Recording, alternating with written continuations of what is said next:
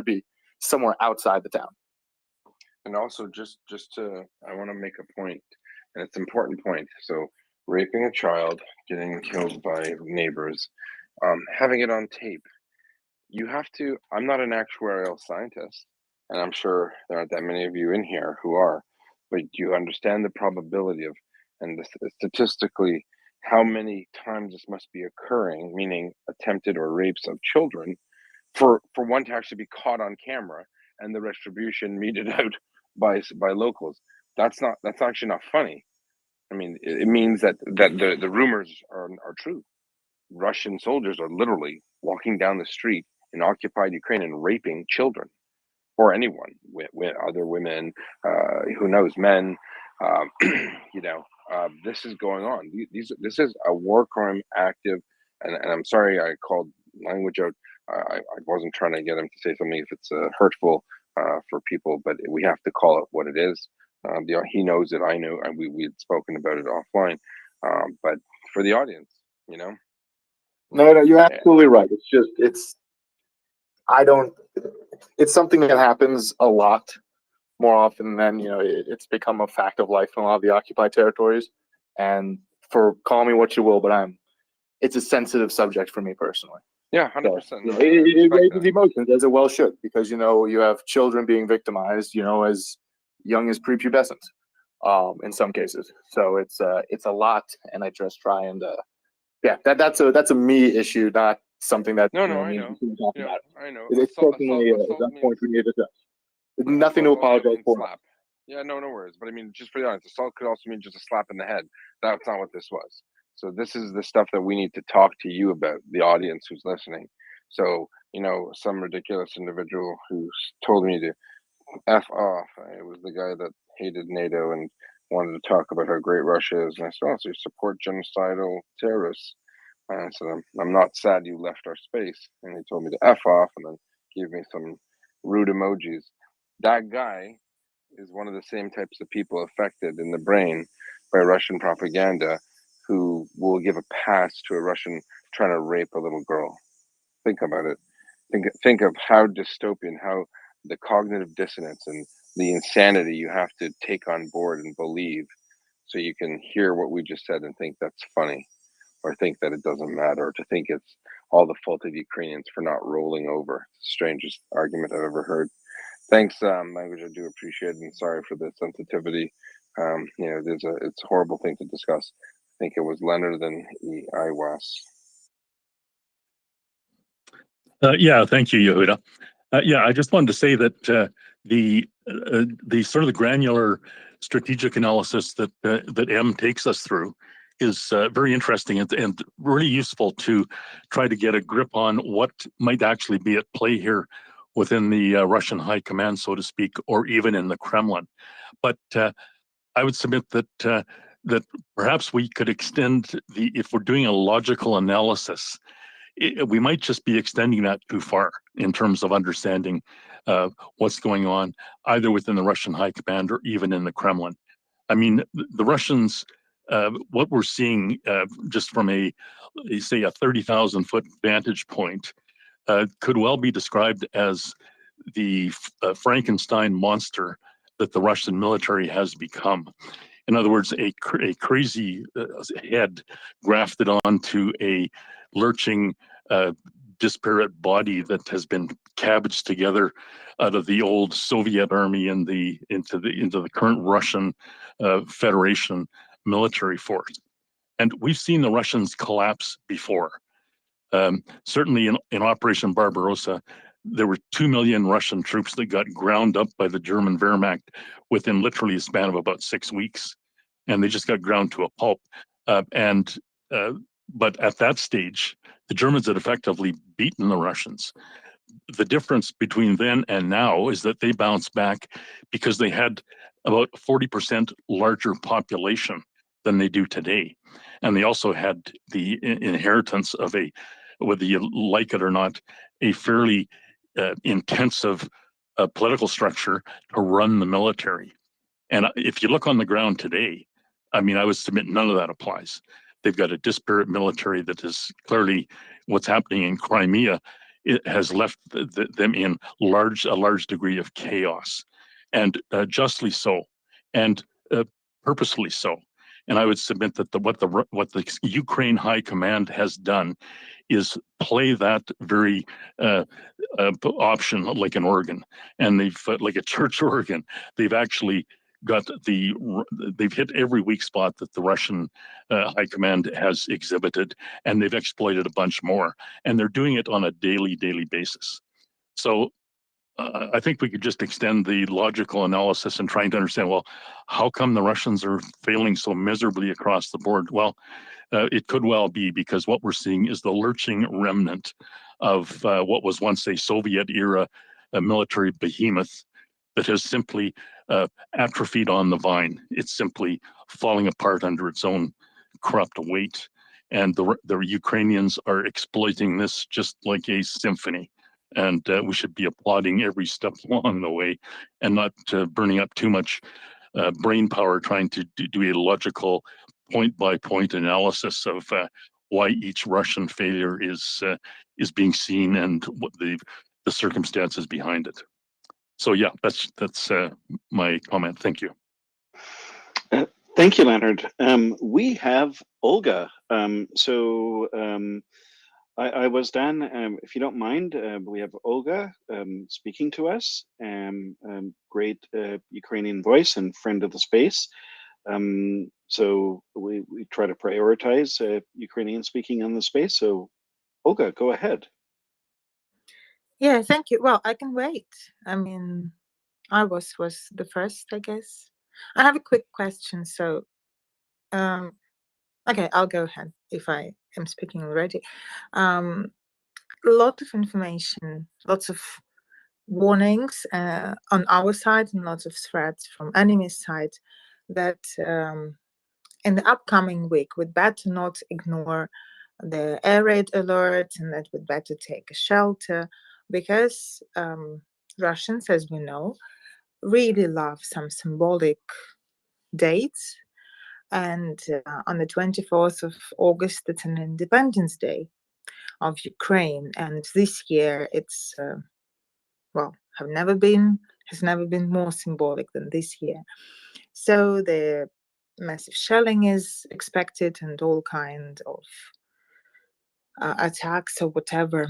But my question is, can you see something? I mean, some accumulation of forces somewhere or something like that? Because yes, in the Black Sea, they report there are more vessels, some ships, and I'm not sure about kilos, but the Black Sea fleet is it is represented in larger numbers now from the reports, but otherwise, or if it happens, that's going to be just missiles. Well, that's the question. So as a short answer, yes. It's widely expected that there's going to be large artillery missile strikes. I was actually going to ask a question to you, what you feel like in Odessa now. I mean, obviously, hopefully, much better air defenses relative to where things are coming from. But we've seen a lot of Russian missiles brought into the Belgorod region in the last couple days. They closed off the airspace for the days of the 23rd through the 26th. I want to say 23rd is Ukrainian Flag Day, or something like that. So 24th being both the independence and also a 6 months to the day since the invasion began. And now we've seen Dugin came out a couple hours ago and made some statement about how, Kiev needs to, be shattered or whatnot in response for his daughter getting blown up. And we're seeing a lot of people leaving Kiev right now. And frankly, even in Kharkiv, trains have been shut down for the 24th. Ukrainian parliament has been told to work from home for next week. A number of things like that. Unfortunately, similar to what we saw a couple months ago, where a large quantity of missiles were fired at predominantly, really exclusively civilian infrastructure, I'm worried we're going to see that again. My real concern is they're going to target decision-making centers, something that thus far they really haven't done. Places like the Parliament building and whatnot, town halls, city halls, etc. That's just a gut feeling, given some of the statements I'm seeing. Hopefully I'm wrong. but unfortunately, it does look like there's going to be a large volume of fire on the 24th or right around then. Okay, thank you. It was nice knowing you guys. I wouldn't go quite that far. Odessa's No, no, managed to blow out all the missiles out of the sky, but a little gallows humor never hurt nobody, right? Yeah. Well, today, I'm sure you saw that in Kiev, but the same as in Odessa, they brought the burnt Russian tanks to entertain us. We have this huge, well, huge, it's big, let's say, open air memorial, like a big park with old Soviet weapon like tanks and even a small submarine from World War II, because Odessa is the hero city and it was heroic defense for days, for hundreds of days actually. And yeah, now symbolically enough, the collection is enriched, let's say, with Russian tanks. That's such a bitter irony to that. Russian tanks finally managed to have a parade in downtown Kiev. It just took them 6 months longer, and it doesn't seem to be moving that fast. Yes, Well said. yeah. All kidding aside, though, and look, you've been living under state of bombardment for months. I'm not going to tell you what to do. I would worry that Russia is going to deliberately target civilian gathering spots, areas where they know things are, as some sort of terror bombing. Because there are still, Independence Day activities going on, as well they should, given that it's independence from, a country that's currently trying to exterminate you. But I have zero doubts that Russia will consider it a feature, not a bug, if one of their missiles just lobs into a crowd of a couple hundred people outside. Hopefully I'm wrong. I really hope I'm wrong. But I have more concern about this than I have Russian missile strikes for some time now, given the fact that shelling hasn't really stopped in a lot of areas, but especially around Kharkiv, it's dramatically reduced, and there's a lot of stuff that's been moved at night that people aren't really sure about what it is on the Russian side of the border. So I don't know. I'm concerned that we could see stuff similar to Vinnytsia replicated across multiple Ukrainian cities in this upcoming week. There is still a chance there's going to be a long curfew on the Independence Day. That would make perfect sense, because for the Victory Day and for the 2nd of May in Odessa, and for the 10th of April, which is the day of the liberation of Odessa from Nazi during World War II, these were all long curfews because they were expected some nasty greetings from our dear neighbors. Okay, how sorry, you were saying? yeah, are there a lot of people talking about this, Olga, where you live? Is that sort of a general thing, or I would imagine, folks have been living under this for quite a while, and I'm curious as to whether this is just taking extra precautions or it's something that's really been a topic of discussion over the past day or two. If you could tell me, please. Well, not that it was super focused on. Just people from the areas that are not usually shelled. My mom calls me from the south of Odessa region, from Izmail, which doesn't know how air defense sounds, and says, "Please take a shelter. Please go down and just take a shelter, please." And they're like, "Yeah, okay, sure, yeah, I promise you." And I know I probably break my promise, most likely. But today, people discuss those new signals. I'm not sure about Odessa, but some other cities got the new signals, the new type of sirens that distinguish the threats from air raid alert, from chemical threat, and nuclear threat, and also the siren, the sound of the siren that signals that people should evacuate from the city, and I think street fights or something like that. And in the places where there are no sirens, like smaller communities, they're going to be bells on the church or something like that. And of course, it is somehow linked to the potential escalation or potential threat to the civilians next week. And people will be like, oh, what a time to leave. We have now various sirens, not just one siren, but various types of sounds, because the updates on the apps we have on the phones for air raid alerts, they came like a couple of weeks ago.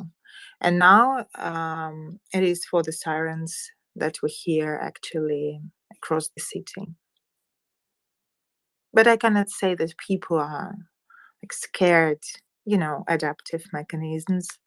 Tom would know better about that, and just getting used to everything.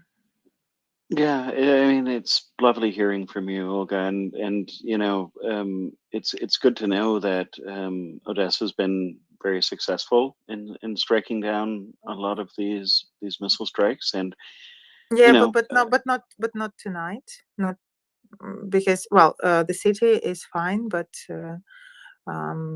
Odessa, quite close neighborhood, was 2 missiles were taken down over the sea. This is what we heard at night.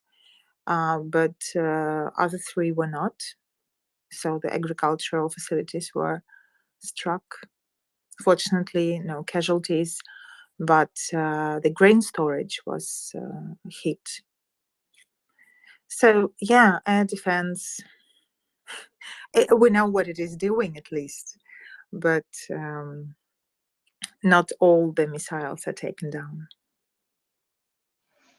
Yeah, thank you for that clarification, and stay safe. And I have a few other questions for you, but one of our listeners, Nina, is up, so perhaps Nina could go first. Thank you, Bloke, and hi, Olga. I'm happy to hear your voice.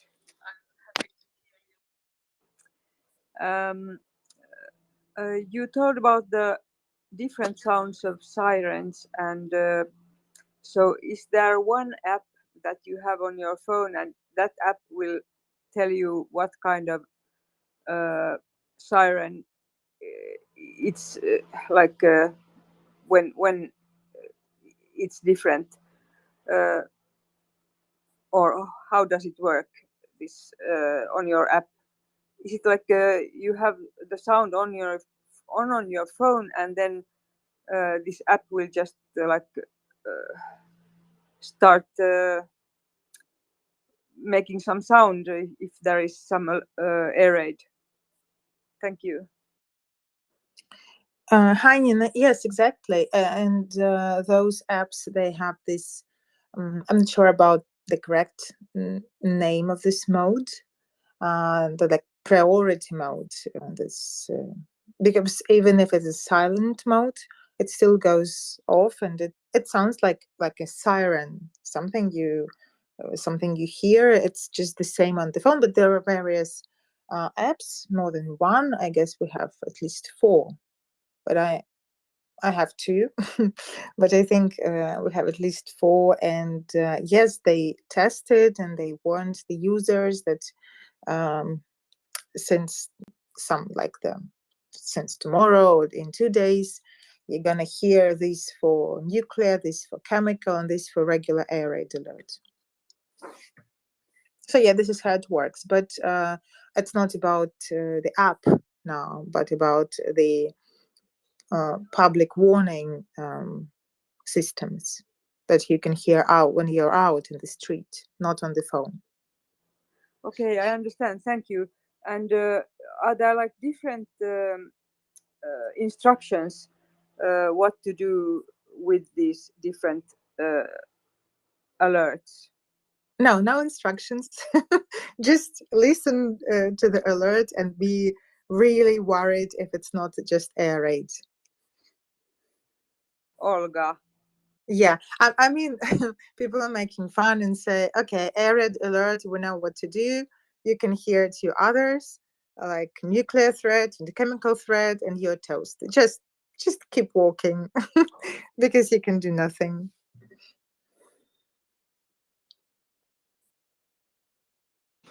All right.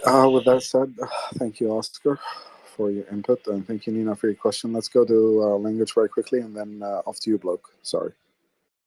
And just to clarify, because when they're saying nuclear, I don't think it, at least as I understood it from the app, it's more like a radiation threat from, say, Zaporizhia or another plant, rather than the Russians are dropping nukes on Odessa. Just because we got a couple messages now about, oh my gosh, the Russians are threatening.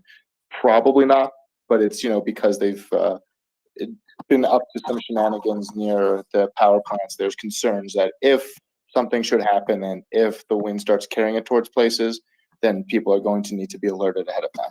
Is that fair to say, or? Yeah, absolutely, yes. Of course, now about nuclear bombing. Well, I hope not. You never know. But Olga, the old alarm system always included a nuclear alarm at the top level of everything. The old alarm system, which you had, which also went off during Soviet times, by the way, for Chernobyl, was that there's a different signaling for nuclear alarms. It just has gone out of fashion since a long time. Is that correct? Yeah, and look how efficiently they used it during Chernobyl disaster.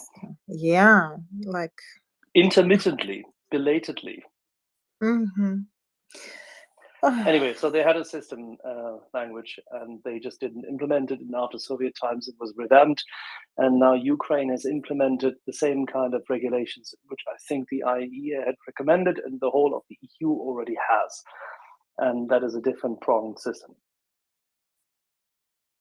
So no fear of Zaporizhia. It's the general alarm system, which was supposed to be actually integrated already on the 1st of July, but hasn't.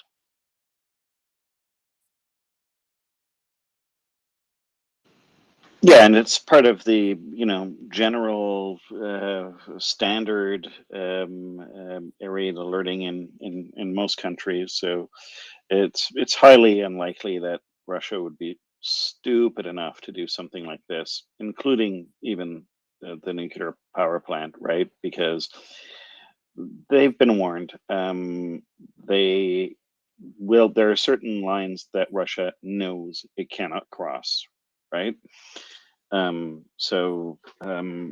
think this is highly unlikely, and we've just got to support Ukraine to kick the Russians out of their country and not be scared by these, Russian attempts to intimidate us into not supporting Ukraine with everything we can, so that Ukraine can liberate its territory.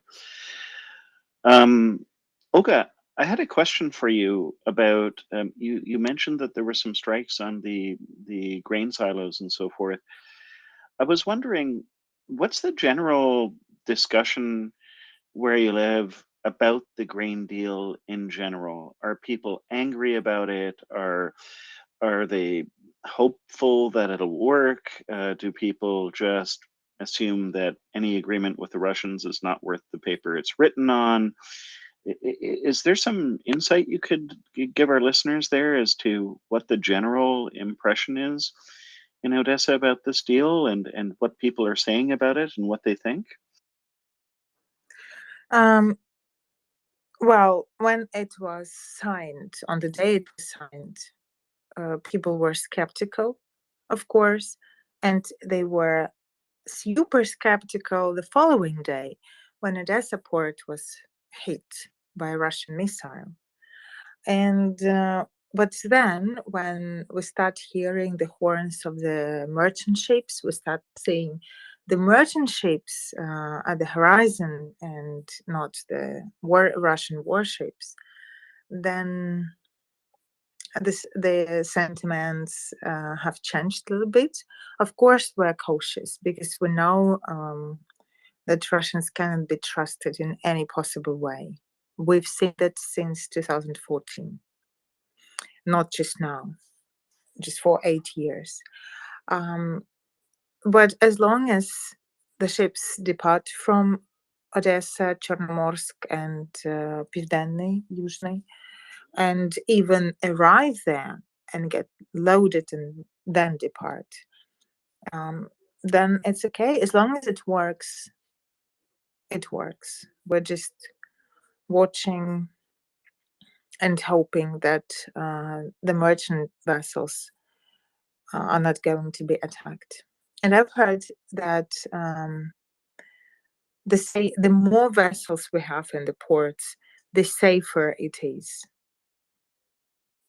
For the ports, at least, maybe for the cities around the ports as well, hopefully, but for the ports in the first place. So maybe there are some leverages that we're not aware of, that are not advertised against Russia, that make people kind of believe they wouldn't attack. But I of course, no details.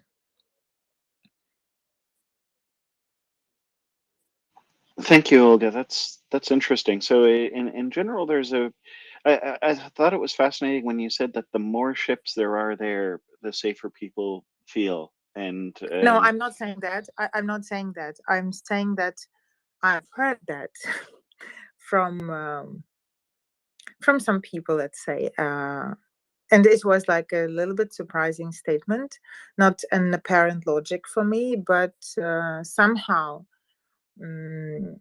people who deal with ports, who deal with security and responsible for that, this is their idea.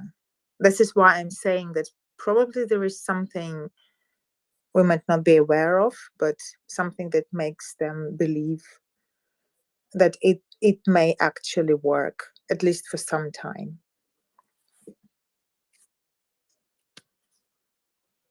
Thank you, Olga.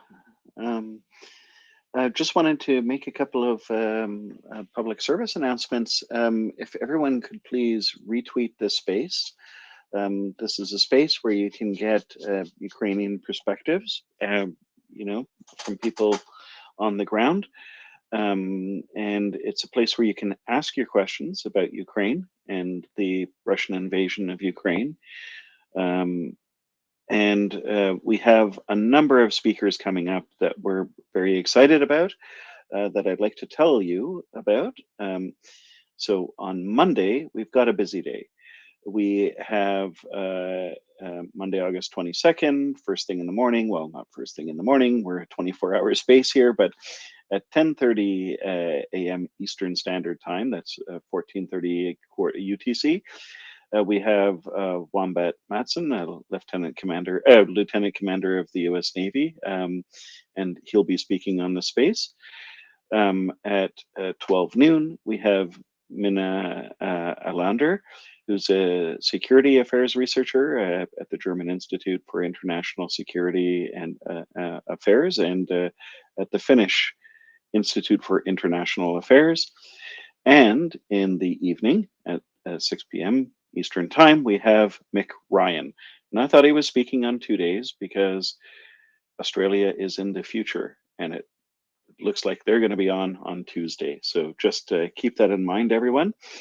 If you wish to speak, please request the microphone, raise your hand, and we'd love to hear from you. And you can ask questions of Olga, especially, who's on the ground in Ukraine, and gives us a lot of insight into what's going on in Odessa, things that a lot of people are curious about.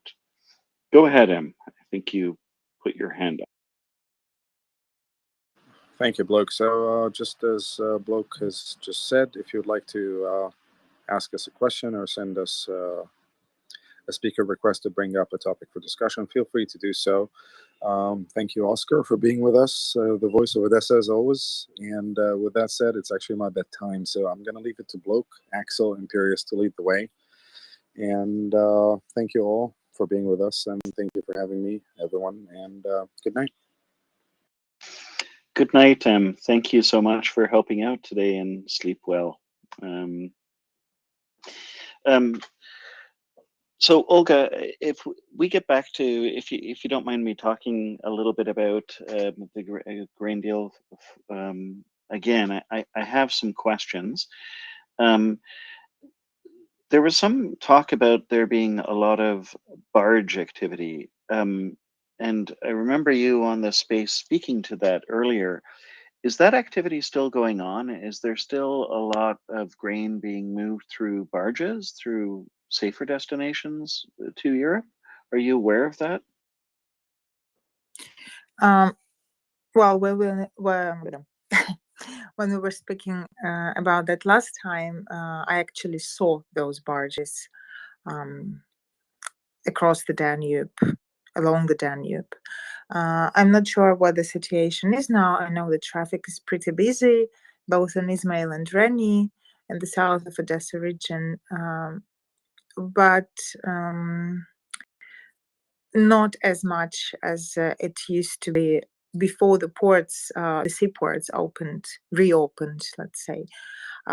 Because if a barge can handle like 10,000 tons at most, maybe even 7, then one ship that goes with a seagoing, let's say, it can carry 50,000.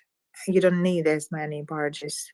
On the Danube, you can just ship one vessel, like an average Cape size or something like that. So yeah, the more vessels depart and arrive to Odessa and Odessa Bay, the ports of Big Odessa, the fewer barges they're going to be on the river. But it doesn't mean that this route is not going to be used, from what I've heard. There are still trucks on the road, long lines of trucks along the highway of Odessa-Reni, which goes through Izmail as well. And there are many days, the lines that are waiting for days to cross the Danube, including on the ferry. So yes, those routes are used as of now. Thank you, Olga. A reminder to folks coming up, if you're coming to speak, please raise your hand so that I can get to you in order.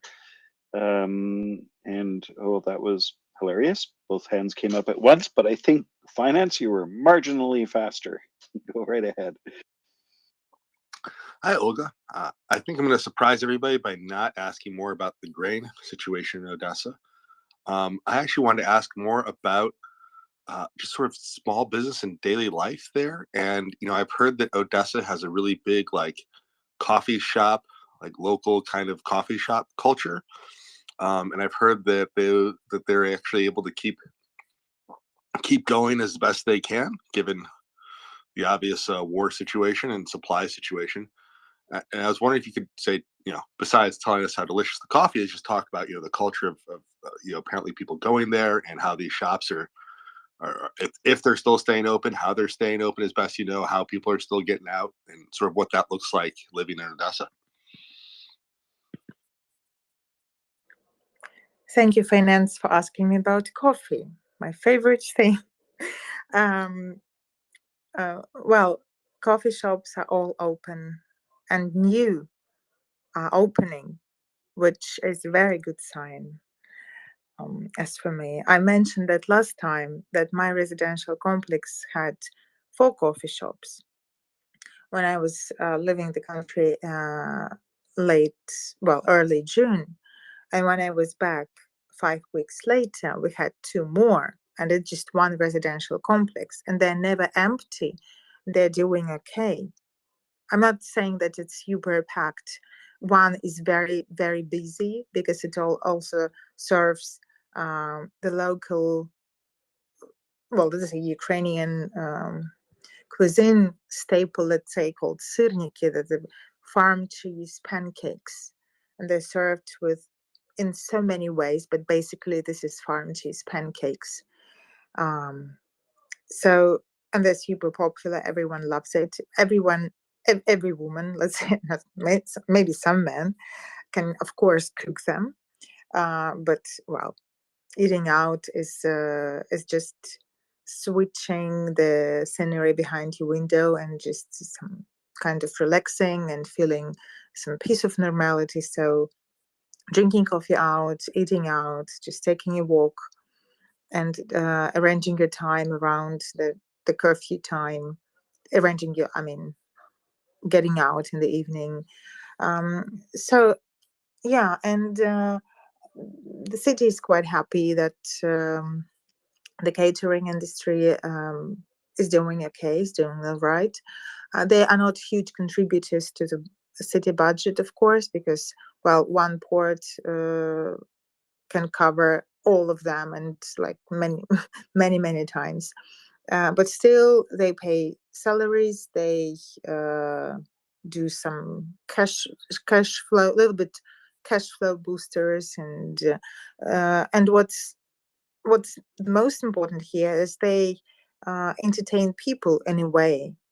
People can go out, and there are lots of people coming to Odessa these days with children, even though bathing in the sea is strongly not recommended. There is still sea breeze, and the view, and the carousels, and all kinds of entertainments. Not all of them are open, but many are, at least for the summer period. And well, if people come from Mykolaiv or all those parts, then they say, "Oh, guys, please, what, the strikes? Oh, come on, that's super calm here in comparison what we've been to. So don't tell us that it's not so calm as you'd like it to be." So people have been to hell, and they come here and say, "Oh, it's calm, it's okay." We certainly don't go to any shelters, but at first I can see them, because our shelter is the parking, and I can see people who have just come and with kids, and they are in the shelter. And when I go down to take a car, then I can see them. But 2 weeks, I guess, go by, and they're no longer there. They're sitting in the front yard, in front of like the trees and flowers and the fountain. And so, yeah, adaptive again.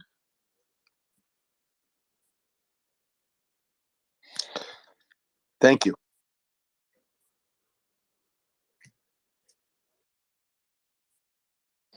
Olga. Oh, I'm sorry. Blok, do we have anybody other speakers? Oh, Carolyn. I'm sorry. Go ahead, Blok. Sorry. Yes, I just wanted to remind our speakers that you need to raise your hand if you want to ask a question so that we can get to you in order. So if you're putting your hand down, I assume that your question was answered or that you're saving it for another question. So that means, I believe, that Carolyn is next. Hi there. Hi, Olga. It's lovely to hear you, Oscar.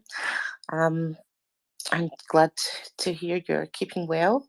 It was interesting to hear of internally displaced people coming to Odessa and saying, "Gosh, it's not as bad as what we have come from." Are there particular areas people are travelling over from, and have you heard much about their journey, their experiences, and how that's going for them? No, I haven't. I do not talk to them. I just see them, and it's you can't just come up to someone and say, "Oh, where are you from? How are you?" Because we know the answer to the question, "How are you?" We all say we're fine, but in fact, we know that behind this fine, it's not like the pre-war fine. We're fine, which means we're not wounded, and our family is fine. Our house is not destroyed. This is fine now. This is when we say we're fine, but certainly not emotionally fine or otherwise fine. So I certainly don't come up and just talk to people if we just go together in the lift or just standing in the line. So, or you just go through, through people. Not, I couldn't say it's a crowd, but you pass by people and you can catch something, and they discuss the places they're originally from, and many of them are on the phones all the time because they check on their families who didn't leave the place. This is how it looks like, and the eyes are sad and they're tense. Well, I mean, if we compare the photos of ours from before the war and even now, 6 months after, when we're more or less fine, to a certain extent, it's still different. And people who have just come from the places that are shelled and where people, especially children, sleeping in the corridor in the shelter, this like the joy is drained completely from their look. They may be smiling with their lips, but the eyes are no longer smiling. And I hope it will be back until after the war. But this is like a thing you can spot.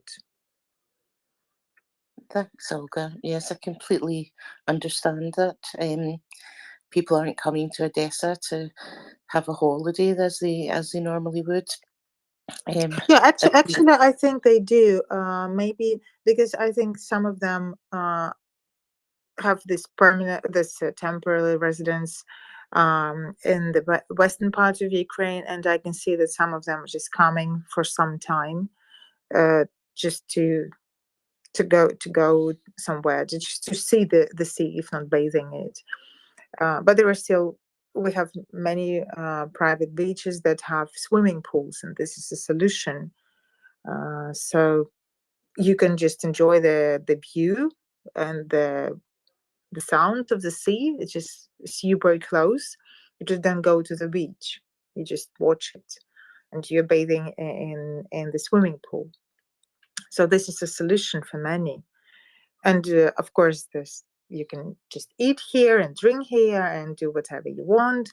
And the prices are just really, really small in comparison to what it was in pre-COVID times. So it's very democratic thing in terms of prices. So it's very affordable, and people enjoy it as much as they can. Thanks, Olga. I do recall seeing these clubs by the beach with the pools when a few years ago, when looking at Odessa as a holiday destination. I can just picture them right now. So and I can see that would be a solution. The other question I had, I remember the last time you were speaking about the school year and plans ahead, and what dates of the school year, and do you have any sense of whether the kids will be going back to attend in the daytime, or will there be going back to a lot of online learning, both younger school age and higher education? Do you know what those plans are ahead? Yeah, I know about higher education, everything. Well, I think we had a similar question last time, but I'll just repeat. It will be a mixed mode for the schools.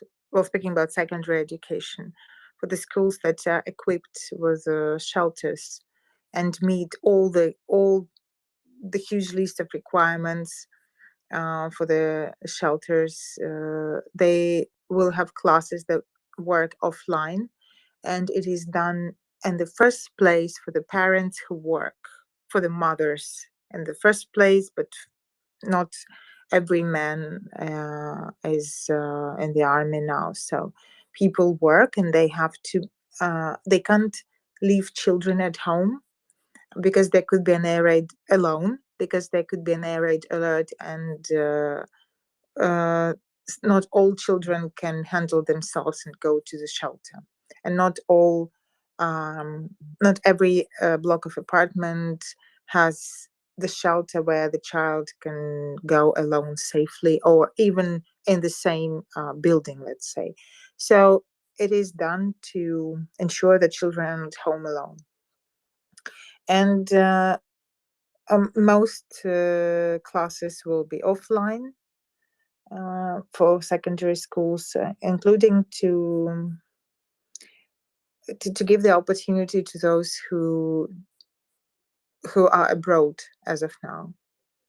But those who are out of the country are recommended to go to school there, and just to rejoin, let's say, the schools in Ukraine once they're back. Their places for the kids will be spared. There will be no problem to join. And they are recommended just to keep up with the curriculum on Ukrainian, on literature and language, and on the history of Ukraine. That's it. Because all other subjects are going to be just taken from the credits the children are going to get at schools abroad. As for higher education, well, a little bit messy, not clear, but most likely combined modes, offline and online. Hopefully online, because many students left and they're not going to be able to attend. But I don't think it's going to be a problem, because nobody really cares about watching closely if they attend. We understand the challenges, and it's just a matter of fulfilling the assignments. That's it. Thank you, Olga. I see another hand up. But thanks for your insight. It's always quite the perspective. Much appreciated. Thank you, Carolyn, and thank you as always, Olga. And let me just add a personal note, Olga. It's always good to speak to you. I know that we've had our conversations on DMs regarding Odessa months ago, and it's good to hear your voice again. I know it's been quite some time, but I love when you come on the space, and you're always a Ukrainian voice that I look forward to hearing. Thank you, Craig. Here. So I think Shovel, you did have your hands up. You're more than welcome if you want to ask Olga a question. Go for it. Yes, please. Thank you. Olga, first of all, it's so good to hear your voice. I've always been thinking about you, especially whenever I hear news about Odessa. If I remember correctly, aren't you a professor at the local university?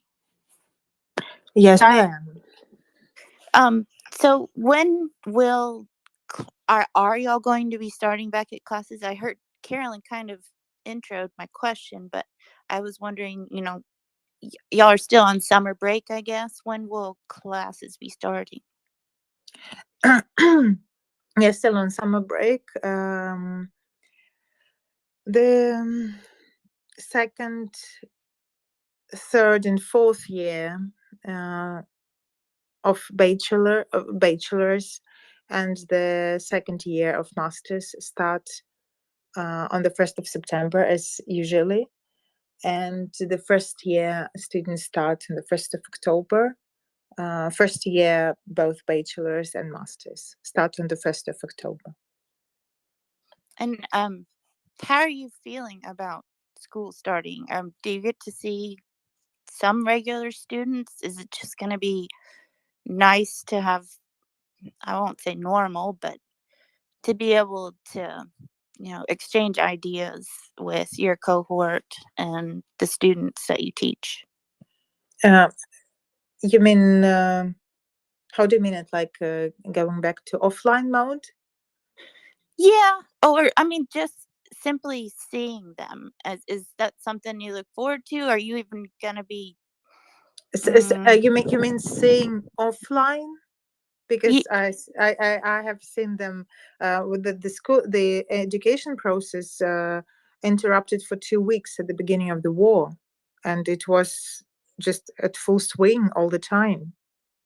We didn't stop the process. Oh, okay, I understand. And then Yeah, you know, after if you're asking about offline mode, after 2 years of COVID before of distant learning, well, it's okay to see or not see. I'm good with both, but yeah, it just offline makes no sense in terms of we still have air raid alerts, and when you're home, it's the choice of every person whether to go to the shelter or not. Some just grab their laptop and go to a corridor or go somewhere they believe is safer. I don't move. You know, I'm just in front of my PC, completely at the window, very comfortable place. But it's a choice of every person. But when you're in the building, you have absolutely no choice. As a person who is responsible for the students, I have to take them out and go down to the shelter. Yeah, because I teach translation languages. We have very small groups, and I have no problem with that. And it's grown-up kids, you know, not even. Well, my youngest are like 20 years old. I don't have to handle them. They can walk independently and organize themselves. But imagine these first year kids at school. They're 6 or even 7 or even 10, and there are 30 kids in a classroom. So okay, schools, I explain why it's important to have offline for the parents, but why universities should go offline, I have absolutely no idea, honestly. And what, you go to the shelter, you cannot go on there because, well, lots of people are there, and you wait until the siren, until the air raid alert is off. It can be half an hour and can be 3 hours, and what they're going to do after, because all the classes are over during these 3 hours.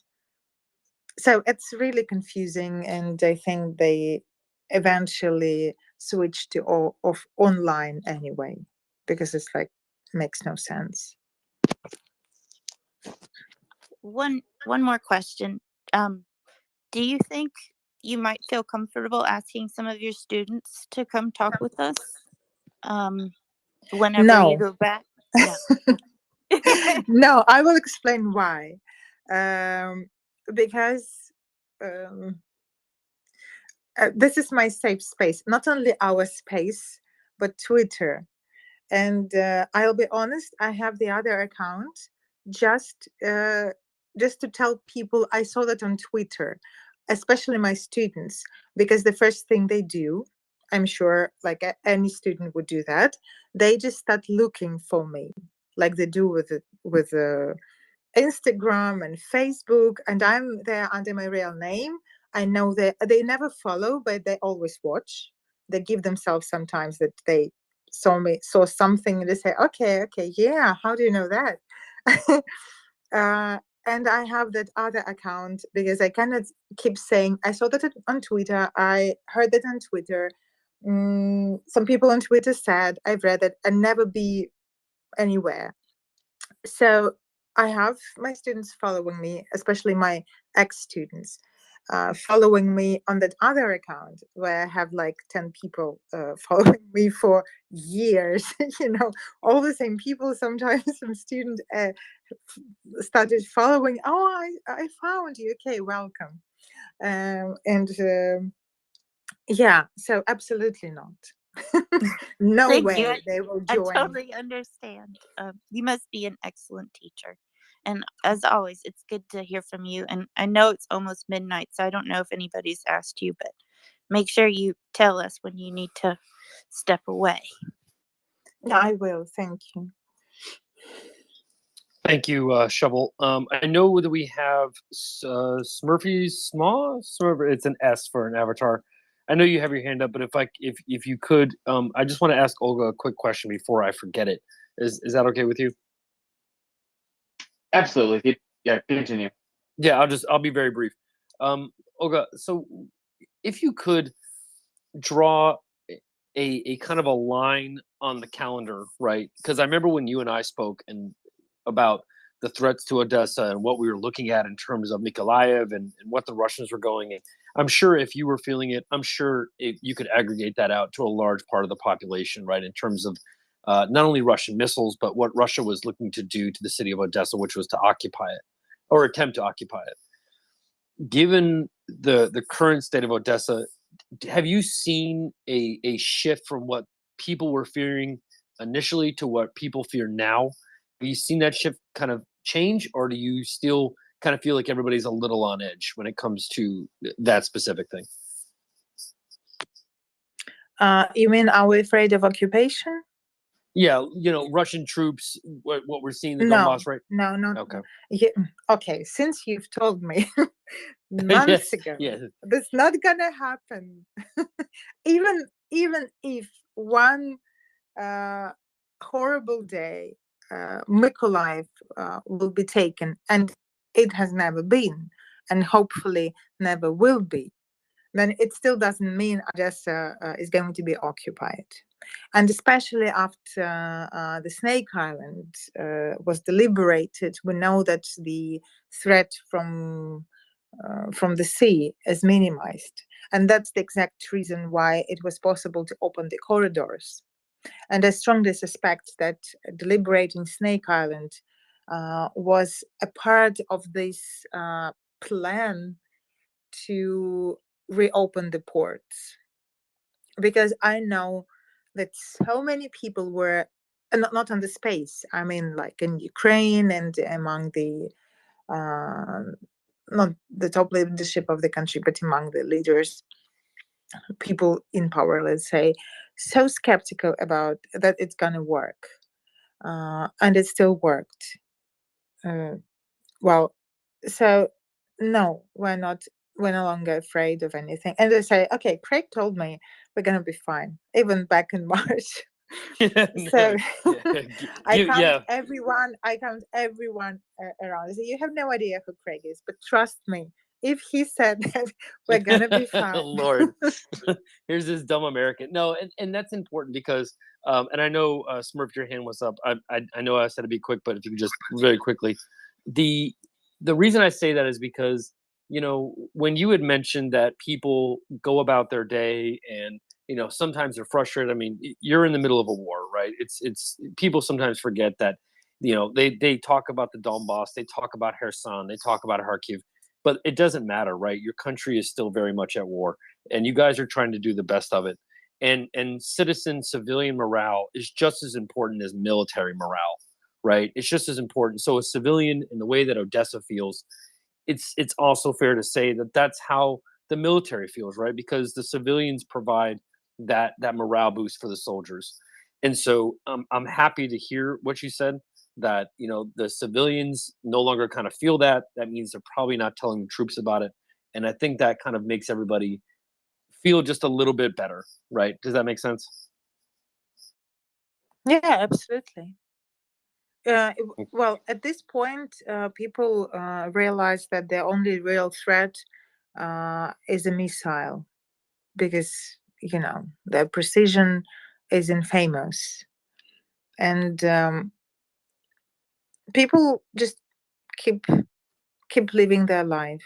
And of course, there are things that just give away that there is still war around, because the immediate the closest, most popular resort we have this our poor Zatoka, where the Zatoka bridge is continuously targeted, and they do not hit it, they miss the target, and they ruin the private sector, the houses, the dachas, the resort facilities. And these are the places we used to spend weekends at, and just to visit our friends. And it really hurts, even if it's not in the city, it's just in the immediate suburb. And some details, of course, make people really sad, like yesterday maybe, or yes, I think it was yesterday, it doesn't matter. We were standing in a small queue to buy watermelons, which are very expensive this summer, and well, comparatively, but well, expensive. And and an old lady in front of me, she was saying, "Oh, why the price is so high?" And the sales lady said, "You know why? Because of Kherson. Because Kherson is the place that provides the entire Ukraine with watermelons. Fantastic, sweet, wonderful." And everyone there were people like, okay, just chatting, and everyone went silent and extremely sad.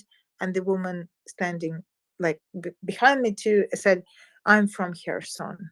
And she was like with eyes full of tears, and we all were really down after that. Just this small detail, the price for watermelons, but we know what it means and why it happens. No one forgets about the war, but at least people from Kherson can come here and feel relatively safe. So yeah, this is like the mood, let's say, the mood from Odessa. This is everything I can basically tell for months now. There is some oasis, right, from the war, and that's I think a good analogy, right? So Odessa is somewhat of an oasis for those that have been especially internally displaced persons. I don't want to drag this out. I know I promised Smurfy that they could go, but I just wanted to throw that in there. A continuation of a conversation we had 3 months ago. So we'll pick it up. We'll leave it there for now. But hopefully it won't be 3 months until I talk to you again. So we're gonna go to Smurfy's, and then we're gonna go to Ricardo.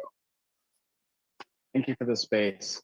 A few months ago, probably 3 or 4 months ago, I've been a long-time listener. I'm a social worker of sorts, and I had asked about, the importance of, just to kind of segue off of what she was saying, just the importance of people looking after each other, whether that requires a actual social worker. I feel like people in Ukraine are kind of acting as social workers to begin with. But I wonder if there's room for, whether it's an NGO or other organizations, just to try and help people to get to where they need to be, get the food they need. Maybe that is the definition of an NGO. I just wanted to revisit that just based off of what she had just said. Hopefully there's enough volunteers to, get what needs to be done over there. And thank you. Yeah, there are lots of volunteers and lots of volunteer centers. And they post their needs on some social media and spread the word, and we just get the stuff what we can and bring that. And we see people, internally displaced people, being taken care of. There are lists, and they say, well, I was like last week, I guess, and I saw people just getting some bags with food, and the other people were like on a different list, and they were getting some clothing. And there are rooms with people bring their clothes, and they say, okay, this is for like warmer clothing this summer, male, female, kids of different ages. And they just bring those people up, and they say, okay, pick what you need, and just whatever fits you, and this kind of stuff. And there is a volunteer organization headed by Katerina Nazhevnikova. I call her a guardian angel of the city, because long before the war and even before the COVID time, since 2014 actually, she was taking care of internally displaced people, and her organization grew into an amazing platform, but basically it's still a charity organization called Corporation of Monsters. And she does an amazing job, and it's all in her hands. And they've been having, I think, even before 2014, like for a decade now, this free lunch, I guess it's called, something like that, when they get together, bring together the retired people whose pension is below a certain level, and they feed them with hot lunches, like 3-course meal, for free, of course. And they keep doing that despite anything. And now they just help internally displaced people who are very short of money and cannot afford even some very basic things. And of course they get those lunches, and then they go and get a package of food, and well, people help with whatever they can. I'm Thank very you. happy to hear that. Yeah, thank you. Thank you so much. We got a lot of hands up here, so let's go to Ricardo and then Brian, and then I got to raise some. Olga, how much time do you have left? I want to be respectful of that. Well, I don't know. I don't want to sleep. I don't want to sleep. So as long as I'm Okay. in browsing, I have all the time. Okay, fair enough. Ricardo, then Brian, please. Hi, Olga. How are you? Fine, thank you. Hi. You know, the last time we spoke was sirens were going off, and you remember the two things you wanted? Ice cream and flowers. Yeah. I mean, don't women always want ice cream and flowers? And also never get fat, of course, after eating ice cream. That's the third thing. Well, the supermarkets were closed that day. Were you able to get them the next day? They are not closed forever. They just close for the time of sirens. Just to be clear, when the siren goes off, people are asked to leave the public places, just not to, because there is a crowd there, and there is a potential target. And it happened. It was like more or less a rule, but not strictly observed. But after the mall in Vinnytsia was attacked and people died because they were all in one place and it was broad day, they said, "Okay, guys, we should just, you see what they're doing, just take extra precautions." That's why even the staff is out, not only the customers. But once the air raid alert is off, then we can go and get whatever we want. And it's so sad. You know, the saddest thing here, the alcohol is only sold until 8 p.m. And imagine people going to get some alcohol, even beer or some stronger stuff, and they go to a store like 7:30 p.m. and the air raid alert goes off, and they have to leave the shop or the store or whatever, and even 30 minutes later they cannot get what they came for. This is quite a common thing, and a very unfortunate timing. Otherwise it's all manageable. Well, that's good to hear. I don't know if you even remember that day. I think it was pretty tough for you, and we were trying to send you like virtual flowers and virtual Of ice course, cream. they're always virtual. Yeah, thank you. I'm just kidding. All right. Well, you have a great day. I don't want to hold you up. There's some other people talking, but it's good to hear from you. Thank you. Yes, I remember everyone who sent me virtual flowers, and we're going to take my ice cream. I remember you guys. Yes. Don't think I forgot that. I got my sunflowers growing in my garden as well, so I will try to box those ship and send those out to you. Brian, of course. Brian, please go ahead. A little less than 2 hours for me to get my Daniel Jones jerky on there, Craig. I got Wingstop ready to go. Excellent. So, Olga, I just want to say I'm thinking about you guys, and I've already decided when Ukraine wins this war, and they will win this war, that I'm coming, and a lot of other Americans are coming, and we're gonna help out. We're gonna help clean this up and rebuild stronger than it was before, and we're gonna make Craig buy the beers. Thank you. The other thing And that I really count on ice cream then.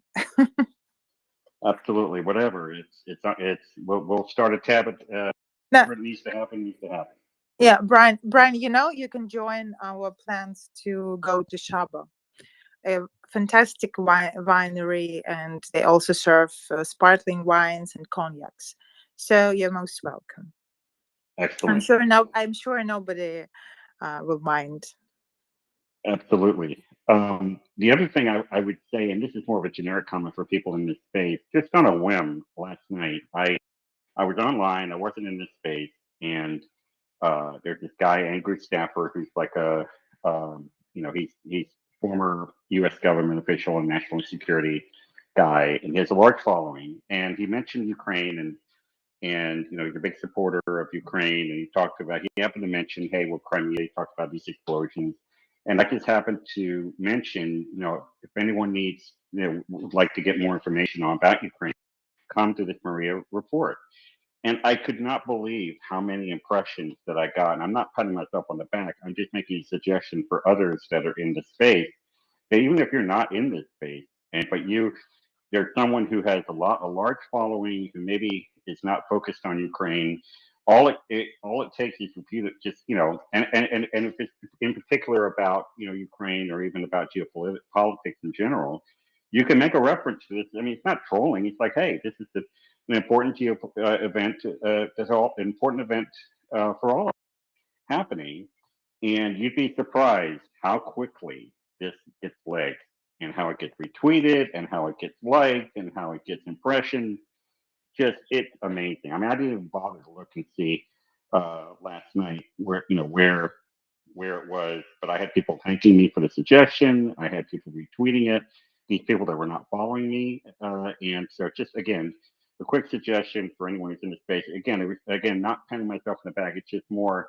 I'm ashamed of myself that I don't do this, but it just came to me and it kind of worked out. So that's it. That's all I had. Awesome. Oh, sorry. Go ahead, Olga. Sorry about that. No, thank you, Brian. That's fantastic, really.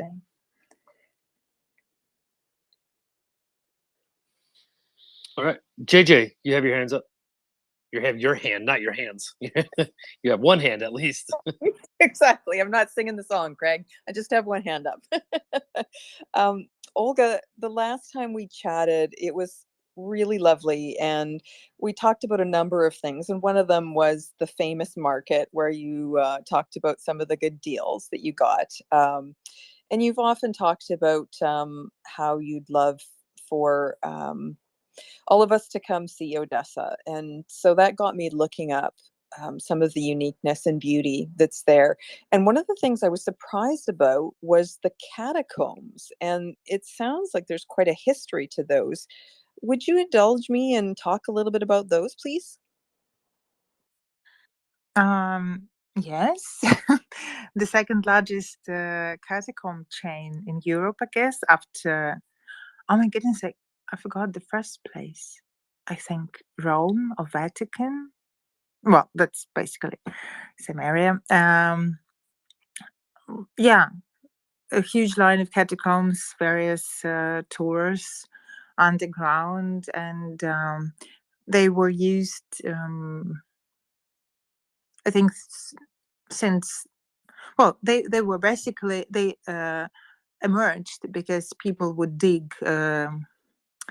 I forgot the English name for that. Okay, whatever. They were trying to build their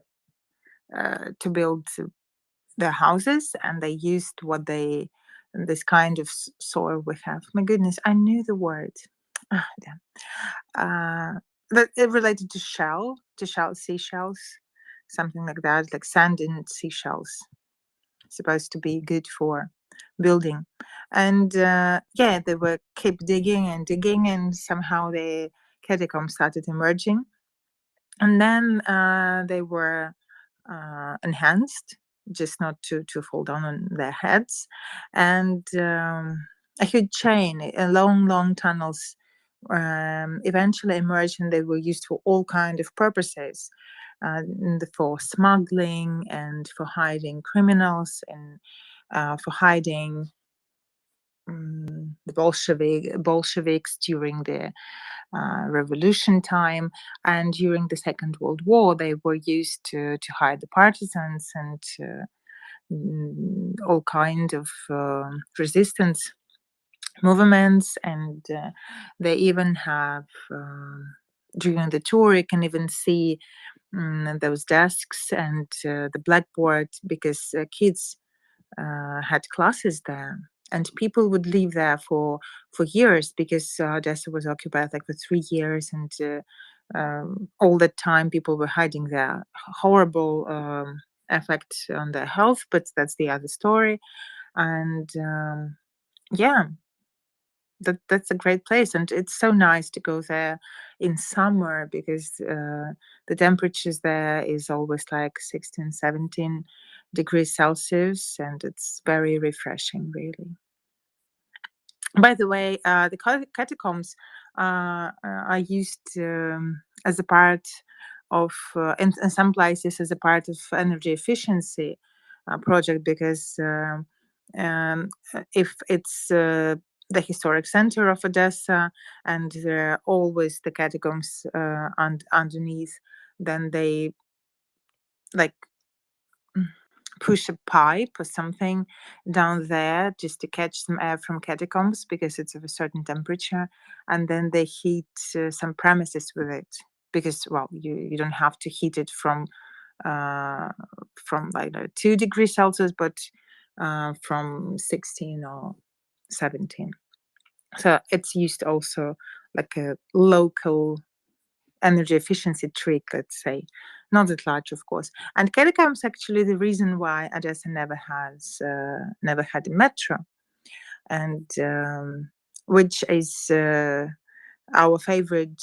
It's not even a joke we invented.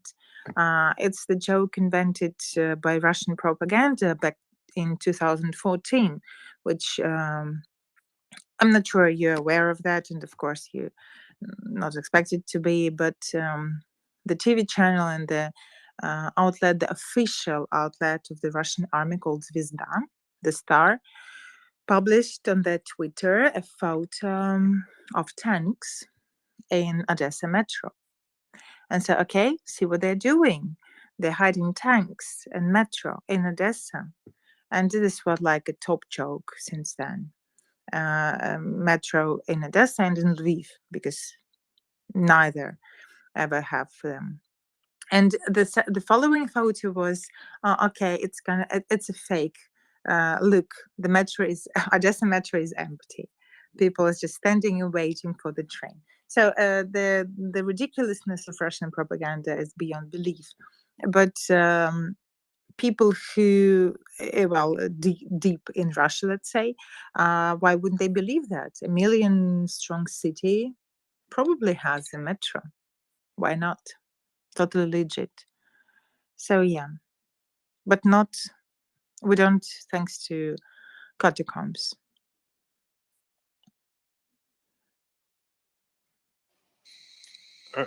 All right. We have some new speakers that we're trying to get up here. We're having a little trouble connecting with some of them. So just wait for just a moment. While we do wait, I do want to remind people to please retweet and share this space. It is always a pleasure to host Olga. She does live in Odessa. She has been in Odessa through this war. She has been a great contributor to this space, and we always enjoy hearing from her because, we have military experts on. We have people that are familiar with logistics and artillery and these type of things. But it's important to remember that this is a war for everyday people, from the professor to the grocery store worker, from the person who repairs the sewer to the electrician. And Olga has been an absolutely invaluable part of that, because she is the reason why they're fighting. She is a Ukrainian citizen. They're fighting just people like her. And it's important that we have people up so that we can understand what Ukraine is fighting for. It's one thing to talk about the flag and to talk about we're fighting for Ukraine, but I think at the end of the day, what they're fighting for are people just like her, and I think that's important to remember to time. So give me 1 second here. Okay, so we have some new speakers. Carrie, you are dropping left and right. You keep on coming up and then dropping, coming up and dropping, and then raising your hand. So let's go ahead. I'm going to drop you down, Carrie, and then drop out of the space if you can hear me. So what I'm going to do is I'm going to drop you down to listener, then I need you to leave, then come back, and then request again. That's usually what will solve it. So I'm going to kick you down to listener, drop your, again, close out the app, and then restart, and then that should help solve the problem. Ben, I see your hand up, but I do have Tom Clark. You did request to speak. Do you have a question for Olga or anything along those lines? Oh, I butt joined. Sorry. Oh, it's all good, brother. No problem. Okay. Okay, Ben, your hand is up. Connect us in the meantime. Go for it. Thank you, Greg. Good evening, everyone. Good evening, Oscar. Back in the Roman times, the Black Sea was extremely famous for the fishing that could happen there. There was the Romans would never shut up about the wonderful fish from the Black Sea, the wonderful fish from the Black Sea, etc.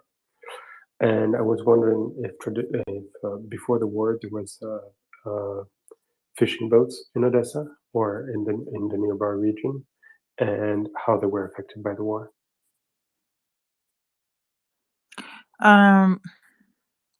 Well, there is certainly fishing is a big deal, and local fish is everywhere and served in restaurants as like local.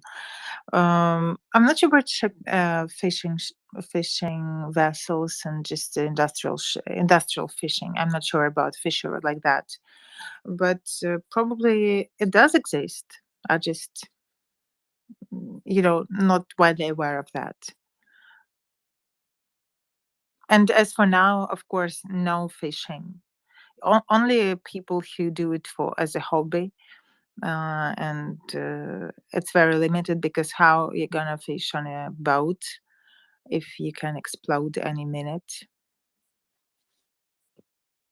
By the way, today 2 floating water mines were exploded. I thought it's air defense. It was so loud. This first time I heard water mine exploding so loudly. Maybe it was just close to where I am. But yeah, we're floating and they spotted, I think they said 2. So no fishery for this specific reason including. Thanks. All right. Thank you, Ben. All right, Martin, your hand is up. Go for it. Hi, can you hear me? I'm driving, so I'm not sure if you can hear me. Can you hear me? Loud and clear. Yeah. Well, first, Slava Ukraini, and I'll be brief. Hey, Slava. Thank you. There some good news. I just saw a tweet that a Ukrainian athlete, she won the European high jump championship today at the European track and field or athletics championship. So bravo to her. I'm sorry I forgot her name, but I thought that's really good news, and I'm very, very pumped up about that. So great stuff. And the other thing is, I don't know if it's been mentioned here yet, but I've seen a number of tweets within the past hour or so that along with the statement by a group called the Russian Republican Army that claimed responsibility for the bombing today of this, what's Dulgin's daughter. So has anyone seen that? Has there been any talk about it on the MryiaReport? But I thought that I have seen. Yeah, go ahead. I have seen that, but I've bit my tongue about it because I need a little bit more verification from that. If anybody knows anything more about this Republican Army stuff, then I'd be glad to hear it. But until then, I think we kind of have to just let it sit and institute the 48-hour rule. Okay, yeah, no problem. Wait Thought and I'd see. mention that. Anyways, again, Slava Ukraini, and I'll drop down to listener. Hey, Slava. All right, thank you, Martin. Daryl, what's going on, brother? Hey, what's going on, everybody? Good evening, Olga, and thank you for being here. My question is about your students somewhat. I know that with the mobilization, a lot of the male student body is absent. And I was just wondering, do any of your students that are away, do they have any way of keeping in contact or, I know that they can't, nobody can, if they're mobilized, can attend classes at all, pretty much, if they're in the field. And I was just wondering, is there anything that the schools are doing for the soldiers that are away, defending, if they choose to try to do anything uh, of that sort? Just, I know it's hard, but sometimes depending on what they're doing, if they're like in offices or something other than in the field, are they accommodating those type of people at all? I have no direct experience in that because, well, our faculty is called the faculty of brides, because 99% of our students are girls. And the thing is, the full-time student can only be conscripted as a volunteer. They're not conscripted because they have this. They are full-time students. They keep going to the universities. So They this have a is waiver. They have one waivers. thing.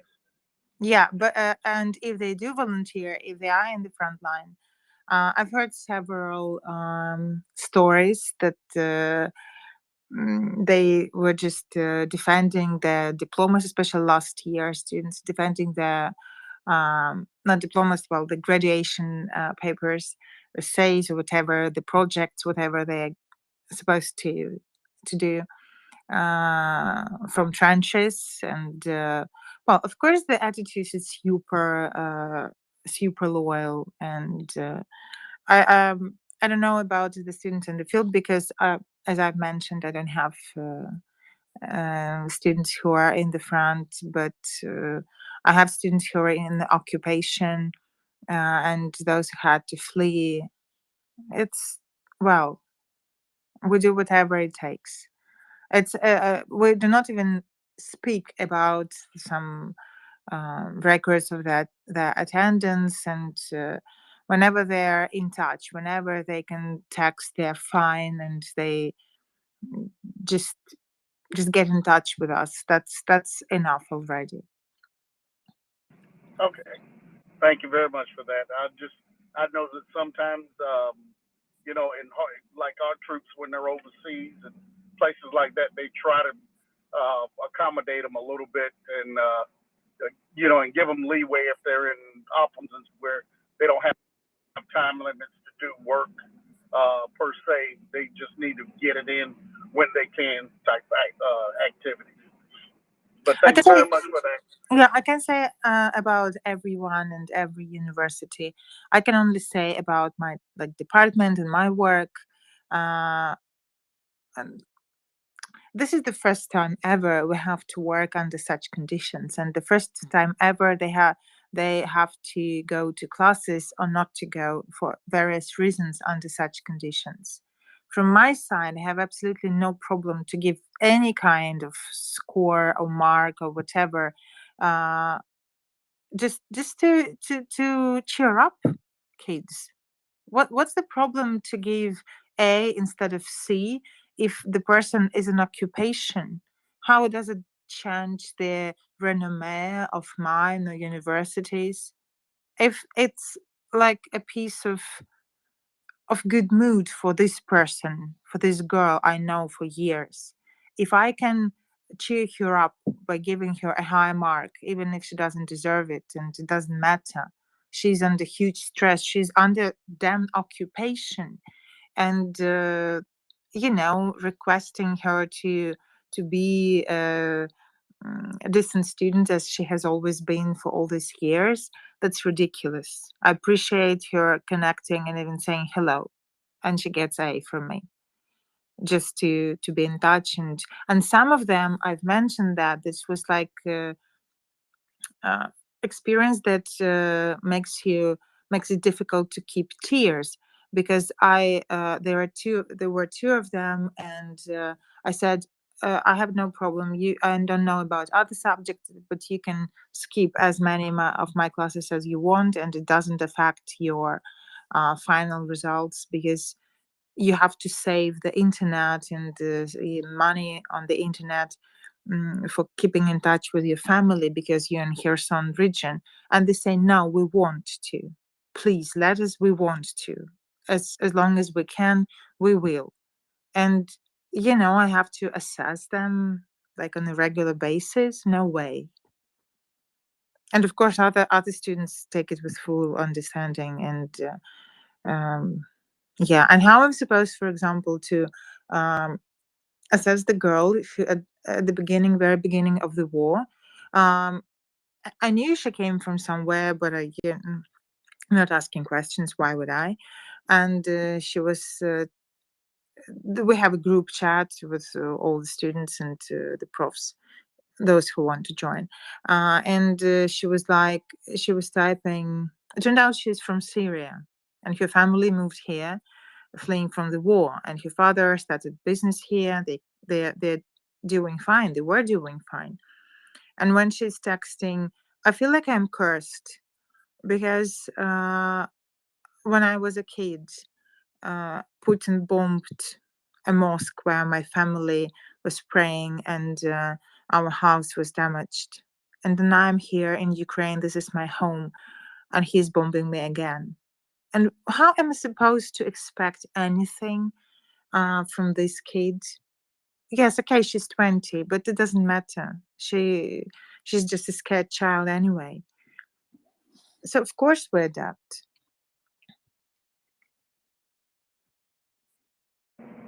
Thank you for that, Olga. Thanks, brother. We are trying to get some other speakers up. I am still trying to connect with some other things. I don't know if it's me or my thing's broken or Twitter or what have you, but it's not just you. I'm having trouble too there. Okay, yeah, we try to get people up, and then they lock, and then I try to push on their avatar, and I still can't raise you. So just be patient with us. We're trying to work through some of these issues. It's Twitter. It's not perfect. It's a multi-billion-dollar corporation, so it's a piece of crap.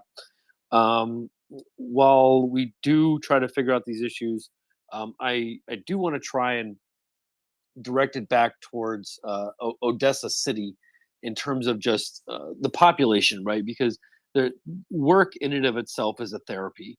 And so I'm kind of wondering, have you seen, without obviously getting into too much detail, have you seen a lot of civilians kind of contributing to the war effort in their own way? We saw during, just for an example, for people who understand where I'm going with this, during World War II, we saw victory gardens. We saw people donating scrap metal. We saw in the early stages of this war, we saw a live band putting out sandbags to defend the beaches of Odessa. Are you still seeing that on a regular basis? Is that something that you see people kind of doing as a way to kind of both contribute, but then also work can be therapeutic at times for people? There is no need in back sense, because everything that was supposed to be protected by sandbags, it is. And in some places they are moved away, as well as the hedgehogs and some other fortifications. Some roads are cleared. And of course it gives the sense of that things are improving.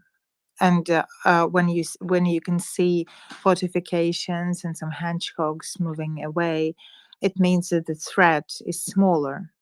It's getting like off our shoulders. Of course, not all of them. At some places you can still even get through. But for example, back in May, you couldn't get to the Opera House freely, or to Potemkin Stairs, which is like the symbols of Odessa. But now you can take a walk there. But just matter of months, you couldn't just even go through, come closer. Well, mainly because this area also has the city council and some key buildings of key authorities. But, well, the point is, there is no need, not so much need. On the other hand, people who, for example, like helping with those sandbags, they now take part in this enhancing the guarding the streets, the patrolling the streets at night during the curfew, because there are still people who like to take a walk at summer night and just enjoy the fresh, the cooler night air, just because they want. But it's not about peaceful, nice, lovely citizens who are missing night walks. Of course, there are some guys who have to be watched and caught, and some just regular criminals, not war-related criminals, just regular criminals. And yeah, the funny thing about that, not so really funny, but amusing, is that drug dealers have really, really tough time, because people are watching, and people don't like when someone is hiding sneakily something near their places, near their houses, and they just call the police. And because the first idea is that a sabotage, something is going to happen. And the police comes, and the guy being like, "Oh, I'm just a drug dealer, and nothing serious. I promise, I'm just a drug dealer. It's okay." So they're going. So it's a kind of. That's a very strange world to live in, I must say. Yeah, right. Yeah. Like, hey, Well, listen, I'm just trying to steal something, guys. Okay, everybody, calm down. Yeah, I'm not a Russian spy. I promise you, I'm not going to do anything. Well, because this is the world where being a drug dealer or a thief is much safer, and it's more honorable than being a traitor or the person who going to act against the nation rather than individuals, let's say. So, yeah, have I answered the question? Or as always, I started absolutely. telling something and just yeah, I know. Move to the now other we're talking about drug dealers here. yeah, that's the risk. Okay. You know the risks when you ask the questions. Oh no, of course, absolutely. Those are risks I'm more than willing to take. I guess kind of what I'm trying to get a sense of is that there are people that come on here, as we said before. We have soldiers that come on, wounded soldiers that come on. We have civilians. We have economists that come on and talk, and it's really important, because when Finance was here, he asked a really important question, actually, that I could talk to you about for hours, quite frankly. I'm sorry. I think I can think of something about how people are trying to, but something to contribute, but. Please. The point is, many people, after they realized that there is no immediate need in their hands, let's say, we all went to various courses of first aid under various situations, but specifically for the situation with multiple wounded after a missile strike, and the situation. The scenario where you're the person who's not wounded, and you can walk and talk and just watch other people. What are your actions? What are you supposed to do? If you're not a doctor, but you still can help people, where to look, how to react, and who's the first person to be helped or to be looked at, and who maybe how do you know that other person can handle themselves? So this is like a new. I wouldn't say it started now, maybe several months ago, like 2 months ago, but I think many people by now have gone through such training. It could be 1 day or more advanced training, and from various sources, because Western volunteers as well come here and help. Because, for example, I attended such. It was like a 5-hour course from a guy, again, he was a Brit, and he was in some emergency services, but also with military experience. I'm not sure about military, like he was at war, but he certainly has a military background, and he didn't want any promotion or any advertisement because he asked not to take any photos of him or something. So kind of an interesting guy, perhaps. So yeah, this is a kind of training we're all trying, not all, okay, not million of people, but many of us are trying to get, because we know it can help in a critical situation. That's kind of more where my mind was going. So thank you. I do appreciate that. So I do have a list of speakers. I can't raise anybody up as we sit here. So I'm sorry if you are one of those stuck in Twitter purgatory. Believe me, I've been there myself. I sometimes have to build a little shack there to live there to shelter me because I stay there so long. So in the meantime, hang on. Okay, yeah, for those, yeah, so that's actually a good point. If you guys don't want to add, thank you, Ricardo, for dropping yourself down. I appreciate that. And for those that do, it's a big help. Much appreciated. Olga, what time is it right now in Odessa? 15 minutes to 1 a.m. Oof. And when do you usually start your daily routine, kind of give or take? Just kind of walk us through a normal day. 8 o'clock. Before the school year start, well, during the break, let's say 8 a.m., something like that. Okay, I see. You want to say goodbye and wish me good night. Did I get that right? No, No, it was an elegant way. Okay. No, really, I probably get to go. No, not at all. We love having you here. It's just that I don't want to act as though, I don't want this to be a place where you have to wait for questions. I want you to feel open that if you want to share something, then feel free to share it. But we don't want to put you on the stage and feel like you have to respond to everybody or you're waiting for people to respond. I want this to be just as much of a conversation as it is, what you might consider being an interview. May I whine about UN then? By all means, please. Yes, of course. I just on Sunday, the UN Secretary General he visited Odessa, and he was in the port, and he had not like press conference, but a speech. And during his speech, standing in Odessa port that was hit by a Russian missile just 2 weeks before that, his speechwriters decided to include several phrases about how important it is to ship grain and fertilizers, not only from Ukraine, but also from Russia, because the impoverished countries really need that, and we need to avoid famine or starvation of people. And that's why it's so cool. Ukrainian grain now travels through Black Sea ports again, even in very small amounts. But it is so important that Russian grain and fertilizers could be delivered to those in need as well. And I believe this is tactless, to say the least, and not a very good place to even mention Russia in that context.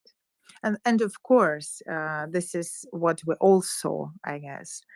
What the UN does is that they never call Russia an aggressor and never call it the war. Of course, there were the words of support, how it's not fair for Ukrainian people to suffer from bombing and how UN supports Ukrainians. That's out of question. No arguments here. But, well, why on earth are they doing that? That's so being the Yeah. That's it. I would like to say that if it's one thing that I have missed from this war. Oh wait, you know what? Tom's got a hand up. Tom, go ahead.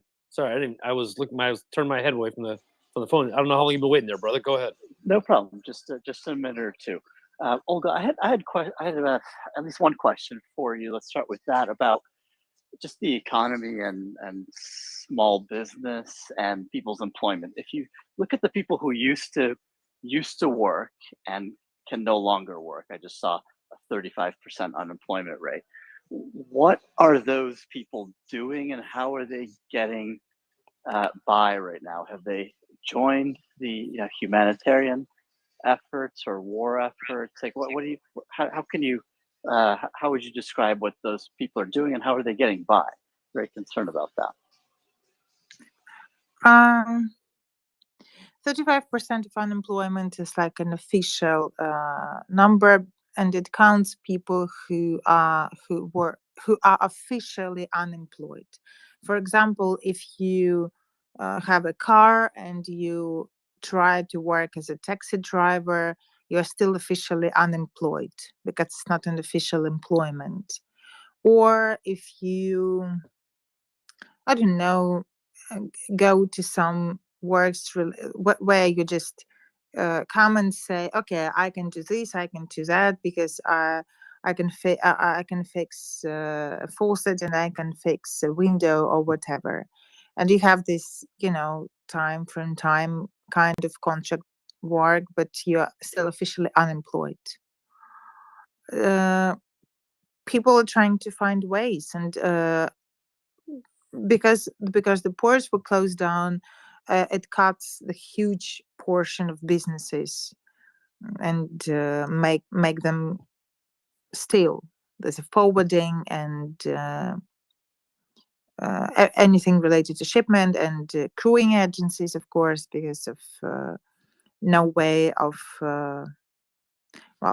not no way, but no legal way to leave the country for the men to join their vessels elsewhere. And they're just one example I heard from, I guess, like 2 months ago. I was of course having a coffee out. What else would I do? And they were employing barista. There was an open vacancy, and the guy came and they said, okay, it's like the payment is that and that, and the schedule is that and that. And he said, okay, I'm whatever you offer, I get that, I can handle that. And they say, what's your background? And he said, I'm the second mate in a merchant fleet, but I'm home since December, and I can't leave, and I'm okay with whatever income I can get. People are trying to make some kind of living, but I don't know the situation. I don't have any close look on that. People are trying to find ways. And as business or as life sort of gets back to some normality, are you seeing small business pick up? Yeah, small business is picking up. Yes. Yeah, that's great news. Yes. And then a related question for you on the whole economics of the massive economics of the port that we've heard, just the importance of it to the economy. What was you mentioned lots of businesses do make a living from that, but what was the ownership of all of that before the war? Was this, was it owned by a small number of companies or individuals? Was this, were there any oligarchs in charge of the port, or still are? And is there a prospect for that changing now under the current situation? Well, the ports are state-owned enterprises, but the terminals are not. Some grain terminals and mostly grain, and some other products. For example, in Pivdeni port, there are several private owners, and one is well, it doesn't matter. Well, private owners, and one is the enterprise, which is a joint venture with Cargill, for example, the U.S. with a huge U.S. company. So I don't know whether it should be changed because it worked quite well. Speaking of oligarchs, the problem is they don't own things. Not things are owned by them directly. They could have a hand in that, but the ownership could be completely different. They can have some cluster where they are influential and have some kind of interest, but they're not necessarily the direct beneficiary of that. So the work was pretty well organized, and terminals are private owned and the ports are state owned, if this is what you were asking about. Yeah, the question. Yeah, that's right. And I was wondering whether people generally felt like they get the benefits of what goes through the economic For example, benefits of the work. I can say about for example that big terminal, which is a joint venture with Cargill. They were doing, even though they didn't operate. They had some work because they worked as they provided storage facility, warehouses, silos for the grain, because it wasn't exported, wasn't shipped, and was supposed to be stored somewhere. Just you can't keep it in the open air. And they were paying salaries to the workers, and they were supporting them all the way through. They organized free evacuation for the families, and they and if these were female workers, female employees, they provided them with work out of Ukraine, because they had some branches in Romania and in Bulgaria, I guess. So yeah, why would people be unhappy about that? Why would people want to change it? And now they shipped the first vessel. It was this previous Sunday. They shipped the first vessel chartered by the UN that shipped to Ethiopia, I guess. And it was covered in the media. That's why I know, and I watched these. It wasn't departure, of course, of the ship, but they were a big interview of the UN representatives and the Minister of Infrastructure. So yeah, that's why I know the details. So yeah, people actually quite happy with the situation. Why would they want to change it? And the other one, which is in Pivdeni, is a very big family business, and the guy who currently runs this terminal, he has a great reputation. And maybe you heard the story about this Ukrainian businessman who had his house in the Kiev suburbs, like in Bucha, or you've been somewhere, and some Russian unit they installed some kind of weapon there to shell Kiev, and he just reported the coordinates of his house to the armed forces, and the armed forces just hit the place, and it was done. This story, it was like months ago in March. Yeah, and so this is the owner of this terminal in Pivdeni. He runs this big grain terminal, very successful, nice guy, contributes to charitable organizations, helped a lot to Odessa population during COVID would buy the concentrators and all kind of stuff. So why would anyone want to replace him or to change it? It works okay.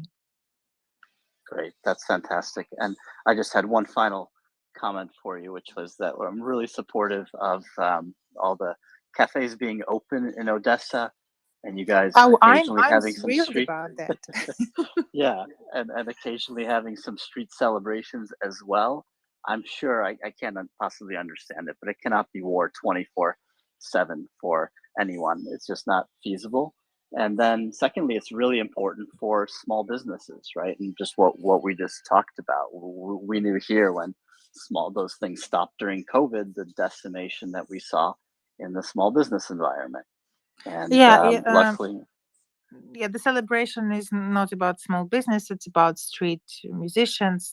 They don't make much money or pay taxes, I guess, but people have to release their emotions in some way, and I commented on that before.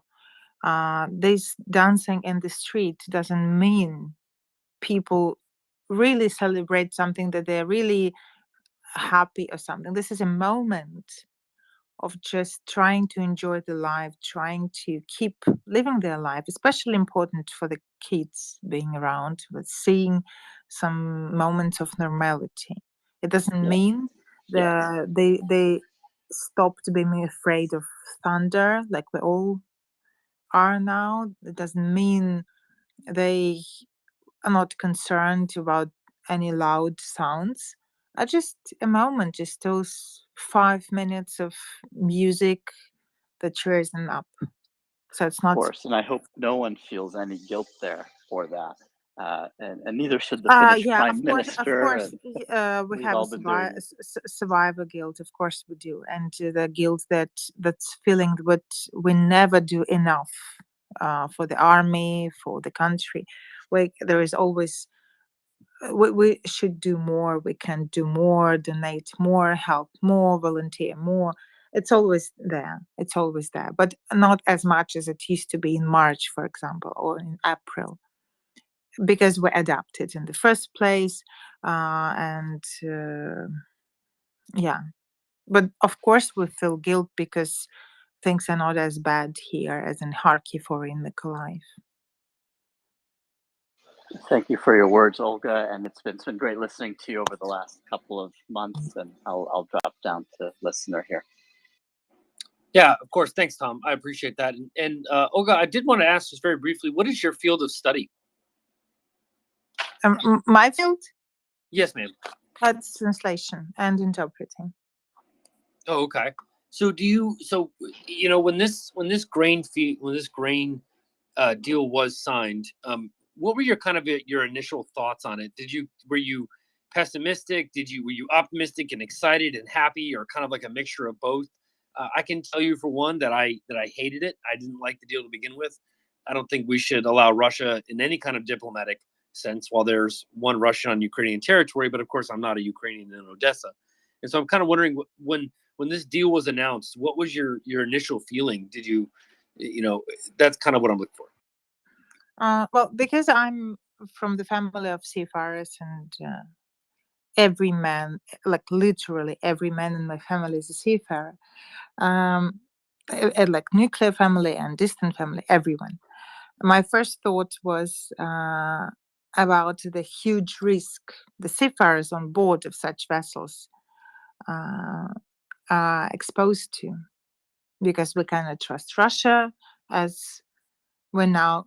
Well, that's a like constanta we have in this formula, zero trust. And my thoughts were about the seafarers, because I know that anyone from my family could be on board of that ship, and no insurance could cover the risks they're facing.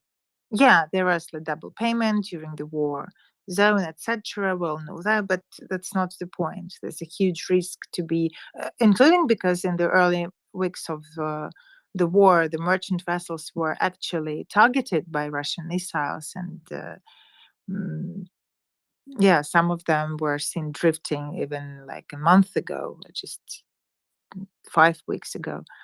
So this was my first thought. And then I cannot say I had some specific opinion besides this one, that the vessels could be targeted and it's going to be a disaster for the crew in the first place and for the cargo in the second place, of course. And well, as long as the ports are reopened, it's okay. As long as it works, as long as it helps the country to make money, because it's a huge issue as well. The war costs enormous money, and of course we have help from our partners or countries that help us, and we wouldn't make it this far without them, without you. But also the country has to make some money as well, despite anything, just to pay salaries and pensions, and to cover the social part, and to pay to the servicemen and women. So from this point of view, it's a good thing. Do you feel a huge risk? Yeah, Becky, I see your hand up. I just want to finish this one question. I'll go ahead and throw it to you. Chuck, welcome aboard. Always good to have you up here as well, my friend. So I guess in terms of the quantity of grain getting out, are you seeing that the silos are being filled moderately, or do you feel like this is just kind of going from train, transloaded onto the ship and then going, or do you see any kind of activity like that without getting too granular or too much detail? Oh, I have no idea, to be honest, but I know that the silos and the ports were full, not only with wheat, but also with corn and safflower seeds and what is it? What is it? The cake and meal, this sunflower seeds byproducts, and so I think they are emptying what they have now, and they ship, and the new harvest has been harvested already. So okay. We have, I guess I've heard the number of like 70 million tons of grain overall we have, including something that wasn't shipped from previous harvest, something like that. So lots of work to do. All right, thank you. Becky, you had your hand up, and then we will go to Caroline. Becky. Thank you. Thank you so much for the space. And Olga, I just wanted to, it's so great to hear your voice. Makes me emotional because. Oh, Becky, don't, please. Well, it's a blessing that you're okay. And it's a blessing to hear your voice. And I just appreciate it. And I just wanted to acknowledge the comments that you made about the UN Secretary General.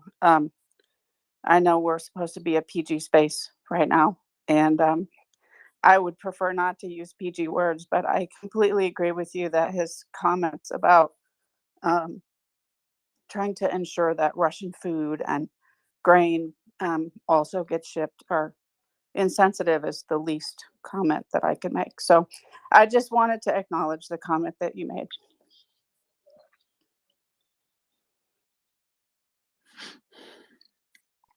Thank you, Becky.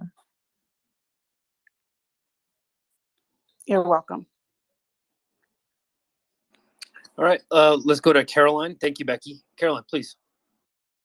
Hi there. Thank you, Becky, for this. You know what, Oscar, I was just looking at back at some videos there, and remember in March when the drummer was playing live on the beach, was playing Bon Jovi, and everyone was filling sandbags.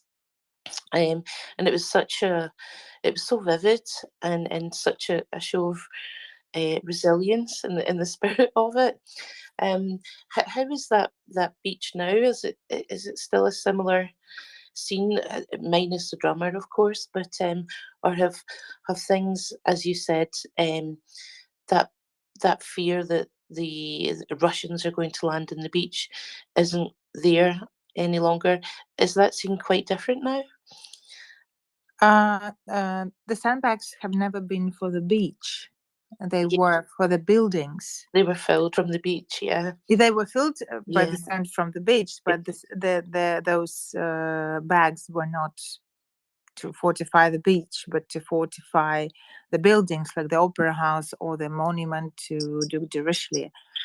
So the beach is now the place where the police has full hands of work because people want to sunbathe. This is what the beaches are now, and that's such an amusing. It's amusing to watch people to be so desperate about bathing in the sea that the patrol goes by the beach and they just ask people politely and patiently to leave. People do, and the moment the patrol is like I don't know, 50 meters away from the beach, people are starting getting out from every corner, from every bush, from every tree, and running to the water. And they just take this small bath, and the police takes a circle, and they're running away again. And these people, these are not teenagers or not like in their 20s or 30s. These people are 50 plus. For some reason, they have a special drive to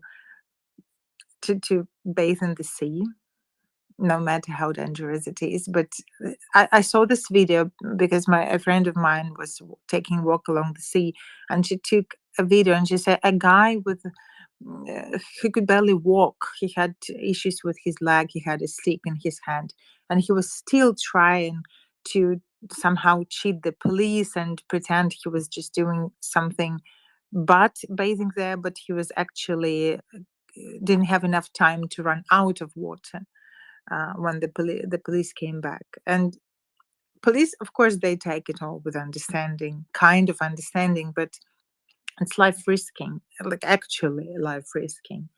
And what can I do? To shout at this old man because he wants to bathe? Well, this is what's happening to the beaches this day. Thanks, Oscar. It's quite a striking contrast from filling sandbags to wanting to go and sunbathe, and it shows sunbathe and actually bathing in the water with water mines. With mines, my goodness. Yes. How far people have come. Thanks so much, for that vivid image. Thank you for that. We're going to go to Ricardo, and then I know Chuck, sometimes your time is limited as well. So I'm going to go to Ricardo, and then if Chuck wants to join in, by all means, we want to, if you would like, we can expand the conversation, or we can stay focused on Oscar. It's entirely up to you. Oh, listen, I enjoyed listening to Oscar myself, so I'm standing Wonderful. by and ready to field one should one come into left field. So I'm a happy listener. Wonderful. Ricardo, please. Yeah, I'll be quick. Hey, Chuck. And I'm talking to you all. When's the last time you've been to Ismail? I guess I'm trying to be careful what I ask, but have you been in the area lately? Sorry, you asked about Ismail? I just couldn't hear you well. Yeah, I'm sorry. Yeah, I just know that you go there occasionally. Yeah, and what was the question? What was the question? Well, if you've been there lately, and if the barges and the traffic, I just was kind of curious on a high-end level. And maybe we shouldn't talk about that. No, why? I think it's okay. I was there the first week of July, and now I don't know how lately it is considered.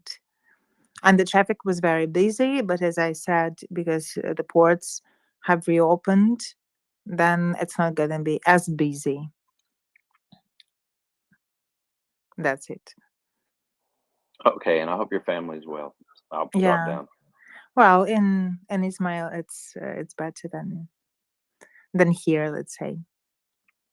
That's my favorite story from Ismail, when people doubted about the actual number of missiles taken down, because they be like, oh, they say that air defense worked, but how do we know? How do we know it worked? And I'd be like, how do you think air defense sounds? Why would you doubt that? It's an explosion. You cannot fake air defense working. So yeah, they're okay. Thank you, Ricardo. I'm going to throw it to Joseph. Take it away. Hey, Chuck. Thanks so much for joining us. It's, as always, great to hear from Oscar as well.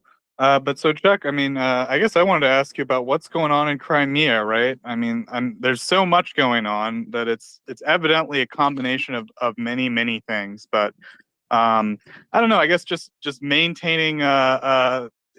I know you don't want to give anything away that the Ukrainians are doing that might not be common knowledge, but I mean, what do you make of everything going on in Crimea as far as just the overall strategic objective of presumably getting the Russians out of there? Well, there's this old U.S. naval toast, which is confusion to our enemies. And I think that's one of the things that's going on in Crimea right now. Among all the things that are happening, I think one of the most important and entertaining is that the Ukrainians apparently paid $8,000 and bought a drone, capable long-range drone off Alibaba, configured it with explosives, managed to fly it into the circle the headquarters of the Russian Black Sea Fleet in Sevastopol, and crash landed into the roof on the center of the building in the front, which is probably the office of the brand newly installed Admiral Igor Osipov, who just took over the command after his predecessor, Admiral Sokolov, was relieved. So I think they sent a very good message to the Admiral. And what that drone attack showed me is this was by no means a modern UCAV. It was absolutely not a state-of-the-art battle drone. This was low and slow, and yet it was not targeted by point defense systems or even man pads or anti-air artillery or anything. It made it into the target, arguably what should have been one of the most heavily defended locations in the naval operational complex at Sevastopol, and I'm pretty sure it landed on the roof of the Admiral's office. So I think they're getting the memo that Crimea belongs to Ukraine, and the Russian adversary is not safe there. Thanks so much for that, Chuck. And I mean, I guess, there has been a lot of sort of rumors of special forces, right? We have had sort of unofficial or off the record claims by supposedly high ranking Ukrainians claiming this. We've heard maybe reports of gunfire. It's unclear because some Russian air defense we have seen just randomly sort of firing machine guns into the air and hoping for the best, or anti-air guns. But I guess what do you think in terms of the ability of Ukraine to have special forces active in Crimea, accomplishing some of these missions, again, without giving away too many trade secrets or what have you? Thanks. Right. I think that there's a lot of discussion right now about what caused the destruction at the Naval Air Station at Saki. I think that Ukraine rightfully wants to make sure the Russians perhaps don't know exactly what happened to the airfield, but ladies and gentlemen, the Russians know exactly what happened to that airfield. It was an ATACMS strike. There is some back and forth, and people. I think that the American administration is is anxious to keep its connection to this ATACMS mystery, to keep that as unsure as possible. The Biden administration stated a couple of months ago that it wouldn't provide ATACMS to Ukraine, but now Ukraine almost certainly has them. I can't say categorically that the Saki Air Base was hit by ATACMS, but I can say, looking at the post-battle damage assessment, I can say, and every one of my SEAL friends concurs, that that was not a special forces operation. I can say that for a lot of reasons, but I want you all to imagine that a bunch of commandos don't sneak onto a target at 10 a.m. on a workday under a cloudless sky. That doesn't happen. If a bunch of commandos do get on the flight line and start to raise havoc, they don't come up with 5 nearly simultaneous explosions. Those explosions are not concurrent with the detonation of 500 pounds of C4. The craters there at the revetments, aircraft revetments, those are the kind of holes that massive truck bombs leave. Okay, so each one of those holes was 10 meters across. That's about 500 pounds of plastic explosives. Now, if you're a SEAL running an operation against an airfield, all I need is about 2 ounces of C4. Think what's left in the bottom of your Coke can when you don't want to drink it. That much C4 can destroy a fighter aircraft. Okay, the other thing I don't think is that some people have also said, well, it wasn't ATACMS, it was the new drone that we used on the Black Sea headquarters. Well, that's terrific. So you had 5 of those large propeller-driven drones, each of them about the size of a private aircraft. They were flying over the Saki airfield like an air show, 5 of them diving onto the targets, and that didn't happen either. So I understand the need to keep the Russians guessing, but look, the Russians had air defense systems going. They saw that something was coming at them. They couldn't react in time. And what could have done that? Well, you fire a HIMARS from 190 miles away. It climbs to 150,000 feet and dives on the target with a variable trajectory at 3.5 times the speed of sound. Literally 1 kilometer a second. So the Russians could see it, they could put their fingers in their mouths, and they had no time to react. And what is the role of special forces in this? I can tell you, and the Russians know this to their peril, that in Crimea they are surrounded by patriotic Ukrainians, that there are networks of partisans active on the ground in Crimea. They have communications plans. They are interfaced with Ukrainian special forces. And every one of the craters you see at the Saki airfield was the exact geolocated point at which those missiles were supposed to hit. And every one of those craters, now if you imagine the shape of an L, on the ends of the L's, there are craters. There are 2 craters down the vertical stroke of the L. There is 1 crater at the exact perpendicular position where the arms of the L come together. Every one of those craters were positioned to blow blast effect and fragmentation into the largest number of revetments. So those things were positioned within feet to do the maximum amount of damage to the maximum amount of aircraft. It was a perfectly carried out missile strike, informed by ground intelligence. And I mean, everybody from a little old grandma pushing a shopping cart to your steely-eyed commando. And everywhere the Russians occupy Ukraine, everywhere they operate, they are surrounded by hostile eyes and capable partisans. And we're going to see more and more of that as the war goes on.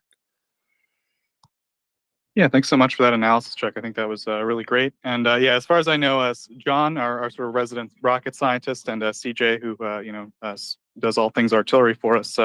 They both agree that it's most likely attack them specifically at the Saki airfield. But as we said, there's lots of different attacks that have happened, and I'm sure that they're using all sorts of tools. So with that, I'll turn it back over to Craig. Thanks. Back to you, Craig. Yeah, thank you. I was fiddling around with trying to get back to Twitter here. I was fiddling around with the buttons. I thought I had crashed there for a second. Yeah, thank you, Joseph and Chuck. I appreciate it. Okay, so we do have Olga here from Odessa. I do want to also highlight that, but I'm going to, if I could just very briefly, Oscar, I'm going to go to Gunther and then Finance and then Picasso. So Gunther, Finance, Picasso, please. Oh, hi, good afternoon. Oh, it's afternoon for me in Oakland. Olga, deep respect as always. And so, Chuck, the other day you had a tweet and it showed all the tourists streaming out of Crimea, and the headline that you put in there was "Endless Bummer," and I thought that was really funny. So thanks. I'm glad you like that. Thank you. So hey, this is really kind of a dumb question, but I'm going to ask it anyway. So in the movies, they have snipers with these anti-material, these 50 caliber things that can take out vehicles, and in the rear areas for partisans, like how effective would spending time using that to take out trucks? How useful would it be to use those versus just trying to blow up bridges and culverts and just trying to slow down traffic? No, that's a really good question and a really good point. And anti-materiel rifles are extremely useful. I have seen that there are some Barrett A1 and A2 50 caliber rifles in the hands of the Ukrainian forces. You see them on the movies all the time. A decent operator could use that out to 800 meters and even longer. We use them in the SEALs as well, and our primary targets for those things were air defense complexes. The state-of-the-art Russian systems, they use solid propellant surface-to-air missiles, and they are what we call a sympathetic target, meaning that if you hit it, it will consume itself and blow itself up. One of the things that make that equation really work, the Norwegians make these 50 caliber bullets that actually have a couple of grains of RDX high explosives in their nose, and they're both armor piercing and incendiary. So the round is actually designed to penetrate whatever skin it goes through and milliseconds later detonate the explosive. So those are in use. They're on play on the battlefield, and you're exactly right. Those sort of weapons, this is exactly what they're designed to do. And you always want to fight the enemy at the end of your weapons on envelope and outside of his. And that's the kind of rifle that does that. And you also occasionally see American weapons also in the hands of some Ukrainian operators. The AR rifle, the AR pattern rifle, the M4, it fires a smaller caliber bullet than the AK-47, but the weapon itself is much more accurate at higher ranges. The bullet again is smaller than the 7.62 Russian round, but it causes significant damage when it gets there. Another AR M16 pattern rifle is actually an AR-10.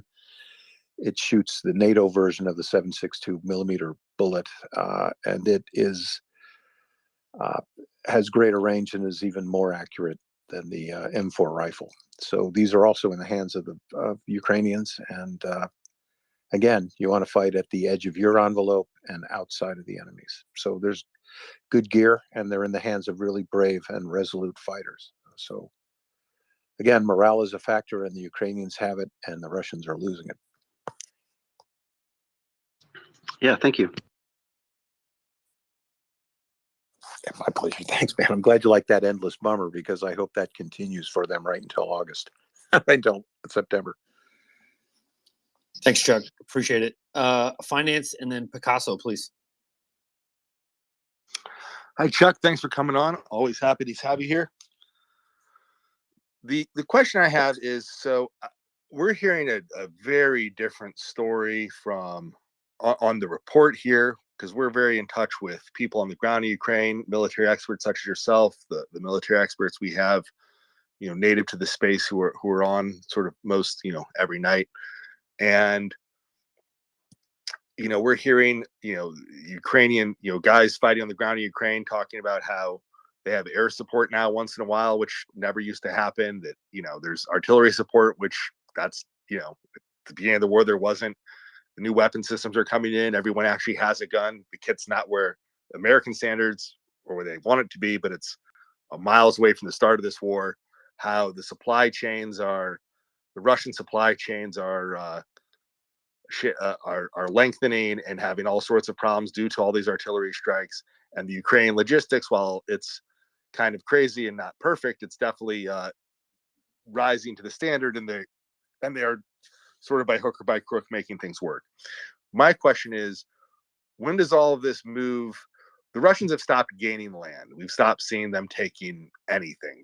They're unable to do that. When does all of this change? Because it's very hard to explain to somebody who isn't as tuned in as we are here, isn't as tuned as you are, that the Ukrainians are now turning the tide and looking to actually win this war, and like now. When do the Ukrainians have all of these things and start retaking land of their territory? When does Russian occupied land become liberated and back to the hands of its rightful owners? What kind of hopeful time frame, that like a city could come back to where it should be? That is a great question. And what we're seeing now is you always want to prepare the battle space, right? In the SEALs, we were taught to plan missions backwards. So we would literally start with, is there going to be pizza and beer waiting in the debrief for the guys who just came out of the field? Now, that's kind of a big example, but you can see that if you move backwards in your planning cycle, you prepare the end state. So what we're seeing right now is a steady degradement of Russian logistics.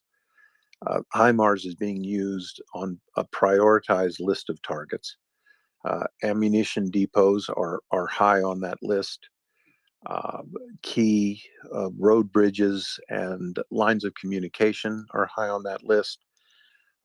Doing as much as possible to decapitate Russian military command structure.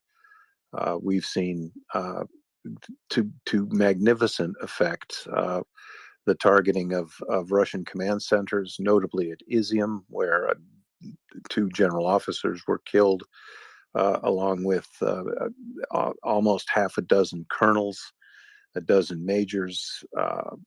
So all of this effort is to prepare the battle space for an eventual and inevitable Ukrainian counteroffensives. All of this is coming together where everyone can see around Kherson. And what's happened there is that within the city, HIMARS and other precision rounds have been used to target both the road bridges there and the train bridges along the Dnieper. There's a perpendicular river approaching from the north, the Invades. It also has been interdicted, a road bridge there at a place called Daryica. So what's been done to the 42nd Combined Arms Army, which is the Russian force in occupation of Kherson, their logistics to connection to the south bank of the Dnieper has been cut. They don't have a road connection. They don't have an established pontoon bridge. Their whole army is subsisting on ferry boats that are cobbled together from pontoon sections pushed across the river. The interdiction of the bridges at the Invades is important because forces to the east of Kherson cannot come to the rescue of the forces that are arrayed around the city. So what's been happening here is that battle space is being prepared by the Ukrainians. This 42nd Arms Army is just subsisting on, I'd say, probably 20%, maybe 10% of what they need daily. They're just not getting that much stuff across the river. So I'm not one of those people that say the Ukrainian attack is going to be at Kherson. It probably won't be. The Russians are fortifying strong points in the city. They've prepared defensive positions around the ring road and facing toward Mykolaiv. That's not the place that I think the attack will fall. I'm not the only guy. The Russians have got people who went to the war college too. They realize that Ukrainian force can probably drive through between Derikiva and Shinovka to the north, cutting the P81 highway and driving to the river, and thereby completely isolating these guys in Kherson. What I've just described can pretty much happen anywhere the Russians are right now. They are, as this summer comes into fall, and especially as we approach winter, the average Russian soldier on the ground, to be adequately equipped, he needs at least a gallon of water. He needs 2,000 to 3,000 calories a day, and he probably needs 500 bullets a day. And that's just for one infantryman sitting in one hole. He needs clothing. He needs medical supplies. His vehicles need fuel. They need replacement parts. They need lubricants. He needs ammunition. His crew serve weapons need ammunition. The artillery that supports him needs ammunition. And every night of every week, we all watch giant fireworks show. It looks like Disneyland on Saturday night, every night. And all of those supplies going up in that great greasy ball of smoke were intended for somebody on the front lines. So again, it's a matter of wearing these guys down right now, running their logistics into the ground. That's happening, and it's preparing the battle space. So that's a really great question. I would kind of I just wanted to add on to that. I know, Picasso, I know you said you were next, but I'm just going to very ever so gently use some co-hosting privileges just to kind of follow up on that, so we can keep that same line of thought going, and then we can conclude, and then the subject and the topic will be all yours. So, Chuck, one thing that I've been watching a lot has been the river barge activity across the Dnipro, and I've always been one that when people say that Russia is struggling logistically in Kherson, that's not the same thing as them struggling logistically in the Donbass, right? That those two things cannot be equal. One, because the geography is different. You have a river, but also the geography is much more condensed, right? There's only really one railroad that goes into Kherson and some highways. It's just a different level of geography and topography that we see, say, in the Donbass. And so I know the question was directed towards Crimea, but my focus has always been logistics. Hint, hint, you can look at my avatar. I'm an avid train watcher. The thing that I am kind of curious about your thoughts is, what do we do when we're looking at logistics and HIMARS having an effect in the Donbass? Because there have been some that have tried to say, listen, HIMARS is going to have a great effect here. Of course, it's going to have the same effect in the Donbass, right? But that rail network, those logistical lines are just different. It's just much more spread out. It's geographically bigger.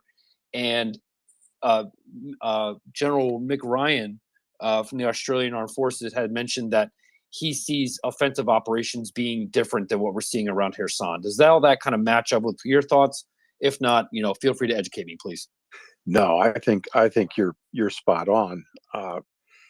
And you've pointed it out. I mean, there is one railroad going into Kherson, and principally from the south, there's one highway, which is the M14. Both of those crossings have been interdicted. And so I believe the highway bridge at Kherson is still standing, but it's not fit to drive your Yugo across. You certainly aren't going to get a tank across it. You're not going to get a loaded military truck across it. The other thing is the rail bridge has also been interdicted. So those guys in Kherson, when the offensive comes, they're going to be fighting with an uncrossed river to their back.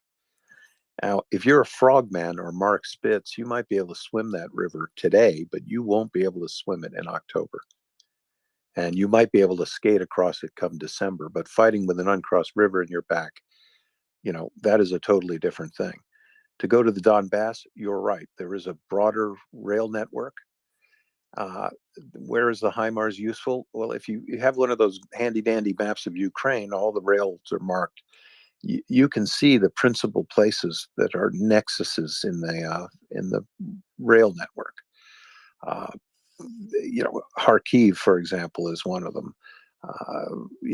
There's one north of Sloviansk.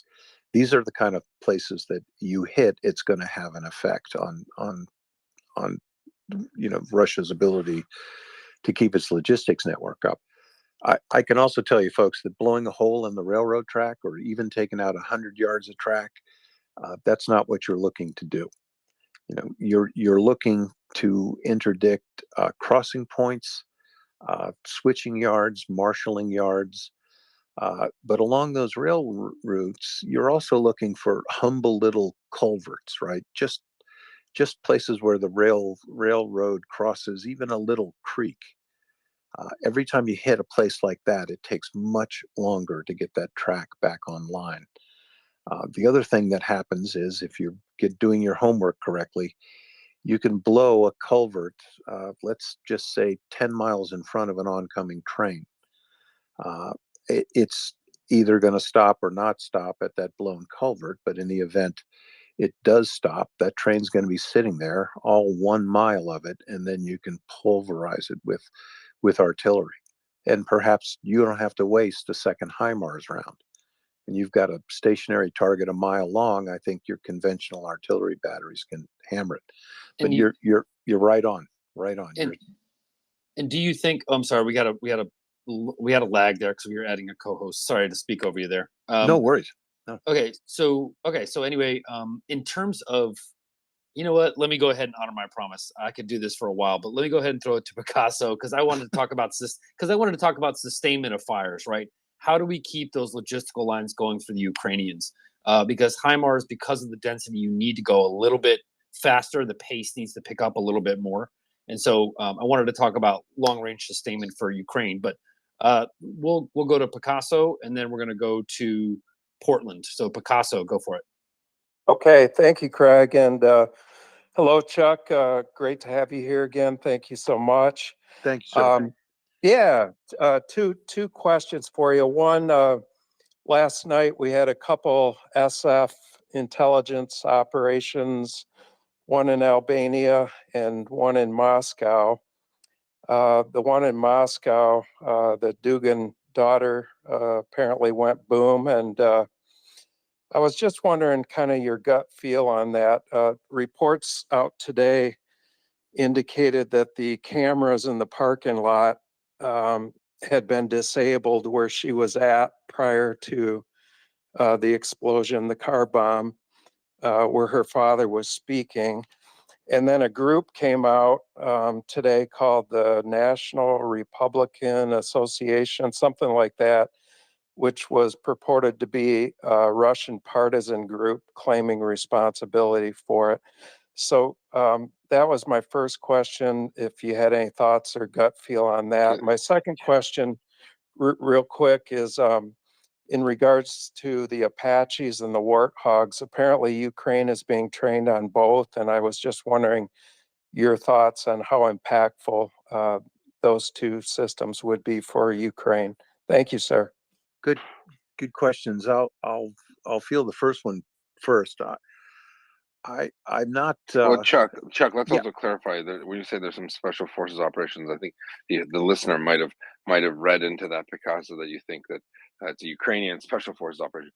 Probably the farthest thing from the truth. This is most likely, I doubt it's even this Russian anti-Putin brigade. I have a feeling it's Putin himself, but that's just me. Chuck, I just wanted to clarify for the audience. Go right ahead, please. Yeah, absolutely, Yehuda, and that's just what I think. I do have a little insight on that. Before, I don't think I was exactly the most tuned in guy to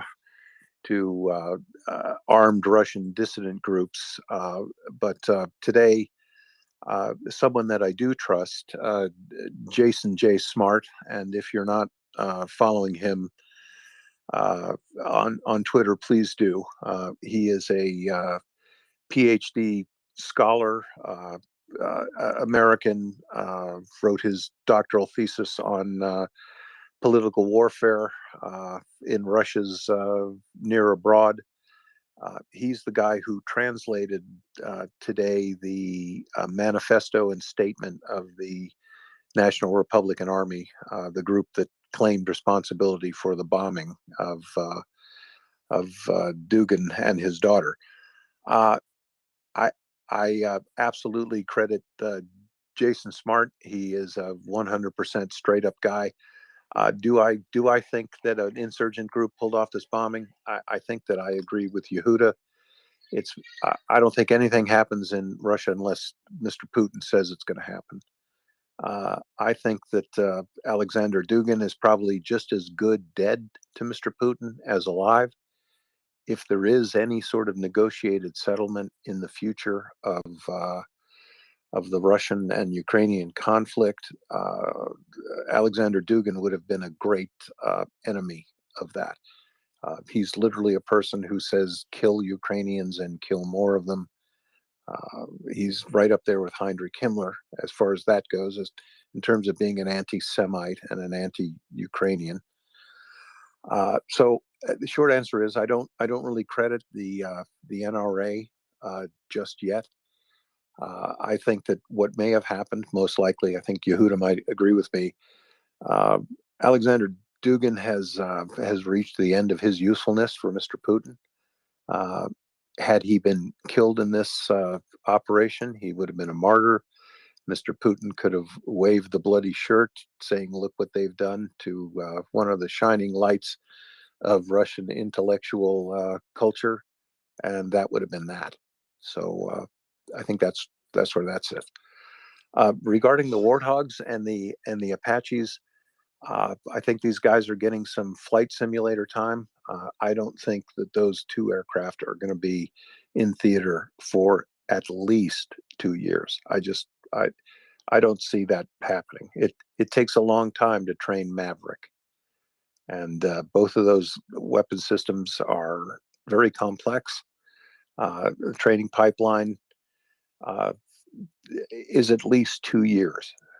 That's taking a qualified candidate, and it's not just getting in a flight simulator. It's getting out there and flying that airframe, just learning to fly it, just learning to navigate it, aviate, communicate, and operate. And that takes a long time. And then you get into fighting it. So two answers. Yeah, Chuck, I was just going to mention that tomorrow we're going to have T.R. Madsen in, and he's going to address exactly that, Lieutenant Commander, call sign Wombat, and he's going to touch on that and the discontinuing of the American Foreign Aviators program that stops at the end of August.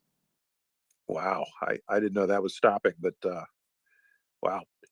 So but Chuck, this could be for the long game too, right? I mean, you got to start somewhere. A lot of people think that Russia's gonna, even a defeated Russia in all of Ukraine will still be a threat to Ukraine. I suspect that these are just the winds of change, and this is maybe some dramatic foreshadowing. Yes, I think come long term, you're going to see a lot of American equipment in the skies over Ukraine. But right now, near future in this war, I just don't think so. But you never know. And look, what you need, the Ukrainians have some very capable attack helicopters right now, and those are the Hinds that they have. They have good pilots right now. They've been able to hit Belgrade on a number of occasions to strike important targets cross border with those helicopters. In order to make those attack helicopters work and to integrate them with your ground forces, you need a modicum of air superiority, and the Ukrainians are daily advancing their air defense envelopes, and we've seen an uptick in the number of sorties for Ukrainian Air Force. We're seeing fixed wing close air support missions in coordination with Ukrainian ground forces. And the more they can get their air defense networks together, the more freedom they're going to have to operate fixed wing and rotary wing aviation to support their guys on the ground. And we all want to see that happen. 100%. Now, Albanians, who knows who did what, where, pretty sloppy.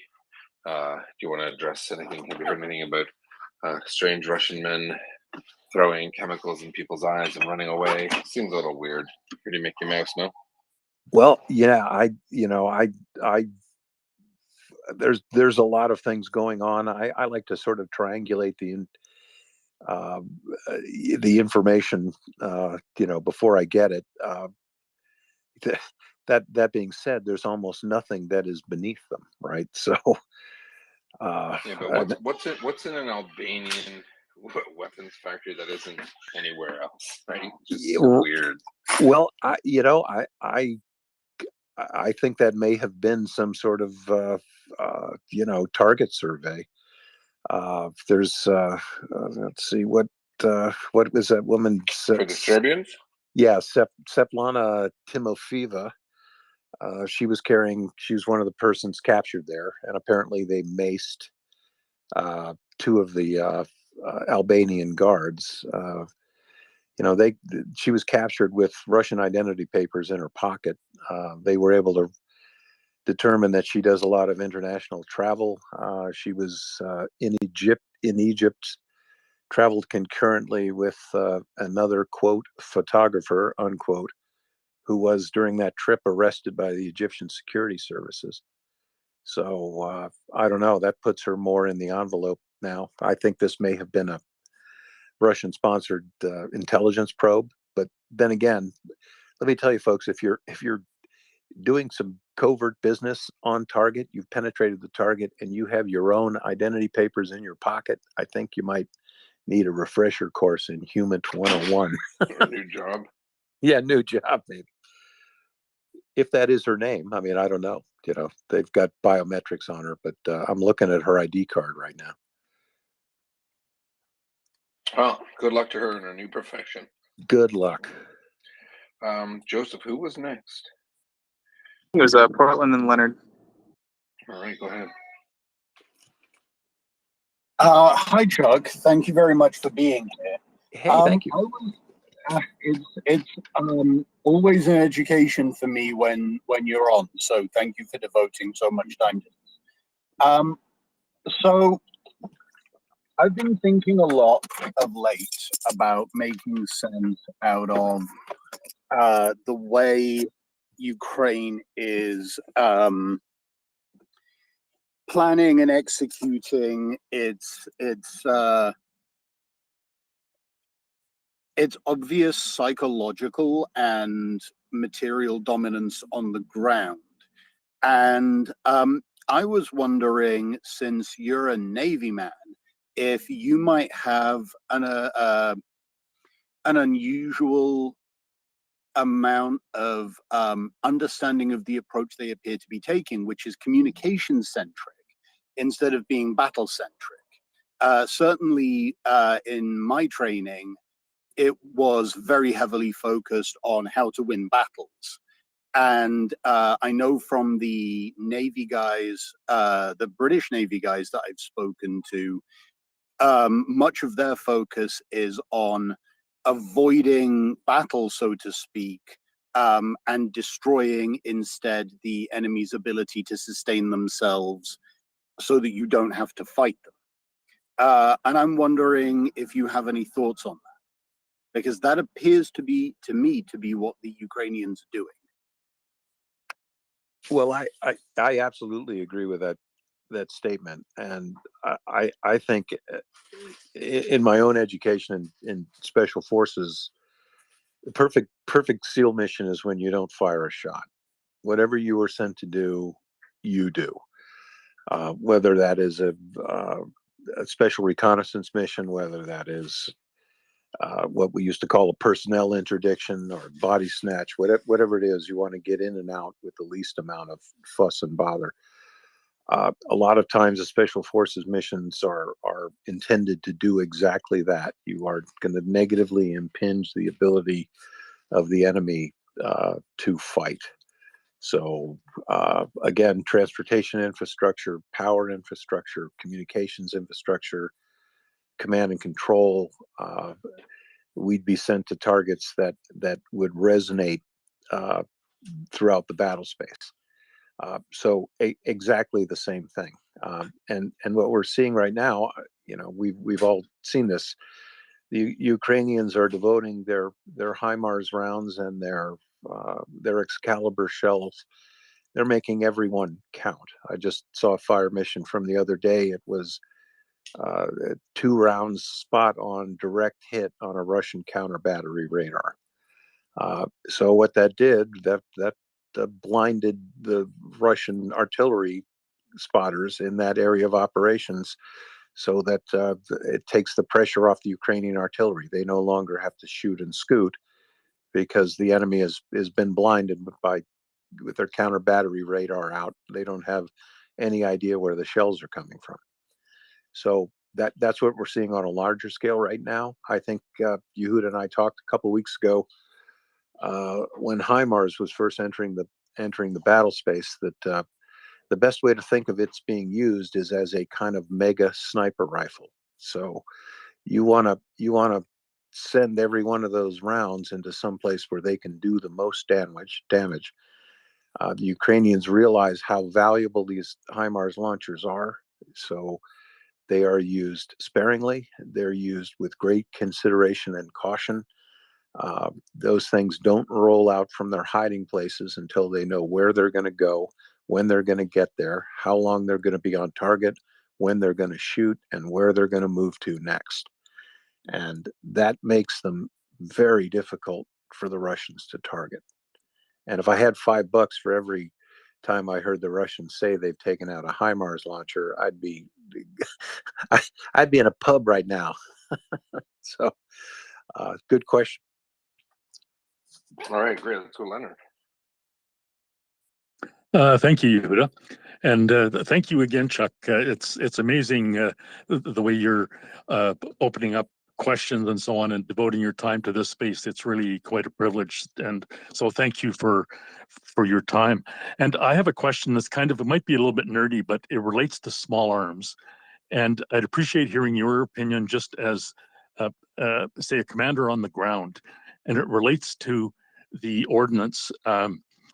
Specifically, Canada had a company called DeMarco, I believe, that provided a lot of the NATO caliber weaponry for our special forces.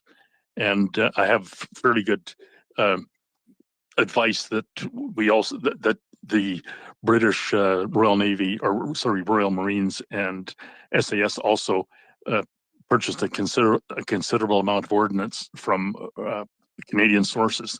But that company apparently has changed hands fairly recently, and what became Colt Canada for a time, and then apparently Colt Canada was bought out recently by a Czech company. I can't even pronounce the name properly, but a Czechoslovakian company with primarily operating in Czechoslovakia and Germany. And I just wondered what your impression as far as logistics on the ground, and given sort of the overall political climate that circulates in Europe right now, in Germany specifically, do you feel there's any compromise in terms of, say, small arms procurement in North America based on some of those happenings, or do you feel we're still fairly solid in terms of ordnance supply, say in North America, or if you have any concerns that might be reflective of that? So thank you for any considered opinion on that. Thanks, Chuck. Oh, it's good question too. And what I get sort of conceptualize this in a SEAL platoon. You can pretty much carry the weapon you want. It's very unique force that individual operators can say, look, I prefer to carry this. The only constraint on that bit of self-expression is you have to say, how am I going to get bullets for that guy's gun, right? Flashing over, is the American M4 a better rifle than the Russian AK-47? Yeah, it is.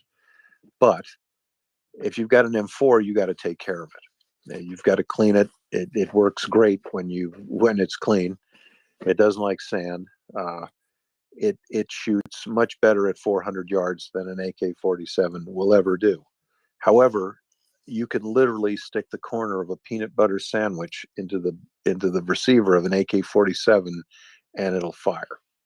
So the AK, in terms of a rugged workhorse, is a really good gun. Is it much good out beyond 200 yards? No, it isn't, but it can still kick sand up around your head. So those things being said, 7.62 intermediate ammunition, which is what the AK-47 eats, there's plenty of it in Ukraine. The AK was the service issue rifle of the Ukrainian army. It's AKs and their variants are used by the Russians. That ammunition is everywhere in the battle space, and that's what they should stay with. I only see a limited number of M4s in the hand of Ukrainian soldiers, mostly in the international legions. But for better or worse, I think 7.62 intermediate is what everyone's going to be using out there. Although the Russian smaller 5.54, I believe, is their caliber. Somebody can correct me on that. But whatever the enemy's burning, you can always take his ammunition from them and use it. And that's always a good idea when David's fighting Goliath. Later on down the road, maybe the Ukrainians will change their service weapons, but I don't see a reason for them to do it right now. Excellent. Good point. All right. We got other hands up. Finance. Go ahead. I had a topic changing question for Chuck. So if anyone else has another weapons question, I'd like to. I'll wait a second. Hold off. No one else's hands is up. Finance. Go for it. You're stuck with me, Chuck. Sorry, I can't ask good military questions because I don't know enough to ask good military questions. I don't know enough to answer them.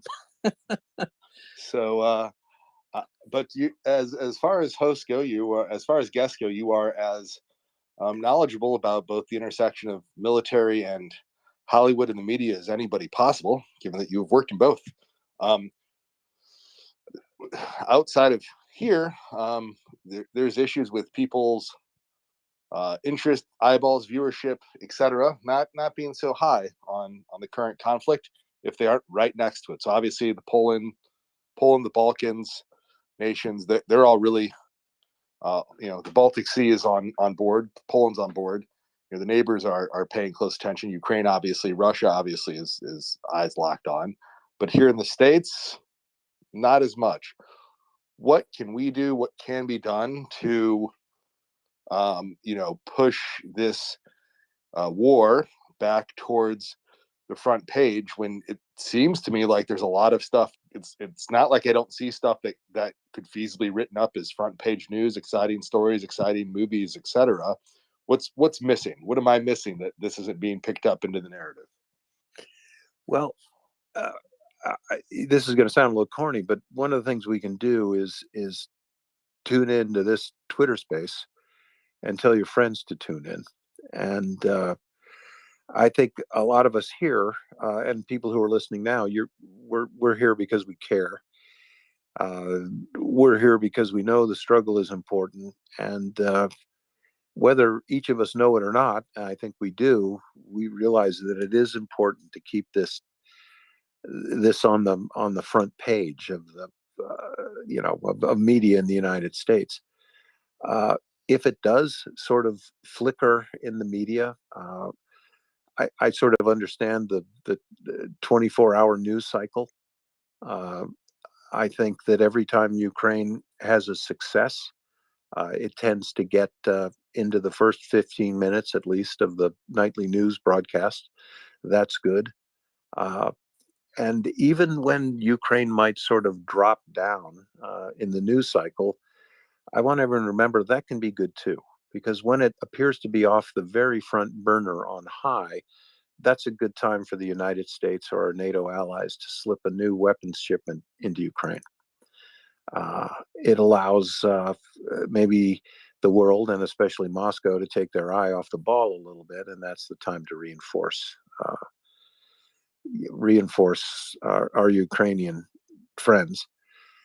The other thing is, regardless of what the news cycle does, look, NATO and the EU and the United States are committed to making sure that Ukraine continues to exist. And let's all face it, look, the Russians are fighting a war of annihilation. I've posted some statistics today that literally 95% of their precision missiles, caliber cruise missiles, air-launched cruise missiles, sub-launched cruise missiles, surface-launched precision missiles, 95% of them hit civilian targets. 1 in 20 hits a military target. Okay, 95% of the times they launch a cruise missile, it's to hit a hospital, an apartment building, a school, a theater. Carry that out across the entire country in the whole war. That is obscene. That's obscene. And that's who we're fighting, right? I say this all the time, and I don't want the world to forget this. In the 1930s, Stalin starved to death 4 million Ukrainians over the course of a miserable, bitter winter. And as these people were starving to death, he had his NKVD thugs go in house to house, kick their doors in, and take whatever they were eating. He criminalized the use of Ukrainian language. He shot people on the street for speaking Ukrainian on the streets of Kyiv. It's unbelievable. And that attitude toward the Ukrainian people has not changed. This is a war of annihilation. And in the horrifying event, if it should ever actuate that Russia takes over Ukraine, you can be sure that the puppets and stooges in Luhansk and Donetsk will be ground up and killed as well. He wants Ukraine gone. He wants it gone. He thinks this is Russia, and it always has been. Even though Kyiv was a thriving center of empire, when Moscow was a crossroads beside a pigsty 1,500 years ago. So it's a war of annihilation. No just nation can stand by and watch this happen. I have a lot of differences with the present administration, but I can tell you that they are committed to keeping Ukraine in the fight. And God willing, we're going to win this. Thank you, Excellent. Hey, also, if you want to check, Chuck, you can check out. I found out what the air defense is doing. Actually, if you look, I tweeted on you. I got some actual photograph of new Russian air defense systems. Do you see that?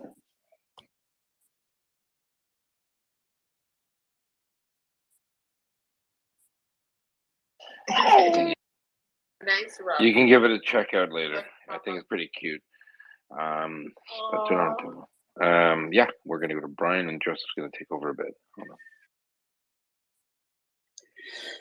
Yes, thank you, Yehuda, and thank you very much, Chuck. I enjoy hearing your in-depth analysis every time you come on air. And thank you for your powers of prophecy. You actually just answered the question I was going to ask you. I've been diving down the internet rabbit hole lately, which is never good for your state of mental well-being. And there had been reports which were casting aspersions on the level of commitment of the Western governments, mostly focusing on the European ones. But part of the narrative seemed to feed into one of the common conspiracy theories that Western powers were only concerned to allow Ukraine to tread water and not to actually succeed and defeat Russia. I imagine the latest tranche of American military support that was announced went considerable ways to alleviating some of those fears. And as you just said, there's no question, not in your mind anyway, about the level of commitment of the current American administration to see this through to the end. Again, thank you for answering the question before I ask it. Well, I guess I'm normally the guy that can't remember where I put my car keys, so I don't see how clairvoyance could have entered into it. But it's always going to be in Russian interest to cast shade wherever they can. And although the Germans, for various reasons, have been slow to the party, the rest of Europe understands just how serious this is going to be, and how serious it is. Because make no mistake, the Russians aren't going to stop at Ukraine. The Baltic nations are next. Lithuania's next. Estonia's next. Finland is next. Poland is next. That's what's going on. Belarus is the sort of state that Mr. Putin wants all of Eastern Europe to be. He wants vassal states in the orbit of Moscow. He has imperial ambitions, and never in history has diplomacy ever worked with a budding imperial power. Goes back to the Punic Wars and before that. It isn't going to happen. He needs to be defeated on the battlefield. That's the only thing that's going to stop him. That's not going to stop Russia long term. And this war is going to go on for a couple more years. It's going to go on until Mr. Putin no longer has the ability to give orders that people will follow. Notice the way I parse those words. Okay, Mr. Putin is never going to give up. It's not in it's not in the way he thinks. He has a preconceived notion. This is a man who reinvented himself. At one point, driving a taxi after he gets cashiered from the KGB, and he's risen to be probably the wealthiest person in the world. Certainly the person who can command the greatest power. He can have anyone killed he wants to at the snap of his fingers. He has invaded these countries. He has sent 40,000 of his young men to their death. He's wounded 100,000 others in a special military operation that he thought was going to take 3 days. If it takes 3 years, he doesn't care. You have to imagine that this is the richest man in the world. He lives in an information bubble of his own making. Over 20 years, he's promoted literally a generation of military officers who are not tactically adept. They have no moral bearing. They are fundamentally corrupt. They steal things from their own depots. They manipulate their supplies. They are ruthless to their subordinates and obsequious to their superiors. There's not a single person in Russia who will speak the truth to Vladimir Putin, because the truth is inconvenient, and anyone who speaks it to him is going to go bye-bye. That's who we're fighting. And because he is that sort of a leader, because he has that sort of a military at his command, I see zero chance of him winning in Ukraine. I do see a long, bloody, hard-fought war, but I don't see the Russian military, with its command ethos, with its micromanagerial culture, with a military that has never in its history rewarded battlefield initiative. They're not going to win. They won't quit, but they're not going to win. Thanks, Jack. I think that's I completely agree with you. And I guess I'm wondering if you, let's say that, you know, for whatever reason it's been decided there has to be a Hollywood movie made, or a movie made about you know, the current war in Ukraine. Do you think there's any like event or battle or situation that like you would pick out as something that is like a clear and concise story that you could tell to an audience that would give like a message that you think would, you know, resonate with people? I think you could make a movie about the defenders of the Avstal plant in Mariupol. That is absolutely a incredible tale of valor and tenacity. Those, however many it was, 300 guys, I think, who held off the Russians for almost 4 months, fighting in the ruins of that steel plant. You can imagine Die Hard with a reason. Why doesn't that happen? Hollywood is a very odd place, and although that movie could be made, and I think it would do exceptionally well at the box office, I'm not sure it is ever going to get made. That being said, you know, if you were to crowdfund that movie, it could be done. It could be done. Look, I'd love to write that screenplay. I would love to do it. But, Hollywood's a weird place. Well, we might have some kind of an idea, possibly. You know, thinking about the future. But anyways, we got language up. Language, go ahead, please. Yeah, it's great to hear you, Chuck. I've been away from it for a while, but it's always, you just have such a way with words. I'd like your perspective on what this looks like going into the winter season and the heating season specifically, especially as Russia continues to deliberately target heating and power generation infrastructure. Let's, you know, suspend our disbelief for a second, say that Russia is as stupid as they make themselves out to be, and they sever the power lines from the Zaporizhzhia nuclear power plant and continue to hit all the coal plants in the east.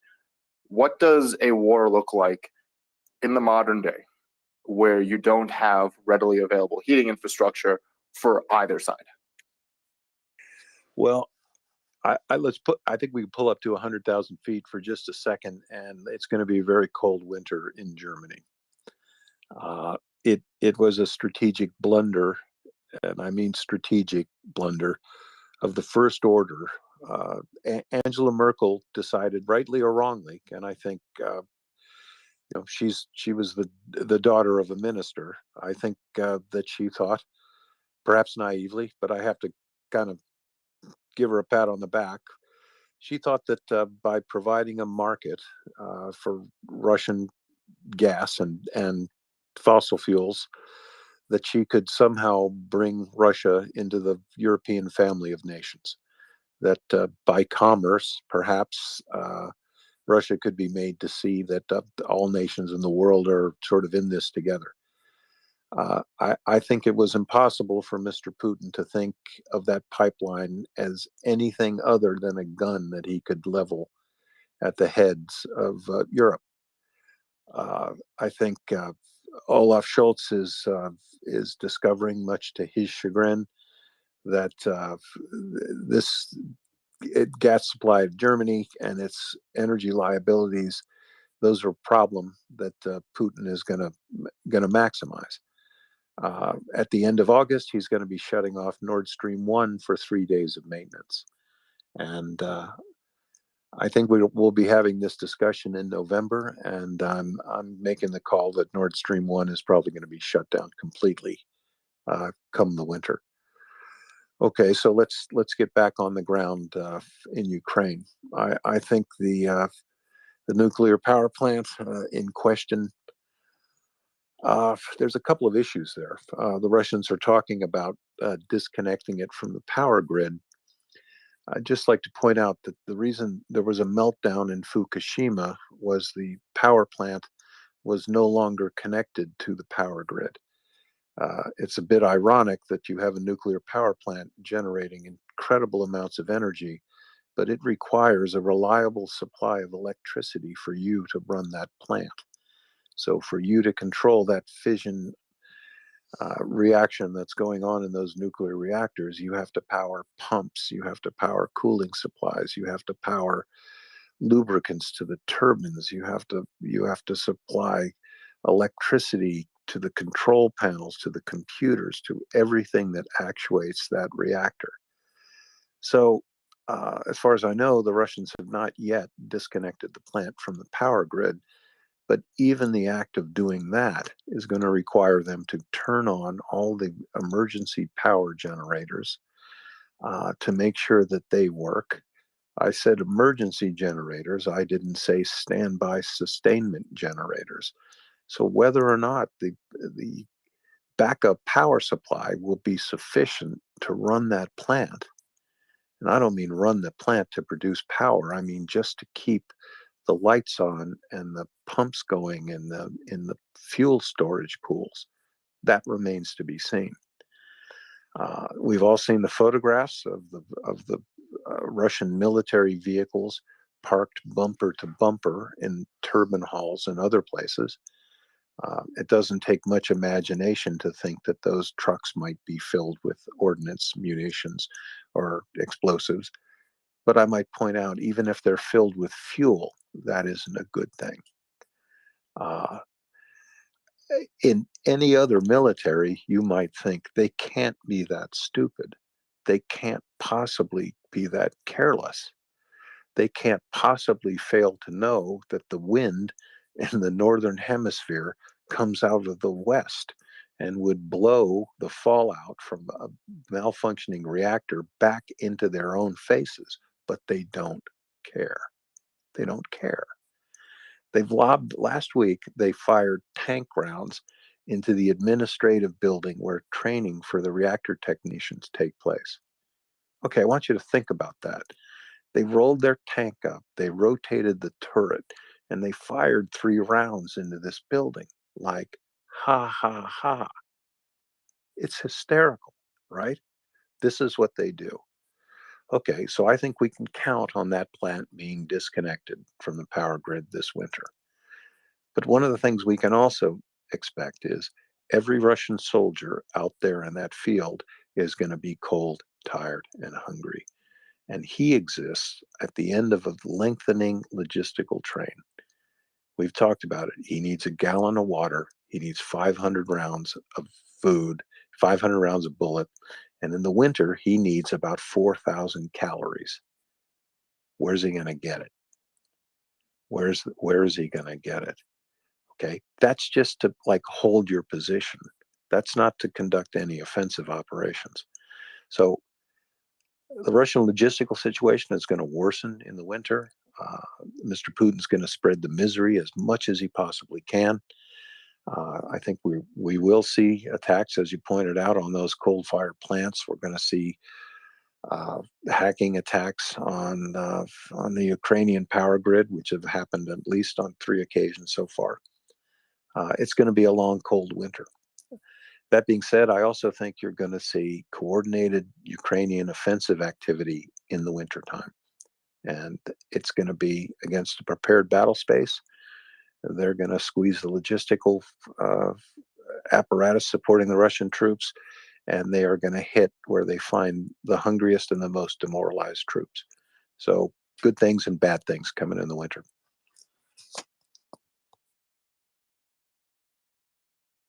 So, Chuck, if we think about, oh, sorry, Language, do you have any follow-up? Go ahead. Because you made a really great point about Western Europe. We saw that France, I believe Macron actually came out and had this sort of parallels to World War II speech saying, hey, get ready for a cold winter to French citizens. And I was under the impression that France is not completely divested from Russian gas, but they certainly stand on their own more than a number of other Western nations. As you point out, that Russia's played around with disconnecting Nord Stream 1 a couple times now. They very well might pull the trigger on that later. What would the benefits of that be to them as a way to try and bring Western nations to, compel Ukraine to the negotiation table? Or would it be for some kind of economic benefit? And how do you see that going? Well, I see it kind of. Putin has the gun leveled at the head of the European energy supply, but he has to shoot himself in the foot first.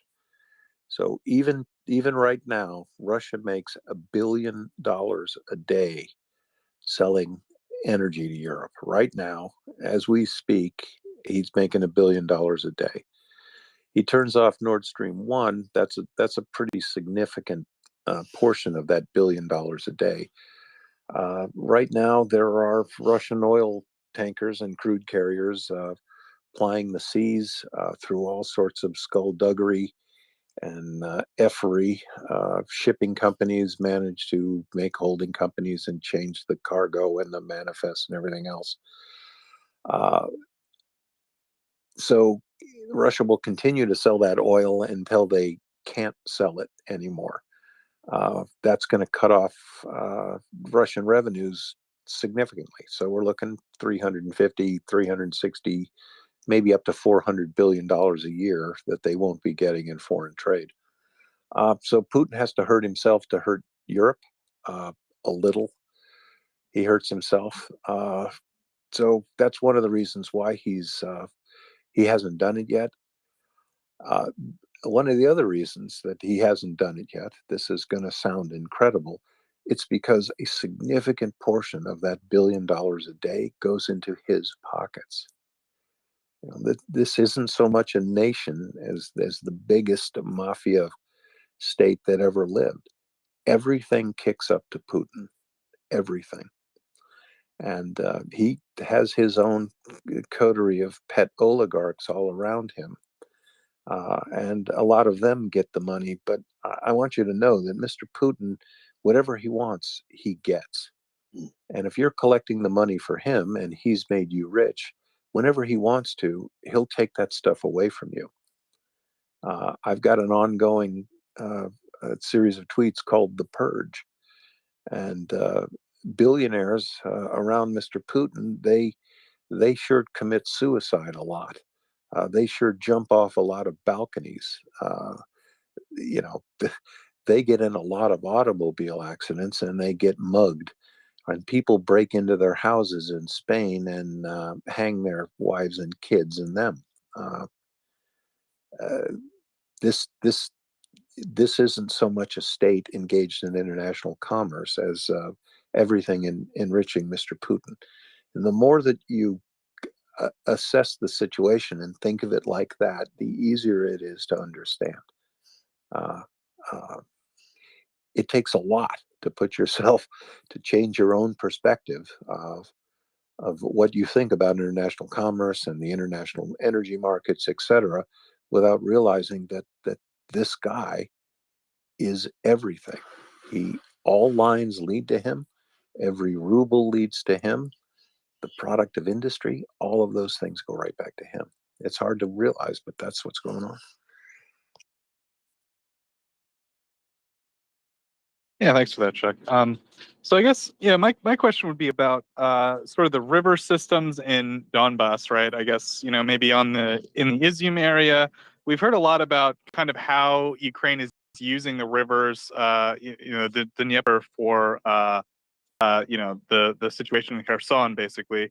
But I guess I'm wondering, we've seen kind of some, back and forth between Ukraine and Russian forces in the Donbass area, where the rivers have been used as sort of defensive lines. Sometimes they have to use pontoons. Of course, we've seen Russia kind of try and fail. I think Ukraine successfully pontooned across the bridge at least once.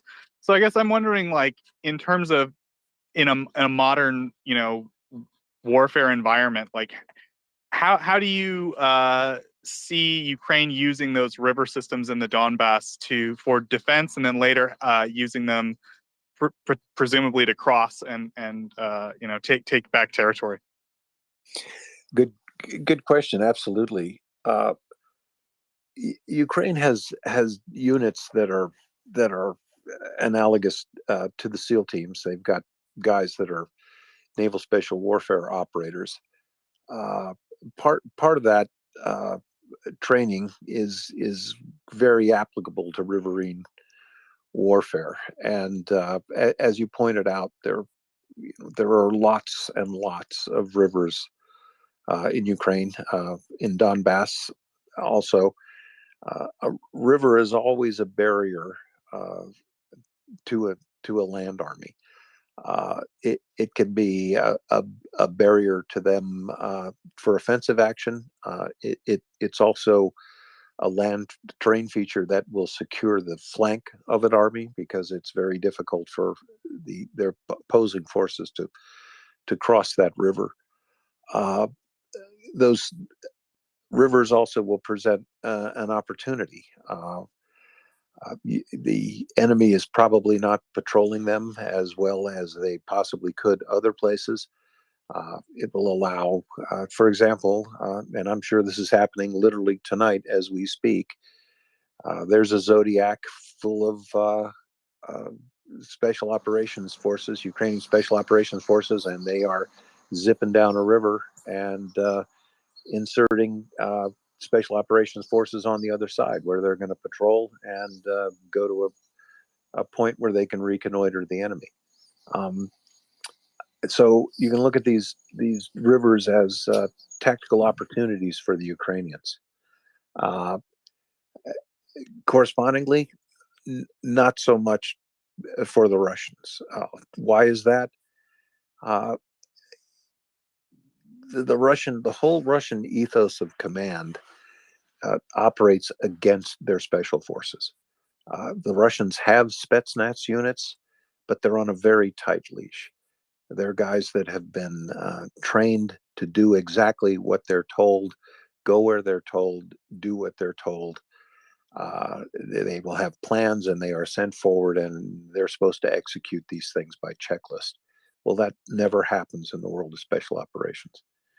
You have a plan, and as soon as you go out the door, in my experience, and I think other people listening will agree, and whatever you thought your plan was going to be for the night, it doesn't go that way. In the SEALs, we used to call planning operational research, because all you were really doing at the end of the day was figuring out as many contingencies as possible. And Mr. Murphy is always out there in the night.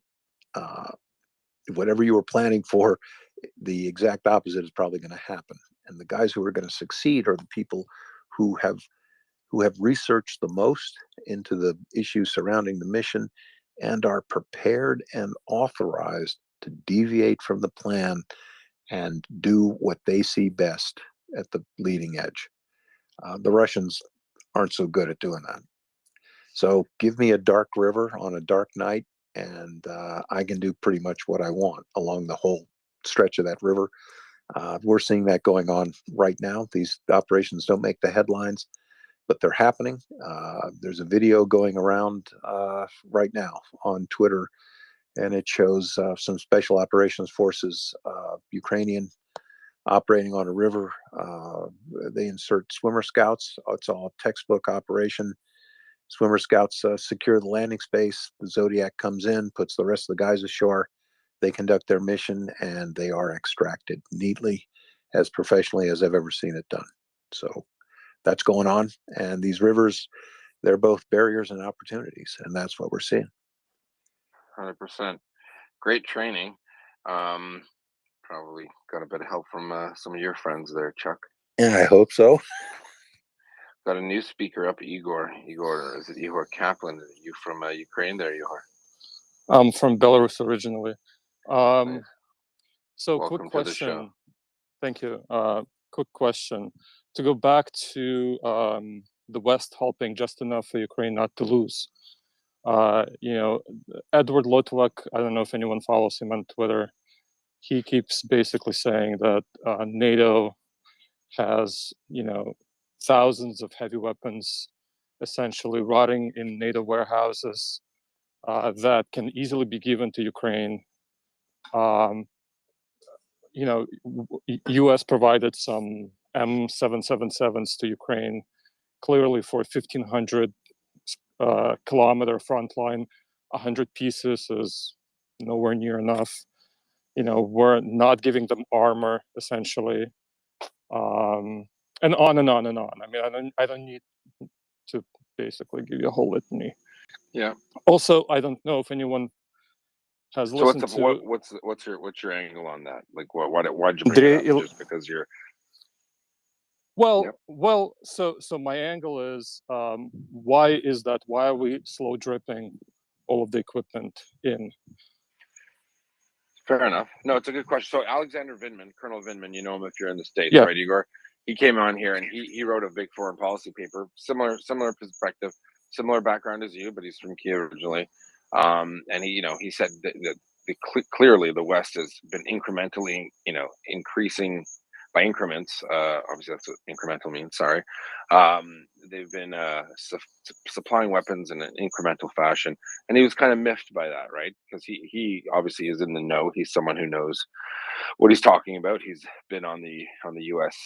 Policy side of that as national security advisor, and obviously there were things done not to agitate the Russians to a point. His argument was they don't need any excuse to be agitated; they'll just make one up. So it's a criticism that's been levied. It's fair. It's not just the U.S. There are a lot of countries that have stuff available. Why they haven't been done? There's been a lot of infighting in NATO. There are people that didn't think Ukraine could win. Germany is one of those countries. France for sure. And the Ukrainians have basically, if you just mute that mic, Igor, the crickets are loud. There are, what the hell? Yeah, it's a cricket farm there. So there are many reasons as to why. No one really agrees with that. And as you see, as Ukraine provides victory after victory and shows how competent they are doing what they're doing, you're seeing those floodgates open. So remember, there was a time when M777s weren't even on the table, where countries were talking about helmets and cookies and food. And now we're at HIMARS and ATACMS, right? So we're getting there, I think. There are logistics concerns and issues with getting stuff to them and having it employable, workable, deployable. And I don't think it's a conspiracy. I don't think it's to draw out, to hurt the Ukrainians and hurt the Russians. Was NATO behind the eight ball on this? Should they have been doing what the Brits were doing with anti-armor over a year ago? Sure. But people got it wrong. There's no doubt about it, right? NATO got it wrong, and they're playing catch up. The reality is, can Ukraine with hold on, I'll just finish one point and then go on. Can Ukraine conduct effective counterattacks between here and now to the end of this war? Sure, they can. Do they need more and many? Yeah, 100%. So what's the solution? Hit up your local representative. Keep pushing. Let both sides of the aisle in the United States know that that Ukraine needs more, and if we don't help Ukraine fight this battle today, they'll be fighting it. We'll be fighting it in 10 years in other places, or even in 5 years in the Baltics or elsewhere. Sorry, you wanted to go ahead. Yeah, I just wanted to comment that yes, we're giving them more and more sophisticated hardware, right? But it's the quantity that matters, right? That's the only point I wanted to add. Yeah, and when it comes to HIMARS, you've seen just how effective, how few HIMARS have been. Will they get another 15 or 20? Sure, probably. But they're doing well. Like I'm not saying they're not. Could they do better with more? Sure, but you also forget that to absorb all this equipment into an army that's never had that particular platform before, it's not overnight. There are thousands and thousands of Ukrainians training outside. There are tens of thousands of Ukrainians training inside Ukraine. It's not going to happen overnight. I guess the world is really lucky that the Russians are really bad at fighting and haven't really trained their army professionally, and that gives Ukraine some breathing room. But yeah, I think everyone feels the same way you do, right? I'm sure you're on Ukraine's side. I'm sure you're not very happy with Putin, and if you're originally from Belarus and maybe from Minsk, and you know the history. We probably have similar backgrounds, you and I. We know what Russia can do, and we know that they believe that they deserve to rule everything, right? I'm assuming that's your perspective, and you want to know why the West isn't doing more to help, correct? Yeah, no, absolutely, of course. Okay, cool. Well, thanks. I appreciate it. Anyone want to chime in there as well? Chuck, did you want to? Well, I can agree. It feels sometimes like we can't send enough fast enough, but the tap is turned on, and there's going to be more. Look, I think if you want to plot the trajectory of this war, I hate to be the guy who says it, but I'm going to say it. It took 10 years to defeat the Soviets in Afghanistan. And that started with whether or not to send M16 rifles to the Mujahideen, and then whether to send them 50 caliber machine guns, and then whether to send them law rockets or RPGs, or to feed them Russian arms from elsewhere in the world, and then they got Stingers. There are things on the battlefield right now. You pointed out the M777s and the Excalibur shells. Those are outstanding. The HIMARS, outstanding. I'm one of the guys that think the ATACMS are there now. That's important. Let's look at some of the things that have gone right away. 20% of the world's Javelin missiles are in eastern Ukraine. There have been Russian advances, but let's realize what's happened. There have been no major successful Russian offensives.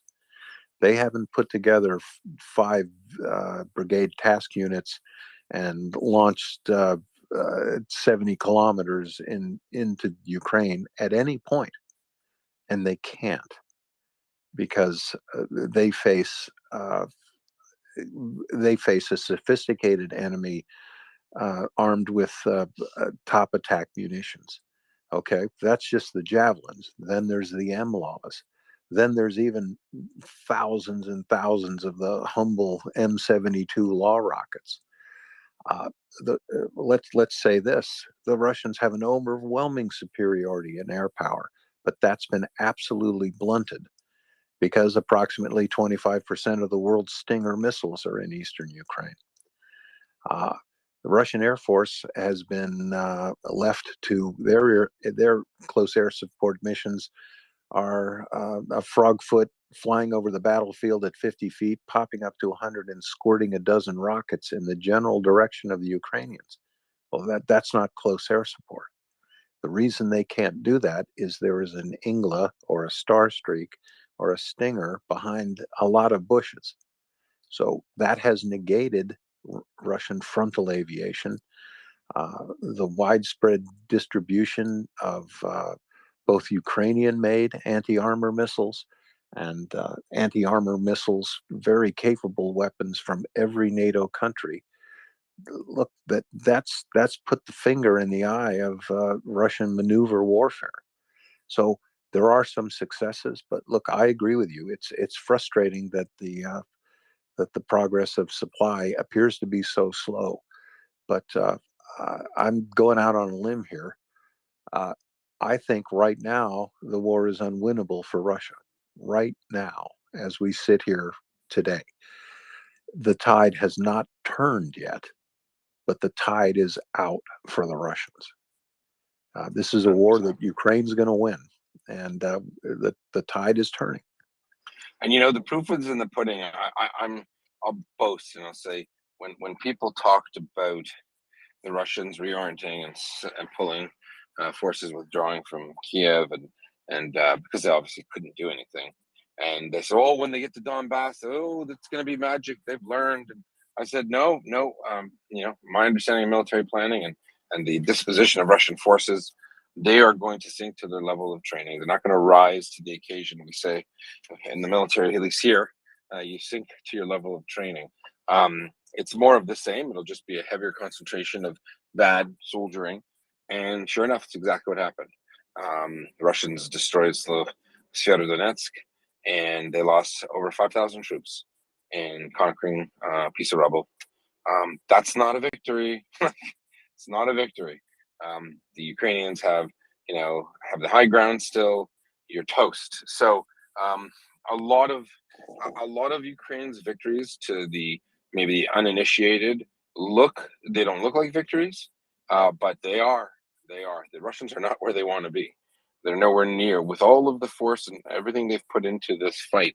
They're nowhere near where they want it to be, and it's not going to get better. It's going to get worse, not just because equipment, but morale. Ukrainians have an almost unlimited amount of morale, bravery, strength, perseverance, and the Russians have an ever decreasing arsenal. They are bringing out their older and their worse weapons. They're not bringing out better weapons. There's no 4D chess here. They did not expect Ukraine to fight. They did not expect Ukraine to win. So it is a hopeless battle, and it's one that all they can do is drag it out in time and personnel by throwing anything out there. But as Chuck said, the amount of weaponry that's easy to move in and easy to maintain and easy to hide, stingers, Henlaws, javelins, Ukraine's full of them. They're awash with them. And let's just say someone said, okay, here's 500 tanks. Where are they going to have where are they going to put 500 tanks? Who's going to know how to drive that Abrams? Or who's going to, so it's not just a matter of bringing them out and they're rusting. If you said to me, if I had a magic wand and I could do something, I could affect change, and want them, and I couldn't change people's training levels. I couldn't say, well, there's now 3 regiments full of tankers that know how to use American tanks. I would say if I could just do something materially, what it would be to deliver 5,000 armored vehicles to Ukraine. Every Ukrainian soldier knows how to drive, right?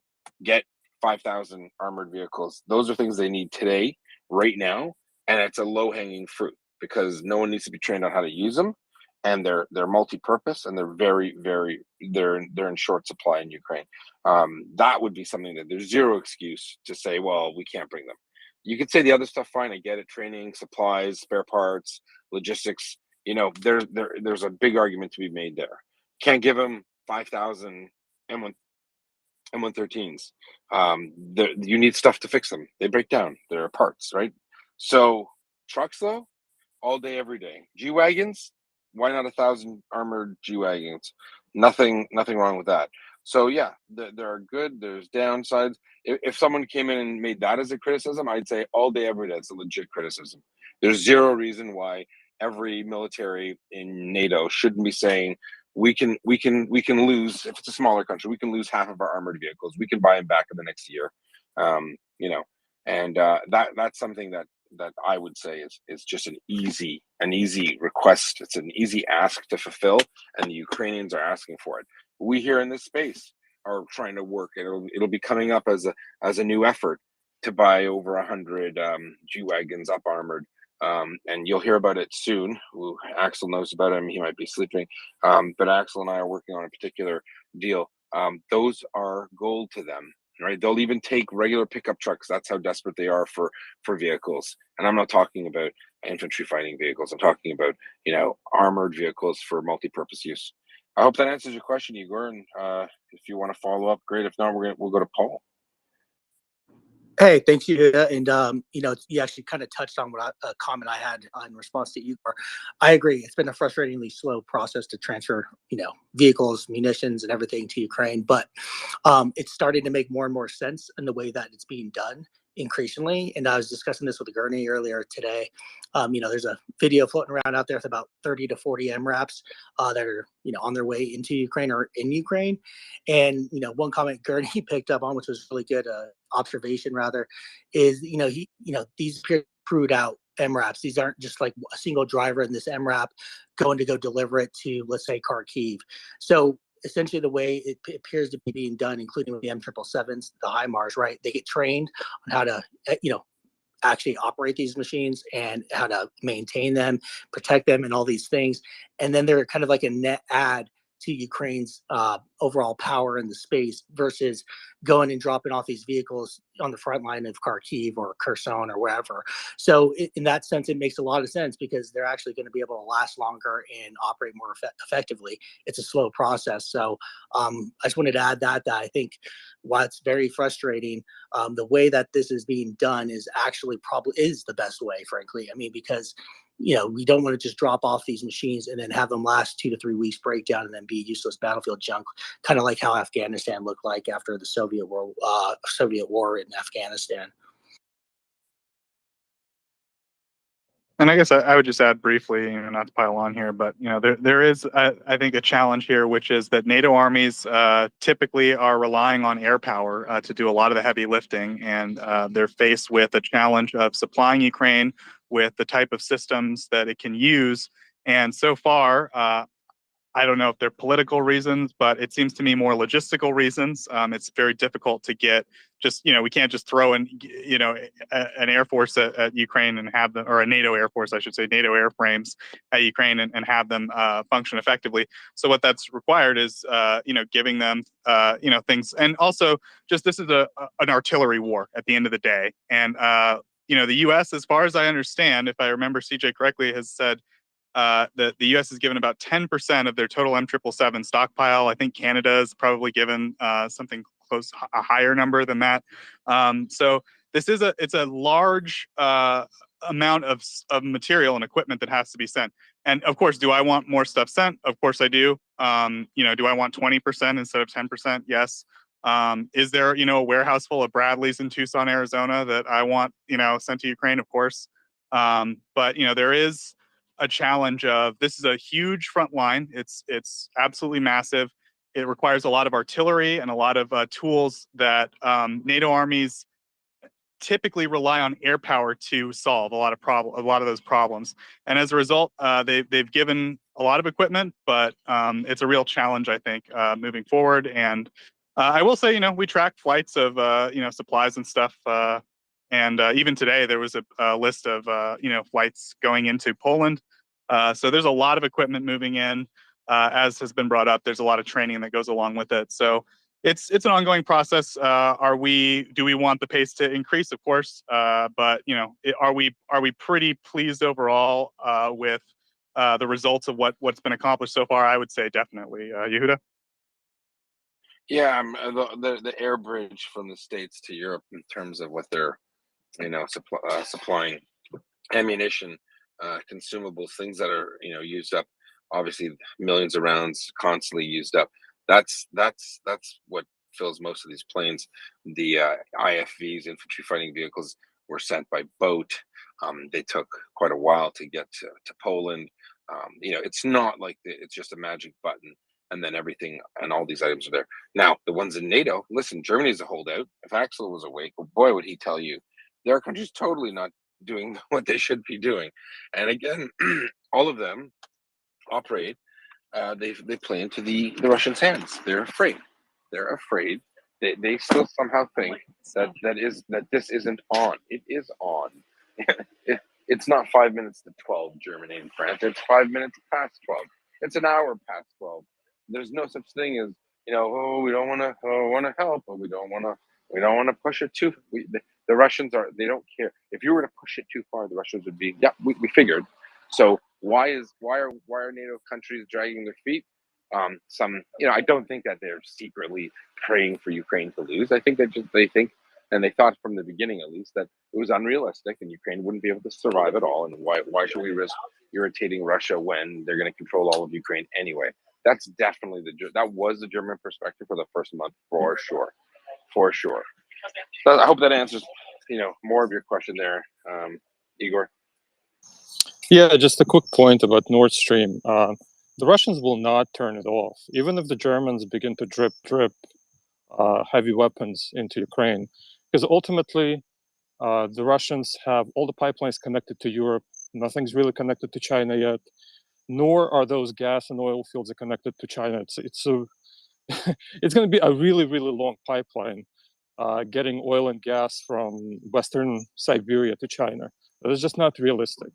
That's one thing. And the second thing is, Russians are very, ethnocentric, and they don't view Chinese as, the race they want to associate themselves with, or that they're on par with Russians. And they have like a huge disputed border with them, as a third point. So they're married to Europe in every possible way. Lastly, once you turn the gas off completely, you take the gun from the Germans' head. You basically say, okay, this is the last card we're going to play, right? What are the Germans going to do at that point? So I think it's a threat. It's a serious threat, but I think Germans need to call the bluff. Well, it's funny you said that they've cut Nord Stream off quite a bit. They might as well have turned it off, and they haven't for the reasons you've said. The Russians probably think they can go back to situation no change. It's not true though. The Germans have already begun the process of and they've made it quite clear. And that's one thing they domestically they tend not to BS. They've said outright that they're not going to be energy dependent on Russia. It's too late. The Germans have already inked deals for energy elsewhere. So if this was in the first 2-3 months, first 2-3-4 months, Igor, I'd agree and say the Russians are just assuming that the West is too scared and the Germans are too afraid to panic their population and let them, have the biggest economy in Europe get hit hard. But the reality is, the Germans already made that. I don't think it can be done fast enough. It'll take time, and they're going to get hurt doing it. But there will be a national consensus of anger directed at Russia for forcing Germany to do that.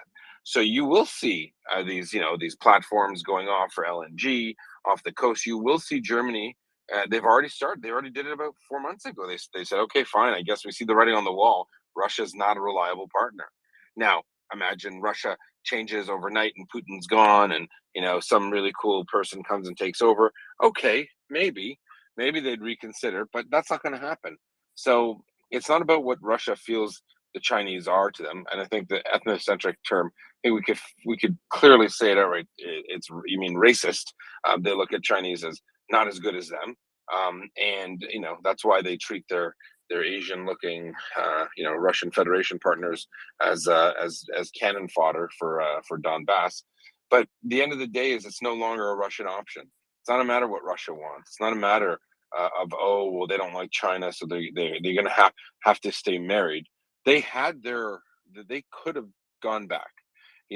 When they saw the German tide changing, they could have gone back. But they're not going back, and the Germans are going to get caught with their pants down again. And I can tell you why. Not just what German politicians say, but because the German public now is quite aware of what Russia can do to it on a whim. And NATO has told Germany, you can't be the weakest link anymore. So not only are you not helping, you're actually hurting our cause. And now we have to make up for it. So I think there are a lot of reasons that will, Nord Stream could get cut off. In fact, I wish the Russians did it, because that would be removing the gun from the Germans' head, because there'd be no reason anymore. And that's when you'd see the floodgates open and Germany would be supplying Ukraine with the proper amount of weaponry and equipment. That's my say on it. I'll leave it over to Language and the team, and I have to do something else. I put a baby, but Chuck, I'm so sorry. I think you said you had to run. Are you good, Chuck, or did you want to answer one more question, or how do you want to play it?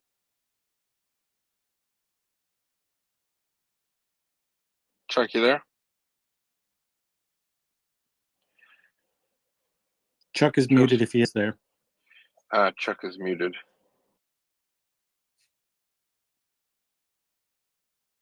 I know Chuck had a timing, so I will leave it in your capable hands, and then let Chuck know I say goodbye, and till we meet again. Perfect. Thanks, Yehuda. See you on the flip side. Before Language jumps in there, I just want to mention that I believe it was Chuck, very, very long time ago, mentioned that there's currently more anti-tank weapons in Ukraine than the the Russians have tanks. There's more anti-tank weapons in Ukraine than armored vehicles, or specifically tanks, are known to exist in the world at this point. That made me a little giddy. Say it again, Language. This isn't just javelins and whatnot. This goes all the way back to AT-4s and laws and everything that can fire a rocket, really. But as of at least a month ago, there was something on the order of 70-odd thousand of them, 76, 78,000, which is more than the total number of tanks that exist on planet Earth. Let's not forget the dependable Stugna, everybody. Yeah, and we're sending them tow launchers if we haven't already. I'm sure that 1,500 tows and 50 Humvees to shoot them from. Hi guys, I'm back on. Thank you for putting up with me disappearing. I was stabbing the phone trying to get it to talk. Uh, Listen, those weapons have made it impossible for Russia to do what it wants to do. Plan A, armored spearhead followed by brigades of motor rifle troops. So uh, those things are changing the battlefield and frustrating Russia fundamentally in what is basically its only plan. Thank you very much, Chuck. And Chuck, real quick, how are you doing on time? Yeah, I'm doing good. I think I've got about 20 more minutes, and thank you for having me. Perfect. Thank you very much. And yeah, go ahead, Ryan. I was just going to go back to the Nord Stream discussion. I think Russia is deliberately using it as a yo-yo tactic to try and find any daylight between European partners and try to exploit those differences and cause internal strife between Germany and other NATO nations. But we do have a couple of hands, so I do not want to hog the mic. So let's try to be respectful of Chuck's time. Ask any questions to Chuck, and then thanks. Absolutely. Language, do you want to go first? We've got a new speaker here, Terry, as well. Yeah, Terry wants to go first. I have either we can keep talking about Nord Stream 1 and 2 and stuff. I did kind of want to get into the granular stuff around Bakhmut and whatnot. If that's okay, just while I've got Chuck's here. But Absolutely. Terry, go ahead, and then we'll go back to language. All right. Hey, so much. Thank you. I appreciate so much, Chuck, for this space. We've talked a lot about the current predicaments that are happening, and you all, the confluence of speakers have given like glaring states of approval at what Ukraine is doing in terms of fighting for its sovereignty and whatnot. So I kind of wanted to ask you, what do you think about the aftermath? What message? If Ukraine wins, what will that look like? What message will that send globally? How will that reorient the Western powers in Europe? How will it impact the U.S.? I know we can't. I'm asking for precognition and future sight, but like, what do you think? What do you think, judging from what is happening now, that might look like? Wow, that another terrific question. I started this game at sort of the ending apex of the Cold War. So let's call that what it is. Let's say 35 years ago. If the Ukraine war were to end tomorrow, I think you'd go back to a political climate that was more like 1950 than 2025. There isn't anyone in Europe who's going to trust Russia at all. You're going to see the Baltic countries. None of them can trust their neighbor. We've seen Russia's strategic failure. They wanted NATO off their front porch, right? So they Sweden and Finland as full-blown members of NATO. I think you're going to see the Cold War back on. You're going to see Russia as isolated as the Soviet Union ever was. Mr. Lavrov, let's call him Putin's foreign minister. He's a clown. There's no taking him seriously as a diplomat, no taking him seriously as the spokesman and representative of a world power that's deserving of respect, because he isn't. Let's examine Mr. Putin's diplomatic credibility. 2 weeks ago, he said that he was going to allow Ukrainian agricultural commerce in the Black Sea. Well, just today I saw a Ukrainian EOD diver trying to defuse a floating sea mine that was found off Odessa. Well, sea mines can be laid by submarines, so this thing wasn't there by accident. Also, international conventions strictly forbid the use of drifting sea mines precisely because they don't care whose ships they blow up. So this ship wasn't just, this mine wasn't just meant for Ukrainian commerce, right? This was meant for any ship that is lawfully and rightfully plying the Black Sea, which, despite Mr. Putin thinking it's his lake, these are international waters, and any seafaring nation has the right to ply those waters. Earlier, we were speaking.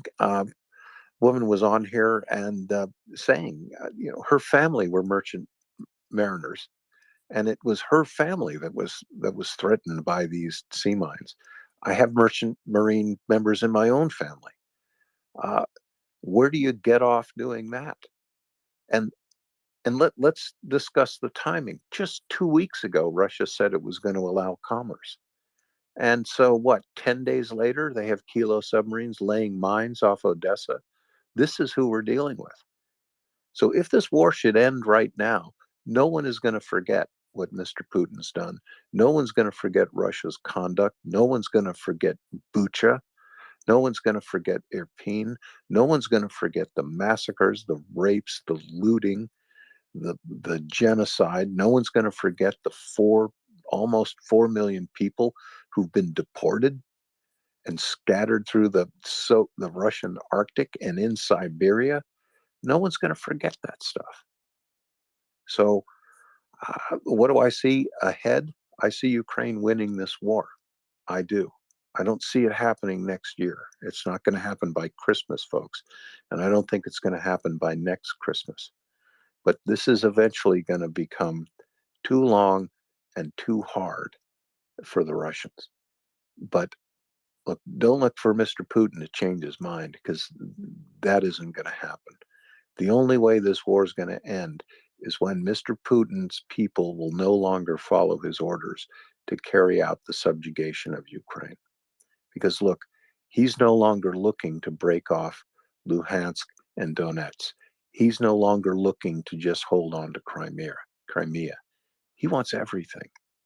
He wants Ukraine to go away. He wants to do what Stalin did to Ukraine. And believe me, he's going to do it. He's going to do it. He doesn't care. He's going to try. He's going to try. He hasn't forgotten. Look, he doesn't care about the 40,000 casualties that he's racked up in 100 or so days. He doesn't care. He doesn't care about the 100,000 maimed Russian veterans. He does not care.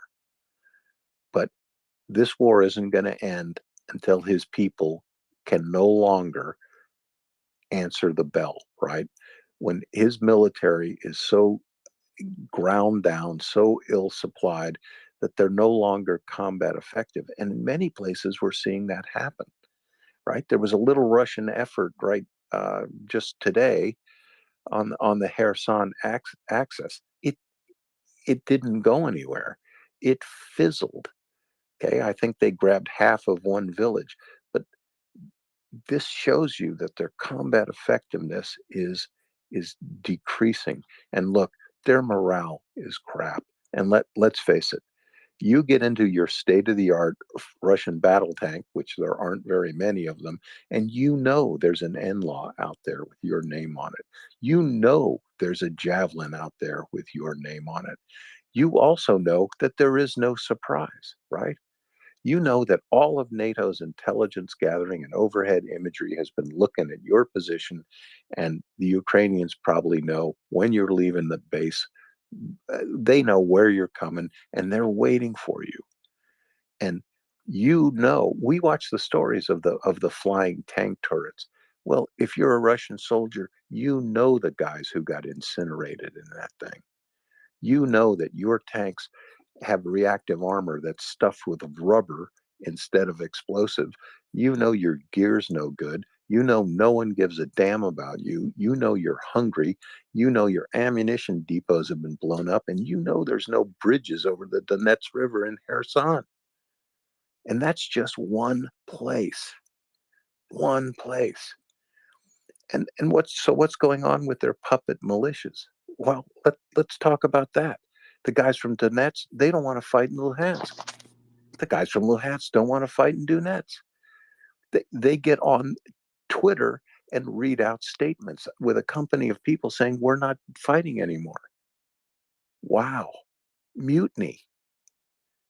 So Putin's trying to keep his hands on all this, and the machine is gradually and slowly breaking down under its own corruption, under the ineptitude of its officers, and under troops that are tired of fighting for no reason. Look, they're not paid, they're not fed, they're not clothed, they're not supplied. They can't win this, but the war's not over yet, right? And it's up to all of us to do what little we can, including listening to this show and telling other people, and don't stand by and watch him try to do to Ukraine. Don't stand by and let this happen. Any follow-up, Terry? No, that was good. I was more looking more so to I hope he could elaborate a little bit more, but I think he gave you a full enough answer what the US and maybe France or Germany or whatnot might feel implicated in this more civically. But I think that this was kind of like the gist of what I wanted to hear and how it went over, because it was a lot of stuff. It was a lot of information. So thank you. Hey, thanks. I'm sorry I talked around that, but there's going to be no more, the glimmer of hope from Glasnost, and whatever Mr. Yeltsin was trying to do. Look, that's over. You've basically got Saddam Hussein in Moscow right now, and his dreams of empire are not going to, they're not going to evaporate. And the complexion of the interaction of nations of Europe with Russia has changed. And set your thermometer for 1950 and not 2025. Yeah, I think Glasnost and Perestroika was a mirage that probably evaporated in 2001 when Putin came to power. If it ever existed to begin with. Language, you wanted to discuss some more granular tactic stuff about Ukraine. If you're still up, go ahead. Yeah, the stuff around Bakhmut city, which I suspect in time is going to end up becoming the next large urban fight a la Popasna, most similarly, because Russia's pulled a lot of their troops away from up north, where they tried to run out of Lysychansk and sprint to Seversk. That didn't work so well, so they've reoriented a lot more towards Bakhmut. And they're to the northeast and southeast, chugging away at Ukrainian positions and putting a lot of effort there. What's interesting about Bakhmut, though, and when Chuck mentioned, the riverine stuff, Bakhmut has a lot of rivers in it. And just looking at a satellite map, I mean, it's also fairly flat. It's kind of in a small valley. We're talking about like a couple 100 feet different elevation from end to end. It's nothing significant. But I count no less than 1, 2, 3 rivers if you're just trying to go on the main highway through the city. So what does that look like? I mean, I'm not nearly as well versed in military history as you are, many others here. Are there other examples of both a dedicated urban fight with a lot of natural terrain that blocks it off? Because we've seen what rivers do in places like Severodonetsk, in Rubizhne, etc. So what does that look like, especially given the fact that pretty much everywhere except at the southeast here, all you've got is large fields that the Russians have had a hell of a time trying to get across, and that's why they haven't been able to sprint along the main highway here. But I mean, if and when this ultimately becomes a concerted battle space, what does that look like? Well, that's totally good question, and what I love about fielding these questions is you're so well informed on the issues that you've really mapped out the whole parameters of it. I always think of an army as a leaf blower that you plug in, right? It needs lines of communication and supply. And every time there is a river, even it can just be a creek with steep embankments. It has to be crossed. So you need to put a bridge down there. That sounds pretty easy, but that means pontoons have to come from somewhere. And those pontoons are whatever they are. They're 50 feet long, 40 feet long. They're 12 feet wide. They have to go down a road. That road has to come to the river crossing. There's all sorts of equipment that is used to handle it. So what we're looking at is a backup of equipment on one side of that river. We've all seen from what happened when they tried to cross the Donetsk in the Severodonetsk area. You can get annihilated. You pile up all that equipment and you go to make your crossing, and the Ukrainians waited until the Russians were in the middle of that crossing and they annihilated them. You pointed out there's 4 rivers in that vicinity. Every one of them has to be crossed, right? So that's a process that has to be repeated 4 times. And you hit it right on the head. Those open spaces, those agricultural fields, they are killing fields for Russian armor. The Russian battle planning and the way a Russian army officer thinks is, I put enough tanks at the front, I follow it up with enough infantry fighting vehicles and enough motorized infantry, and I break through anything. Well, and that still looks good on paper, but we still see in every bit of drone footage, we see the deployment of main battle tanks, but I never see infantry on the ground around them. And that's what it takes to protect those tanks. You need close, integrated infantry support, and we don't see it. Why don't we? Well, it's in the Russian doctrine. It says that rifle squads should support a main battle tank. They're not doing it. Why? Because they don't give a damn. Because they don't care. Because they can't get people to do it. Because Russian tank operators know that if they get on the front edge of the forward edge of the battle space, they're going to catch an NLAW. They're going to catch a Stug missile. They're going to catch one, and they do. So, and we're looking at Bakhmut, and they are driving at it. But again, think of that leaf blower, right, and that long extension cord. One of the things the Ukrainians were, we talked about, why don't they get more armor from NATO? Well, one of the things Ukrainians have been very smart in doing is, look, they're not fighting armored division on armored division. That's the game that Putin wants them to play. He wants them to slug it out, General Patton versus General Guderian. That's not going to happen. The Ukrainians were very smart to transition early to asymmetrical warfare and to fight the enemy not where he's strongest, but where he's weakest. And that is to hit his lines of communication and supply. That is to make the map your friend, right? Make the terrain work for you. Look for river crossings. Make sure there are no convenient road bridges for them to use. Force the enemy to cross the rivers the hard way. Pontoons, combat engineers, the whole shooting match. And the Ukrainians have sufficient reconnaissance assets to know every place the Russians are concentrating force. And if you're going to launch an offensive operation, you have to consolidate and concentrate your force to move it forward. We don't talk about it much, but the Russians have been denied in this entire war. They've been denied one of the most principally important maxims, the pillars of military operations. The Russians can't do anything that surprises the Ukrainians. They can't.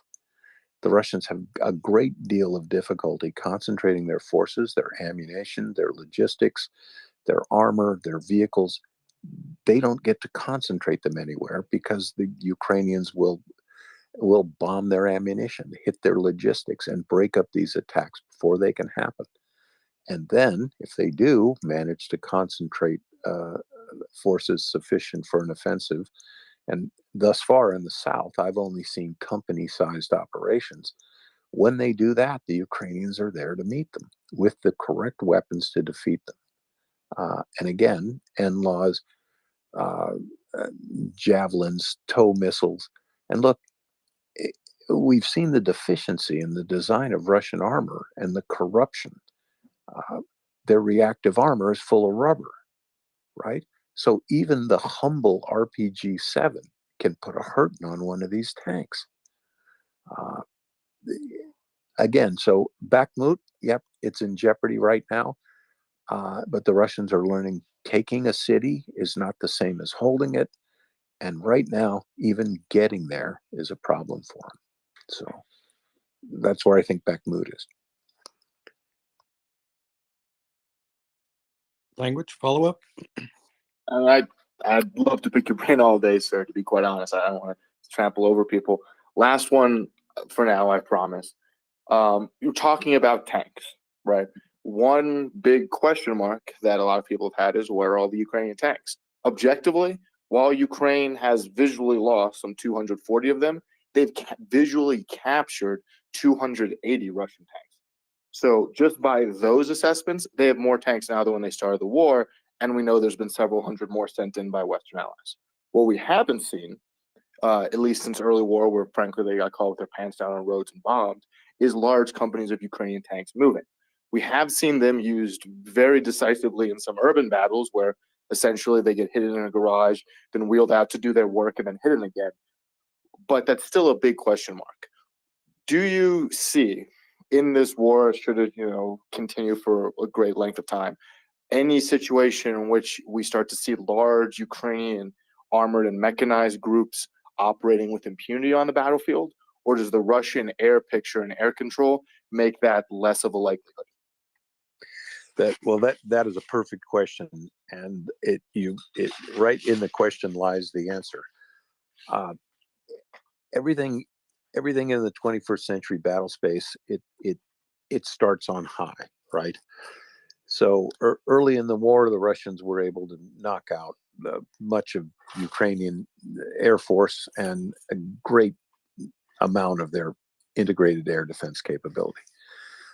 That air defense capability is being reestablished. The Germans announced today that they're shipping Iris-T surface-to-air missiles in some quantity to Ukraine.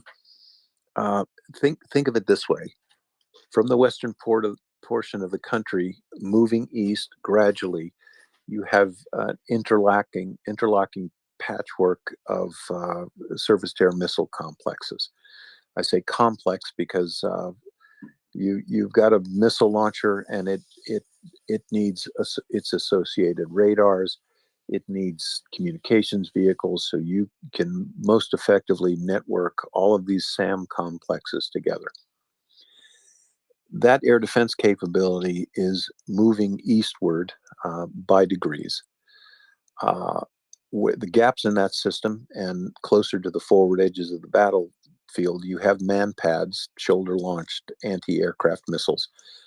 Those are not radar guided, they're heat-seeking, and they're effective against low-flying Russian fixed-wing and rotary aircraft.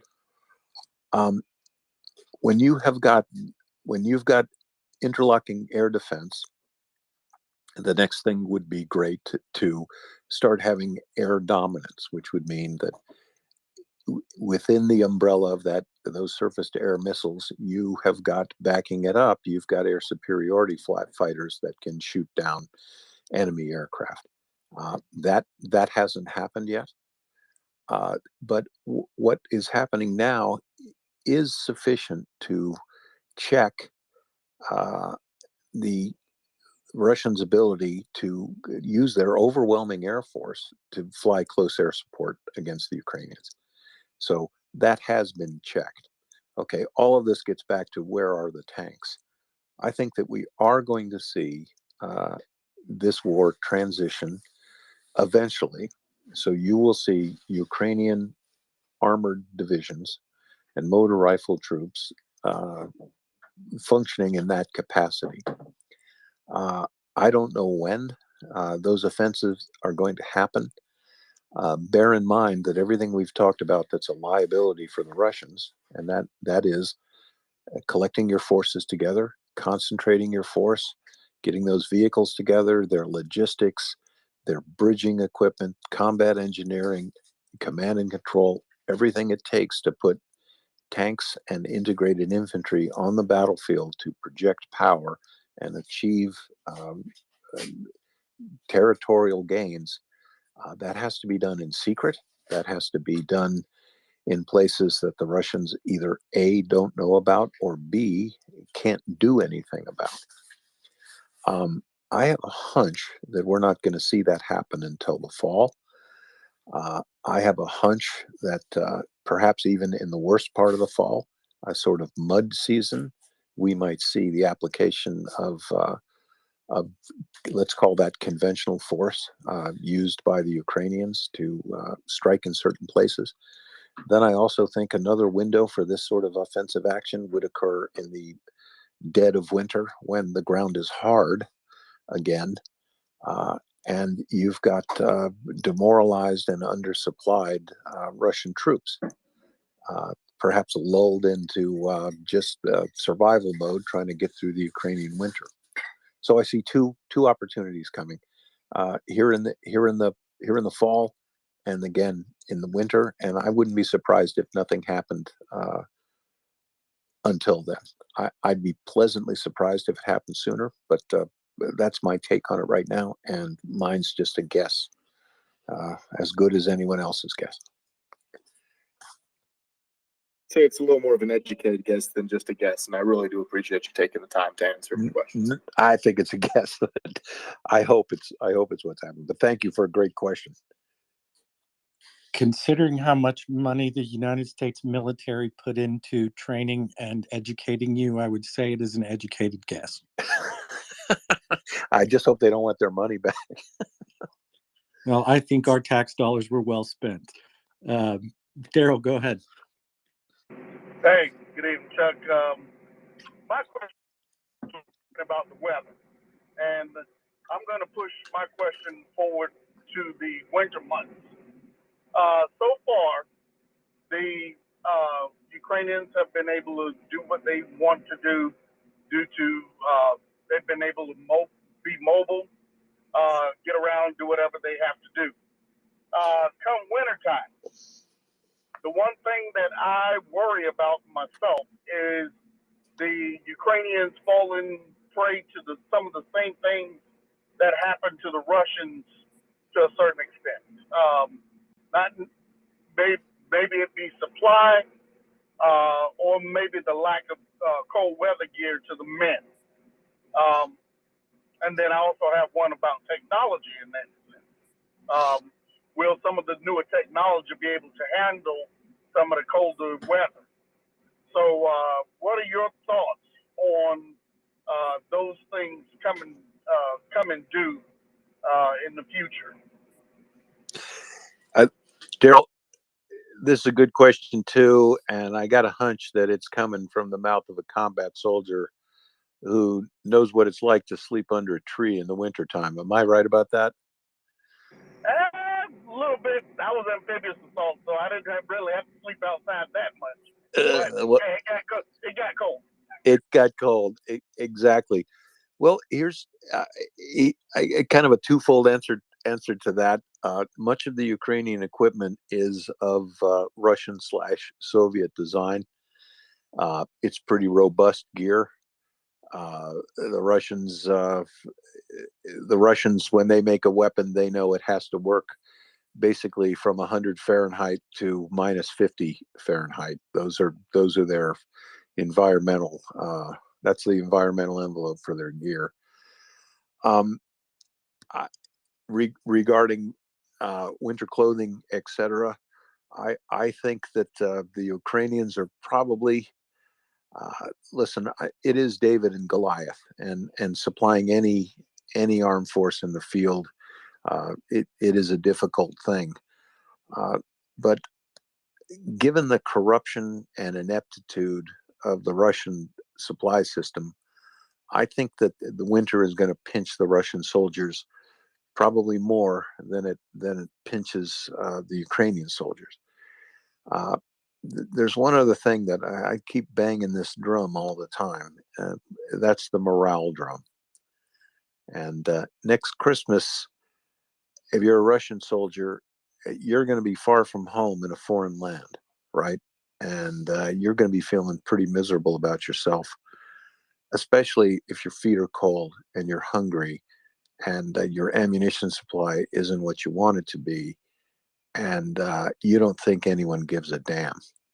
Okay, let's go 500 yards to the west, and you're a Ukrainian soldier, and you know exactly what's on the line here. And this is your country that someone invaded. And you don't care how many Christmases it takes to win this war.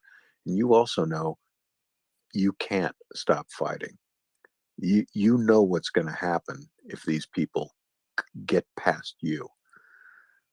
It sounds cliche to say, but what are the Russians going to do to your family? Well, you know what they're going to do. And so do we. We know what they're going to do. We know what Russian troops do in a defenseless city.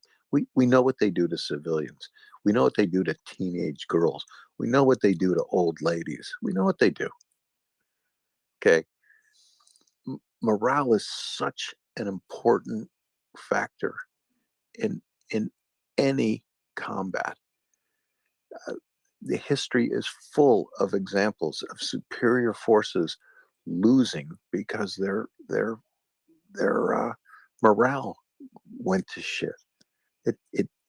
It's so important, and Russian morale is evaporating, and it's continuing to evaporate. It's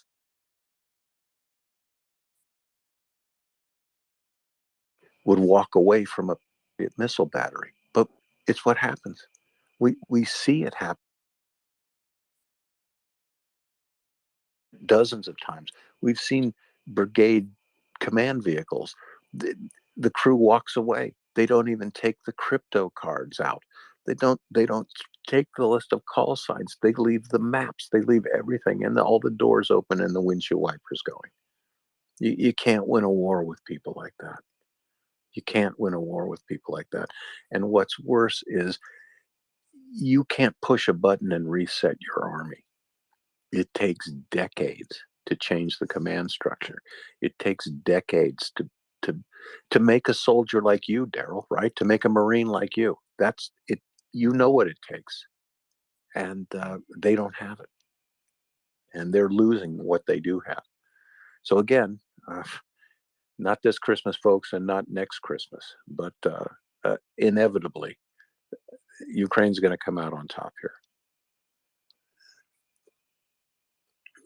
Real And quickly, what about, go ahead, Daryl. yeah, and I was just thinking now, they've gone to a lot of the drones and the smaller drones.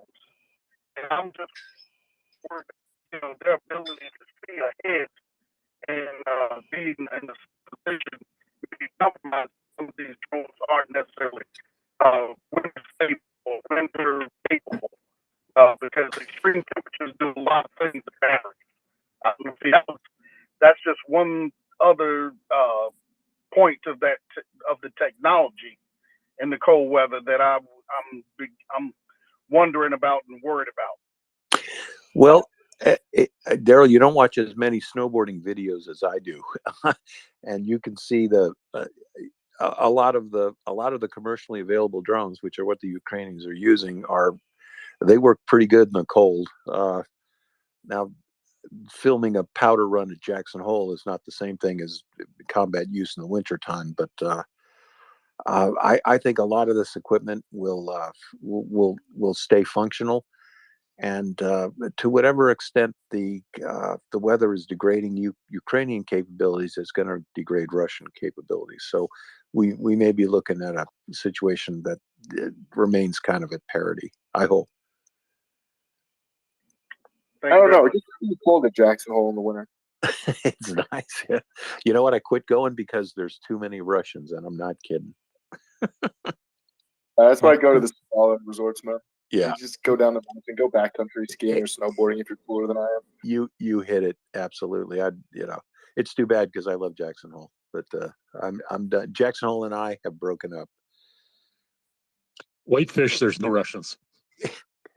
I'm going to put that in there. You got to look for There might not be any Russians in Jackson Hole in the coming future. There might not be, but yeah. I think I got time to field maybe one more, you guys, and I thank you for having me. We appreciate you being here and being so generous with your time. My pleasure, guys. It's an honor, actually. Real quickly, for any listeners who are here, just a quick housekeeping. If you don't already follow the MryiA Report, go to the top left of the group of accounts you see here, and please give us a follow. Give Chuck a follow as well. We are here 24/7. We have been here since the beginning of the invasion on February 24th, and we will be running 24/7 until the Russians go home. That will be a great day when we all shut up, I tell you. Yeah, I think there's a few of us that are looking forward to a vacation away from the Twitter space somewhere in Odessa on a beach. You know what? I will just, I really want to be here the day we sign off because it will be mission accomplished. And, absolutely.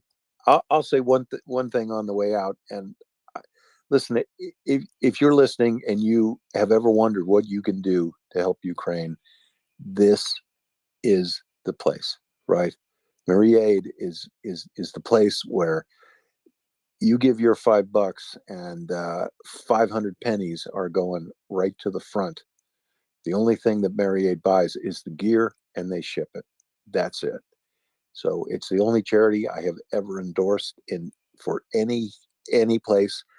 It's what you can do. I want you to know that there are hundreds of people working. You just heard this report's been on 24 hours a day since the invasion, completely staffed by volunteers. Nobody asks you for money for them. They don't have PayPal accounts. They're not defraying their costs. Everything that you give goes right to the front and into the hands of the people who need it. So anything you can do is so appreciated. And if you can't do anything, that's okay too. Listen and spread the word. And that's it. And I did ask people to follow the MryiaAid account, the MryiA Report account on the top left. That is separate from MryiaAid, which also has a Twitter account. We are a full-throated advocate of MryiaAid here on the MryiA Report. We are not at all financially connected to them, but they were co-founded by people like Colonel Melanie Lake, who was the commander of Operation Unifier and is a Canadian officer.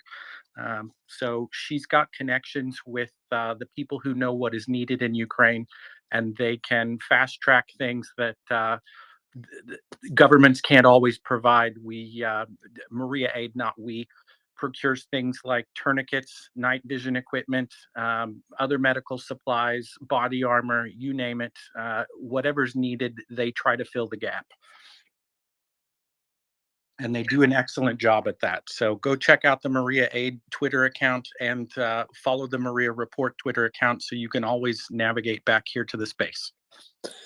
Absolutely. And that's the adult leadership, folks. And, you're buying things that people over there really need.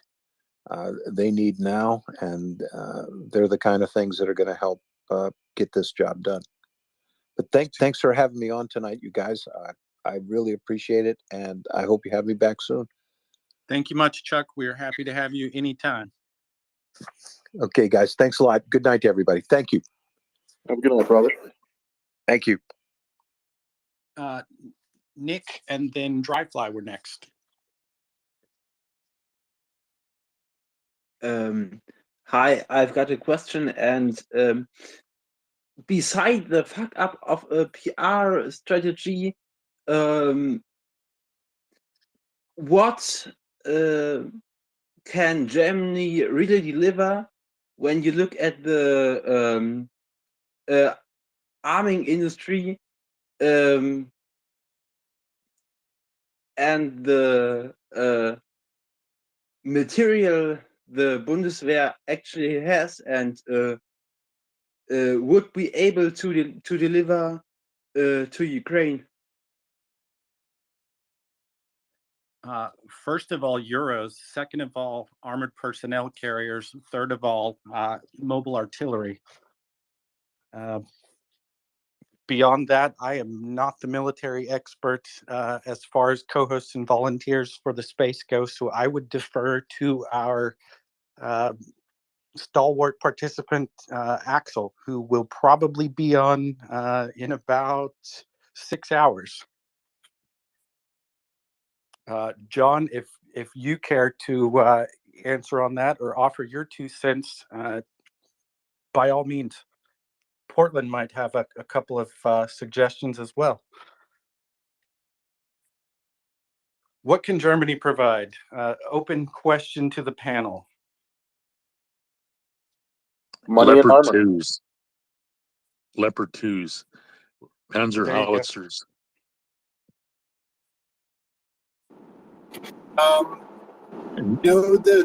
The single thing that they could do that would be the most useful thing. For all, I would like to see them delivering Marders and getting out of the way of people delivering Leopard 2 and all of that. The single most useful thing that that Germany could do here is stop updating and maybe even look at deactivating all of the industrial chips and machine tools that are the backbone of Russian military industry. You take those away, war's over. The Russian war effort is, for the most part, dependent on German industrial know-how. Take away that know-how, turn off those machines, game over.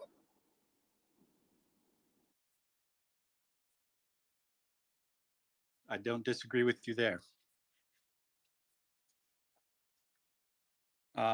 Another thing the Germans can do is release their proprietary hold on all their equipment, because countries like Canada and Australia, we can't send our old Leo 1s to Ukraine because Germany won't let us.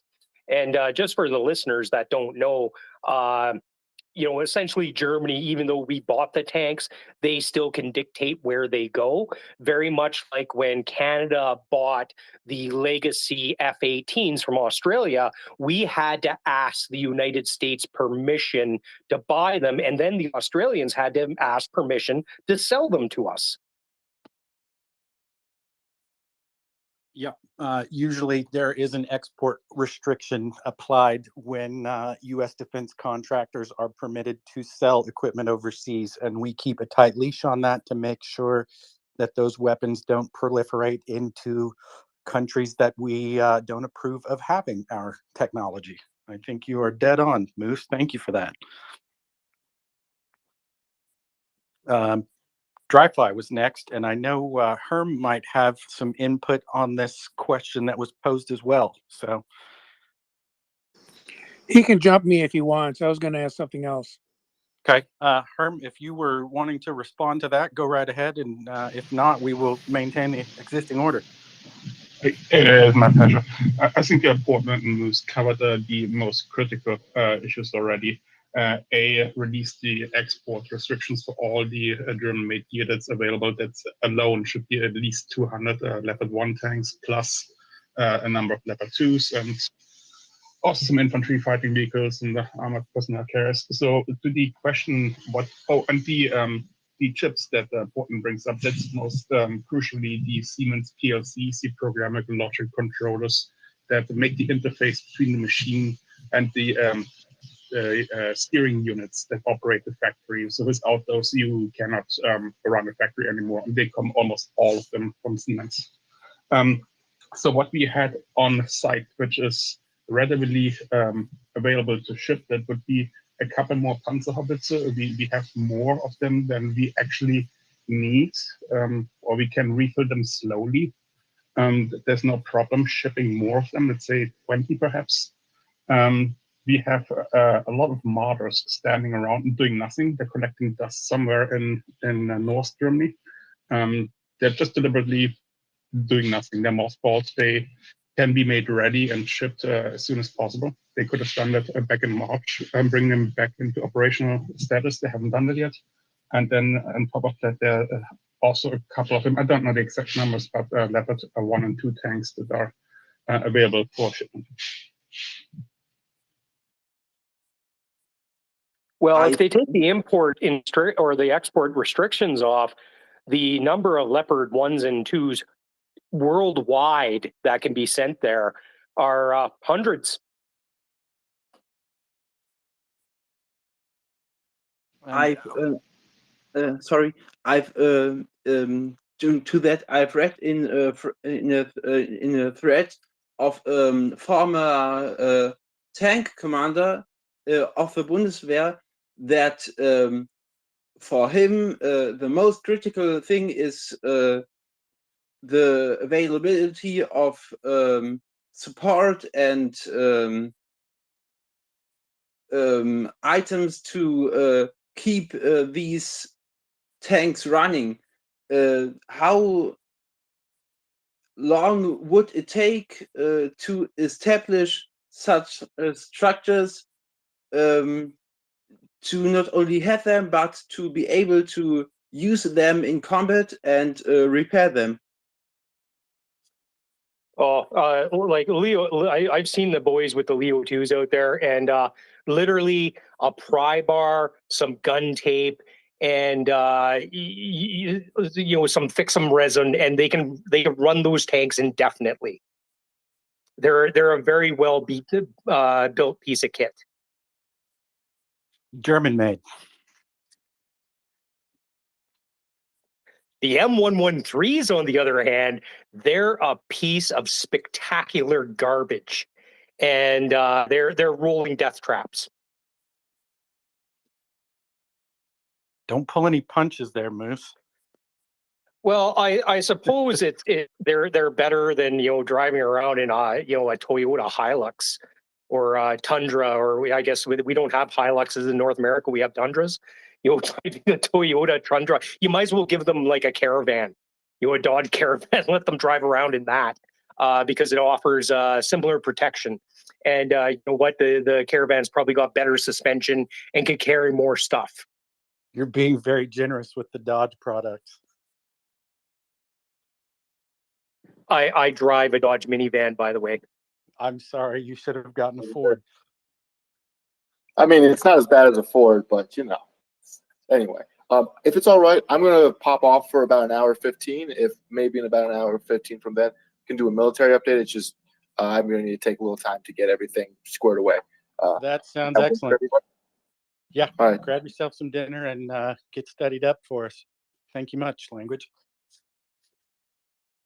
I have this vision of Language, pulling out like an old K ration and sitting around his fire while he around candlelight while he gets the military report ready.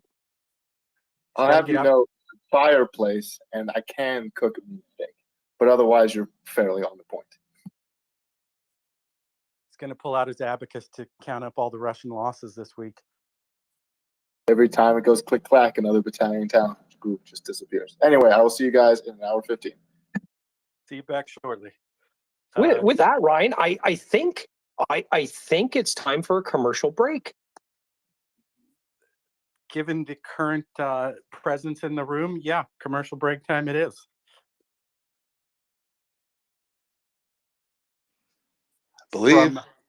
That's you. Believe this calls for a moment to remind everybody that smoking kills. So we suggest everybody please smoke responsibly. And responsibly, we mean right on top of the Russian ammo dump. Atacam's brand cigarettes for all your finest smoking needs. We have our original Gimler's product. Comes in 6 and 12 packs, a little bit strange, very original. But the HIMARS goals does it quickly and efficiently. The still very popular with the Rushists, makes great big fireworks explosions. Looks great every single night. We can see it here at HIMARS o'clock, usually somewhere between midnight and 3 a.m. Eastern Standard Time. You'll see just what it looks like when one of these beautiful packs gets lit up right on top of the Russian ammo dump. We also have our king size 1,000 kilogram Atacams product, only for the finest, most beautiful explosions. Really packs that big, strong flavor that we just love to share with our Russian invader friends. That, you know, when you're having genocide and, you know, need a break from all that atrocities you're committing, sometimes you just need to step back, relax, and enjoy an Atacam.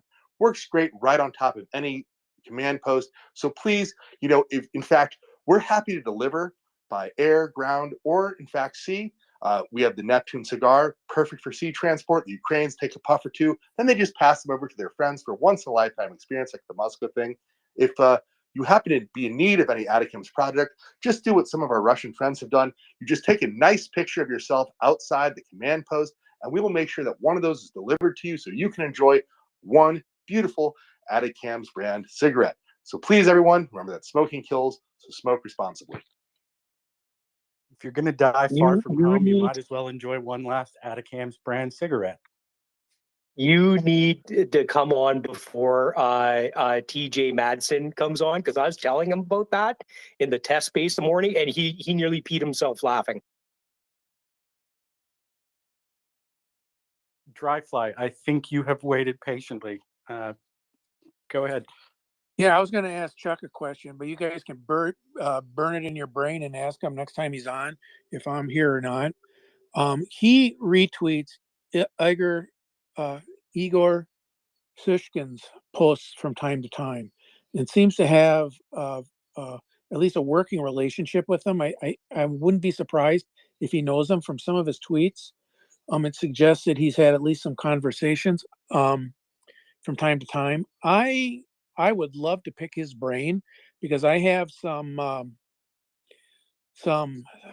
guess I'd say concerns that well, I don't think Sushin is a troll or a spy or anything, or an agent. I think he's being a useful conduit for some Russian talking points. I think they're seeding him both with real stuff and also with stuff they want out. And the reason I was going to ask that was that Sushkin has a unbelievably good couple posts in the last couple of days. One with Dugin's daughter, and the other one with respect to the Russian armor really falling apart, and that there's total chaos inside the Kremlin organization. The reason that was salient to what Chuck was talking about was that he doesn't see any possible way militarily. The military, as it currently stands in Russia, can make it to the winter. He just doesn't see it happening. He says it doesn't look like it's going to fall apart immediately, but in his belief is that things are so chaotic, so in trouble, and there's so much corruption, so much war profiteering in Russia, that he just sees no way that they're going to make it very much farther. And when they fall apart, they're going to fall apart en masse. It's not going to be something that happens like gradually. His belief, you know, this is what the Winds of Change pitch was that his belief is that that's the driver behind all of the crazy crap that's going on in the Kremlin now, with the bombings and the threats and the propaganda and all of it amped up like crazy through the propaganda channels in the West.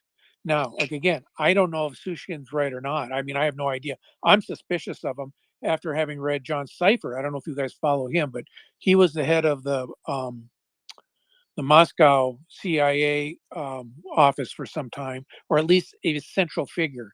I mean, it's somewhat disputed whether he was actually the guy at the very top, but he's in the clandestine unit big time, and very, very strong in counterintelligence. He's been suspicious of those feeds from day one, partially because Sushkin's still alive.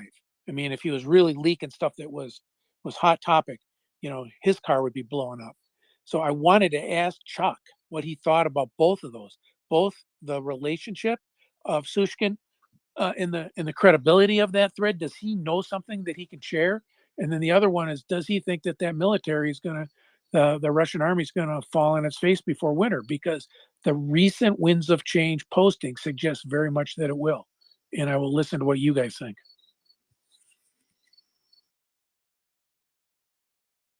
I'm gonna put a pin in that question and remember to ask Chuck for his opinion when he returns. I'm perfectly fine with that, because I mean, that's why I asked it. Usually, I pontificate on shit, and I did a little bit here, but mostly it was setting up the question.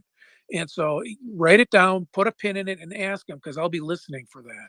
And if anyone else has got information, but I would recommend following John Cipher, as well as the Winds of Change guy, and of course, Chuck.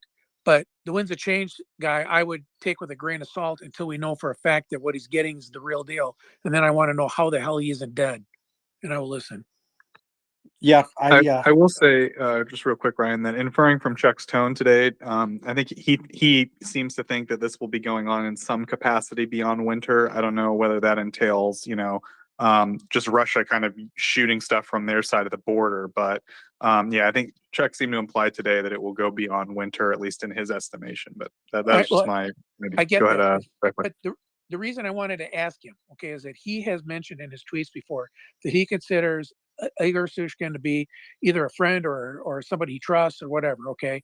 And Sushkin's saying ain't likely, okay, because the chaos is so great and the internal corruption is so high. This is from his FSB source, assuming it's real, okay? That it ain't gonna make it to winter. So my question to Chuck would have been, why do you think it'll make it to winter, being that you kind of follow that guy, post his lines too? What makes you think he's wrong?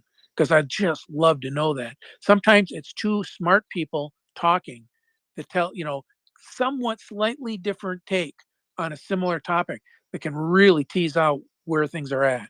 That was my point. So I will this time shut up and go listen. Well, and my ears did perk up definitely when Chuck mentioned that he thought this would last through the current winter and possibly the winter of 23.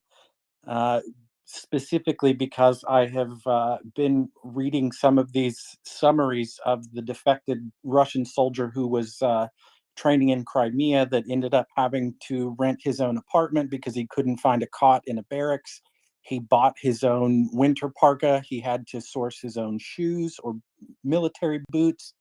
But knowing how ill prepared a lot of these Russian forces were leading into this invasion in February and March, I remember the Ukrainians were going out and basically scouting for Russians hiding in tree lines with FLIR cameras in the night, because these guys were sitting in their vehicles and trying to keep warm, or burning some of their fuel, or starting a campfire so they didn't get frostbite. And if they weren't prepared when they went into this war 6 months ago, approximately, I don't see how their ability to procure and deliver winter weather gear to the front line is going to get dramatically better in the coming winter. Alternatively, we had people like Ryan O'Leary in the space who mentioned that he was shocked when he was fighting on the front lines in Ukraine and turned around and sees a little Ukrainian babusa handing out dumplings. And I strongly suspect there won't be any Ukrainian babusas handing out dumplings to Russian invaders in currently or in the future. And if they are, I were a Russian soldier, I would be terrified to eat them in the first place for fear that they might be laced with rat poison. So when you're operating in unfriendly territory, it's a whole different ballgame. The Ukrainians can pull back and find some kind of food and shelter, and they can more easily get supplies and winter weather gear to the front line. And the Western nations that are supporting Ukraine have, I would hope, a nearly infinite capacity to deliver non-military equipment as needed. I know people like our friend here of the space, Constantine, are already looking for winter weather gear. So I don't know that there's a similar capacity or a desire within Russia to send sub-zero parkas to the front line and help these Russian invaders. Yeah, that was all I was going to say. The boys are definitely looking for it. You know, we see from accounts like Constantine's that they're starting to prepare, and I think Ukraine. I think it's pretty much a given that Ukraine will be better prepared for the winter than Russia. It'll be a challenge for Ukraine, just like a challenge for Russia, but I think Ukraine will be much better prepared for it. It's their home turf, and I just see more preparation happening on their side for what's coming. Well, and the guys in Ukraine, lots of people who are in this space and the greater Western world, unfortunately, in a lot of cases, don't realize that this war's been going on for 8 years, and Ukrainians are keenly aware of that. So Ukrainians know how cold it gets in Ukraine, and Ukrainians are more than willing to contribute or sacrifice whatever needs to be done to make sure they win this war. And I think spaces like the MryiaReport and organizations like MryiaAid are standing in the rear, ready to help as needed. I have no idea what the order of hands were. So, John, if you want to roll the dice, or I think everybody who has a hand raised is a frequent contributor. So let's go Dryfly Finance, Craig Leonard. And if I got that completely wrong order. backwards, you can That's the dog reverse cuss me order. in the background. It's the reverse order, but I'm gonna step down. I'm just gonna make one more comment, and then people, if you haven't started following John Cipher, okay, he's a great follow, and Cipher will answer a lot, or at least raise questions that'll help you guys and us, all of us, try to figure out what the hell is going on with the Kremlinology type stuff. He was he was the head of clandestine operations in Moscow for many, many years. He's now retired. Contributor Why to the haven't we Atlantic had him Council. on as a guest? I have no idea. He's an ornery, cantankerous guy. He's almost blocked me a few times, and I was in a conversation with him, and he was so down on Igor Sushko that everybody got blocked on the thread who was on it, including me. And I wasn't even against Igor at the time. I mean, but I got blocked just because I was on the thread. He can be cantankerous, and he asked the question, "Why is Sushko not dead if he's saying this stuff?" Because I was a clandestine guy. Guys like him don't live long. They end up getting poisoned on their door handles. If you got the good stuff going out, if you're the conduit for the good stuff, you don't live long. And so he had just kept asking that question: why is this important? Are you getting information? I'm not saying you're a spy. I'm saying, are you getting information you're meant to have? That's my question, and it's the exact question anyone in the clandestine would ask. Okay, so all I'm saying is, yeah, read his stuff. It's great. He publishes stuff. He occasionally does podcasts through the Atlantic Council group. We've had some of the Atlantic Council guys on, I think, early, but we haven't had him. He's a good follow. But if you follow him and then you go back to Igor Sushko, keep asking that question: why isn't Sushko dead? And that was the question I wanted to ask Chuck, because he had a very salient point in that he doesn't think the army, Sushko had a salient point via that he doesn't think the Russian army will make it much longer. So anyway, I'll let other guys go. Yeah, Dryfly, while you're still listening, Igor Sushkin was on this site about a month or perhaps even 6 weeks ago. I heard and that. And yeah, Axel was pretty rough on it. It was good. It was really good. Polite, but stiff. Yeah, well, not just Axel. M actually put him through a fairly rigorous interrogation in terms of vetting him. And if you've listened to M or seen him in action, he's extremely good and effective and gets right to I the heard point. that. He's carved me up a few times, and Yeah. rightfully so, for not coming in prepared. But the point is the thing about Sushko will tell you he's not the voice. He's just the conduit. And the question M asked and the question Cipher asked is why are you the conduit? And then Cipher went basically a step further: is why are you still alive if you are? So yeah, Well, that was actually, good. M went one step further as well, and he significantly cornered Sushkin in terms of the source of his information, and it was some so-called journalist by the name of Alexander in Paris, and was supposedly feeding all of this information out from having previously been in the FSB. So if you can visualize that connection, a journalist in Paris who was formerly with the FSB in Moscow, still fielding data, so to speak, from his former buddies or current buddies in Moscow and laying that out into the space. I actually followed Sushkin for a short period of time because I was referred by a Slavics professor at Stanford. But after hearing M's cross-examination would be kind of a polite description of it. My recommendation is if you can still follow him, I would, but here's why. It's because if he is a conduit, meaning if he's getting told the FSB line, in other words, if he's the mole, not the mole, if he's getting the story the FSB wants us to hear, we should hear it, we should digest it, we should think about it, but come to our own conclusions. So I try to follow him, but I have to follow him through another account because he blocked me after that cipher incident. Yeah, this was just at the time immediately after Bureau 20, whatever it was, I forget the number, but a certain bureau within the FSB was almost universally imprisoned, disappeared, or put under house arrest by Putin. And this happened right in that time conjunction.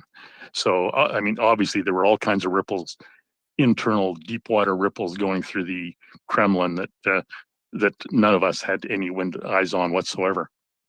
So, yeah. Well, the recent one that came out just in the last 48 hours is a real piece of work. Like I said, I don't have any belief that it's factual what's going on, but if it's what they want us to know, the question is, why do they want us to know that? So I read it anyway. But yeah, that's what I wanted to ask Chuck about, because Chuck seemed to have some kind of his finger on the pulse of that a little bit. And so these are two guys I trust. I trust Chuck a lot. I trust Cypher a lot. And I would just love to have kind of that reconciled, if that makes sense. Yeah, absolutely. And Chuck, that would be absolutely diamond to get Chuck's assessment of that. That would be very interesting. Yeah, that's something we should really pursue. Thanks, Dryfly. Yeah, thanks for the discussion, guys. So I think Craig wants to talk about barges, if I'm not mistaken. I know Daryl just came up, so Craig, did you want to oh, we lost Daryl anyway. So Craig, did you want to oh no, we didn't lose Daryl. Okay.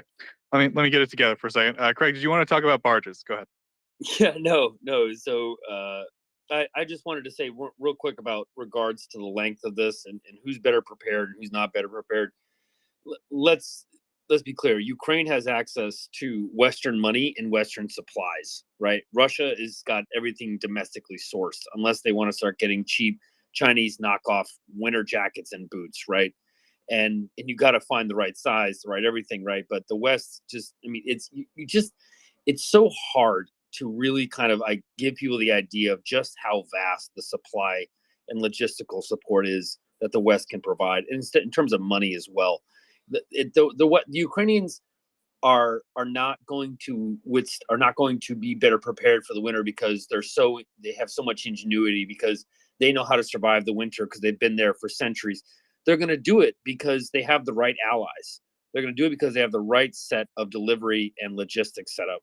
The Russians are doing exactly what Ryan just said, living in apartments, trying to get some boots, maybe trying to order something off of Alibaba, right? And hopefully that it fits by the time it gets there, so maybe they can have free delivery back to get their sizes exchanged. I mean, it's not going to be anything comparable. They're going to have all the jackets, all the boots that they need to operate in cold conditions. And I'm sure as the closer we get to winter, I'm sure MryiaReport was going to be providing a lot of jackets and a lot of cold weather gear as well. So you can just, I mean, I'm here in Texas. You can't throw a rock without hitting an academy, and an academy has thousands upon thousands upon thousands of jackets of cold weather gear. Now, I'm not saying that that's what we're going to give to the Ukrainians, but that's an idea of just how much stuff the West has if you just look at what we have in the commercial market. But yeah, I mean, we could talk about barges just very quickly, because Chuck raised something that was very interesting to me when he was here. And he had mentioned that Russia was still getting supplies. Russia was still getting it there. They were still kind of moving stuff across the river, not so much. Special Kherson Cat brought it up. CJ had a great post about it earlier today when he was kind of highlighting that. Trent Telenko, again, was bringing up river barges. And the reason we're focusing on it is because where I want people to kind of draw their attention, if I could just really narrow this down to geography, right? Like, what are we actually talking about when we say barges? go ahead and open your Google Maps, right? And go to Kherson, zoom in all the way to where you get to the monument of the first seaman or shipment, I believe it is, right? So you just want to look for that monument of the first shipment. Okay.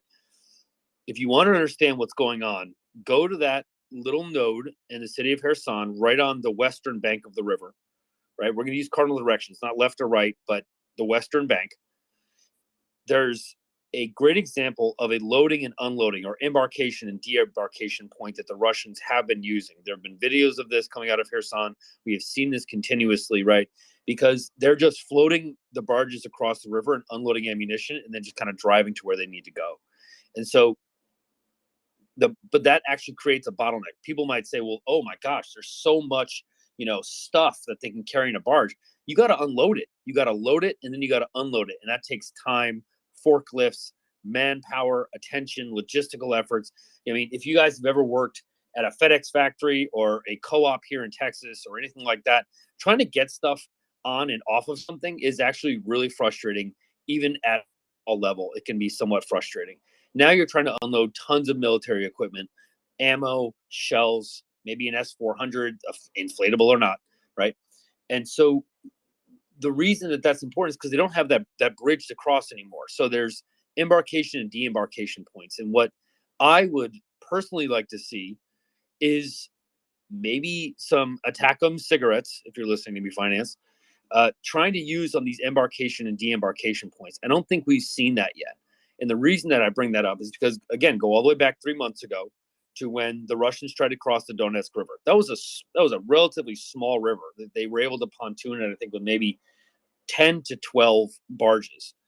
Just go back and look at those old pictures. That was when the M777s were finally coming on board, right? And what you saw was a bottleneck, even on the pontoons, right? And the same effect is going to happen with barges that are crossing the Dnipro. There's going to be places that you can embark and de-embark, and those are going to be clearly visible. You're not going to be able to hide that. You can't put camo nets over it. It's going to be absolutely immense. It's nothing that you can hide from a satellite, from a drone, or anything like that. And it's going to create, again, that bottleneck that I was talking about. And so the more that Russia is dependent on these barges, these loading and offloading points, the more they expose themselves, and the situation will only get worse. And that's why I said was like 2 weeks ago, the Russians need to get out now. If they don't get out now, they're all going to die either on the western bank or the eastern bank, because when that front starts to collapse, let's be frank here, these Russians are not professionals. They don't know how to retreat by echelon, right? They don't know how to pick up their logistical hub, drop it back equidistance between where it was between first and third, the way you're supposed to do it in Western armies, right? Which is to scale back, retreat by echelon, and engage in a fighting retreat. When that front collapses, it is going to be a pell-mell run to that river, or they're going to surrender. Either way, it's not going to end up well. And where I want people to kind of understand is that that's where the destruction is going to happen. When you start seeing HIMARS see, because once you get to this kind of panic moment where everybody's like, let's go. Everybody, this is last call. Everybody to the river, everybody to a barge, get whatever you can across that river. Just like Chuck was saying, right? These guys are not going to be able to swim it. This isn't Mike Spitz we're talking about. And so once that funnel, once that bottleneck of loading onto these barge exceeds your capacity to dock and load, it's all going to fall apart, and it will exceed that. It's just math. It's just pure math. There's going to be so much that is trying to get out that it's going to look like a sand glass, right? If everybody kind of remembers in school, you had that hourglass when you had the sand kind of going through, right? It's not going to be this really neat stream just going through. No, it's going to be a huge bottleneck on the top, right? And it's just going to be this cacophony of death and destruction at these embarkation points. And that's where you're going to see a lot of destruction. Now, the trouble is, though, is that a lot of these embarkation points are heavy industrial areas. There are some civilians around that. You can assume that the Russians are going to have some kind of human shields there, right? To say, oh, look, the Ukrainians are shelling their own people, right? We were only here to try and liberate them, blah, blah, blah, yada, yada, yada. But where I think Chuck was going was that embarkation can only take so much at a time. It can't do it all at once. And so they've literally created a death trap, not to certain pockets, right? Because when we look at the map, we see a pocket north and a pocket south, but really about where you're loading onto a ship trying to get across the river. you can't do it. It's not mathematically possible unless you have a static defensive line that's going to hold it.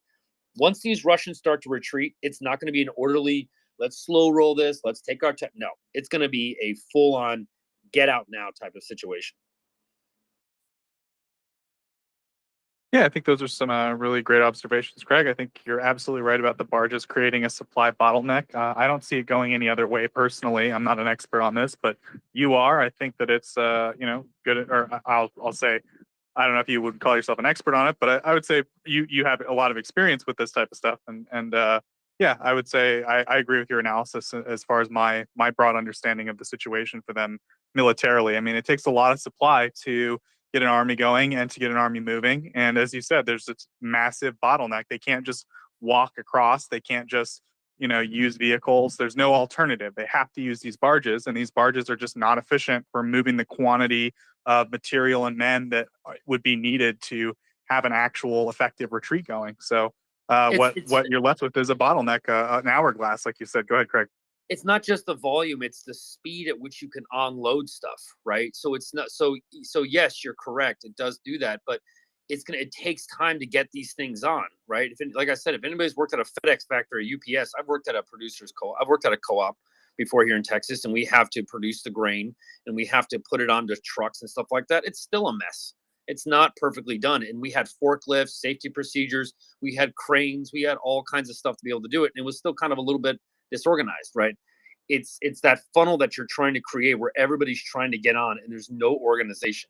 Russia is not a disciplined military. It doesn't know how to kind of set these things up. And if people want to know what I'm talking about, because I'll address them in the DM. Give me 1 second. So somebody just DM me, where am I looking? So if you guys want an idea of what I'm talking about, you're going to look at a place called Pallada. It is Pallada, Kherson. Again, it's Pallada. I've been watching this space. I've been watching that specific geographic area for about 3 weeks now, and I don't have a satellite or access to it the way that Special Kherson Cat does, but that is the main loading and unloading point for Russian troops in Ukraine, and you can see that it's located at the southern end of the city. Right? There's a river that cuts across it, but at the very end where that industrial area is, that's the main unloading point. Again, it's Pallada, Pallada. You can see that there are cranes there, there's stuff there, but you're talking about 20,000, 15, 25,000, whatever you want to say, Russian personnel that are going to be trying to get out of this, or they're going to surrender. So either way, it works out, right? But it's that bottleneck. You just can't just walk across the river, and that river does not freeze.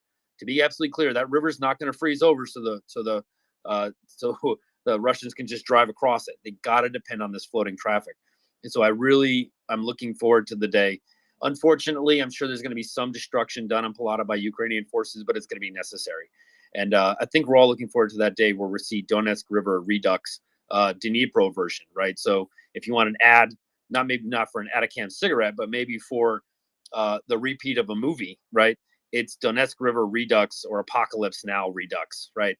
That's what we're going to end up seeing on the Dnipro. Or it's just going to be a full-on surrender of Russian troops. It's not going to be anything short of that, because once that speed starts to increase of outflow, that bottleneck will only get bigger and bigger. And that is a perfect shot for a HIMARS, for a Atacam, for maybe an M777 if you can get them in range, right? That is a perfect place to fire, because right now they're kind of spread out. It's a little bit of a trickle, maybe firing one or two, maybe might do some damage, but really you want to create that big funnel that's blocked up, that's just jammed.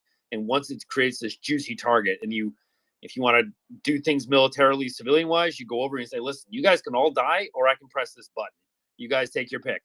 And if they want to do a full-on French at Waterloo, right, saying we won't surrender, then some Ukrainian somewhere is going to push that button, and they're all going to go up in smoke. And it's going to be on that western bank of the Dnipro, and those that do get across, it's going to be easy to find these deembarkation points on the east bank as well. You can't hide these things. These are immense. You need proper logistical setups with cranes, docks, loading and unloading. You're going to need to have some metal ramps that might go across some ground that might not have a road. It's going to be easily detectable.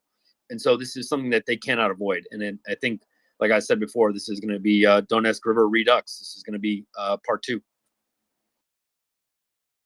And Craig, I mean, if we're thinking about that, because I agree with your analysis, if that's how we think about Kherson, right? What do you think is, how do we compare the situation in Kherson to the situation in Crimea? Like, is there anything fundamentally different about Crimea? Can it be isolated in the same way? You know, that's a great question, and I've had that conversation a few times with people that are regulars on this space, and I feel like, you know, it depends on what your goal is, right? It depends on the orders from the politicians.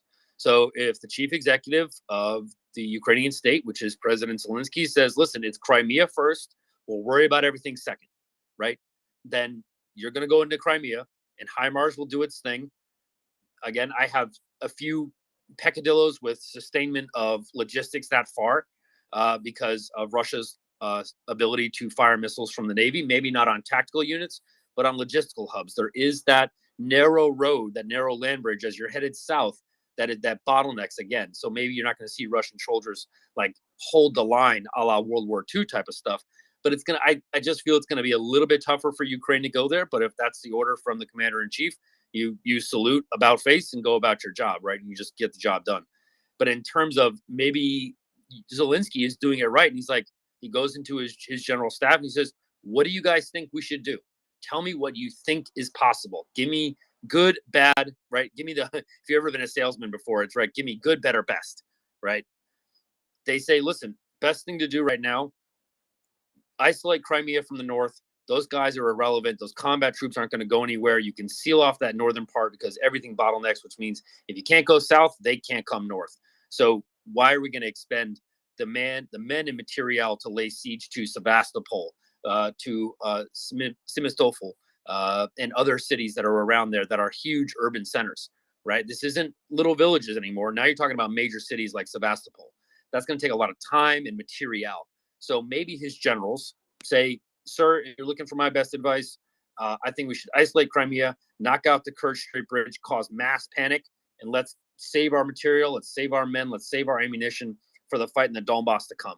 And let's take care of that then. So, ends, right? Is Zelensky going to say, take Crimea? Or is he going to say, you guys are the military ones. I'm just a politician here. You tell me what's possible, how much it's going to cost, and what it's going to do. And then he just lets them kind of make that decision. He's like, okay, that's politically palatable. I think I can take that. Let's do it that way. So it's really hard to kind of judge.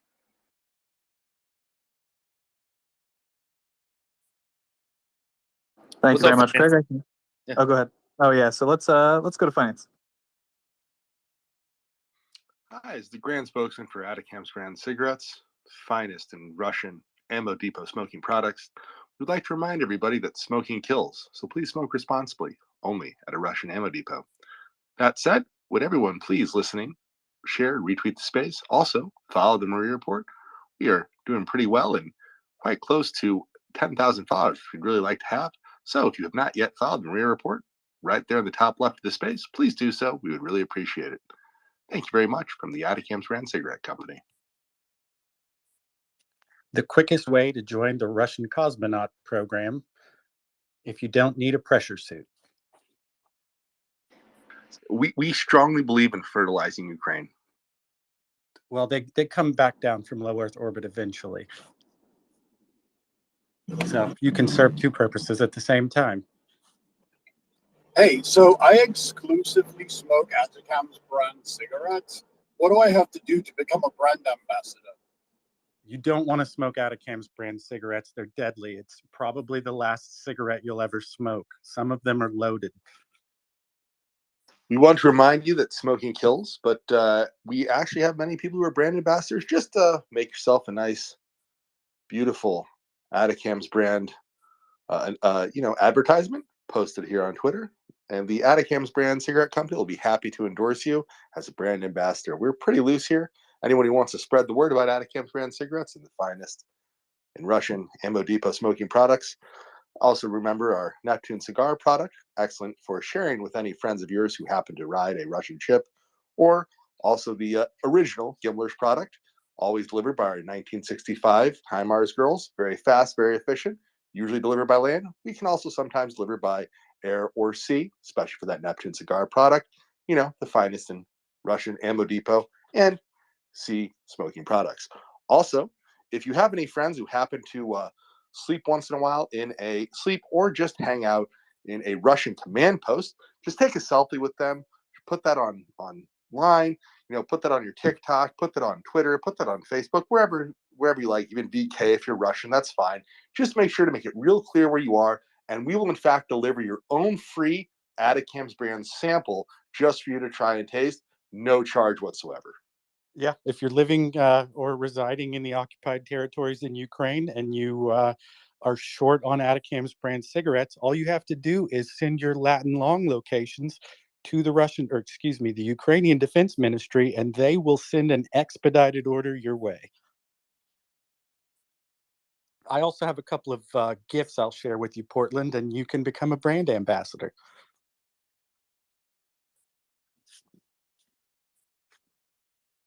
Somebody just reminded me of something in my Twitter DMs. I know we're doing Attack 'em Cigarettes, but I'd like to plug a new version of the Oregon Trail game as the Russians try to ford over the Dnipro.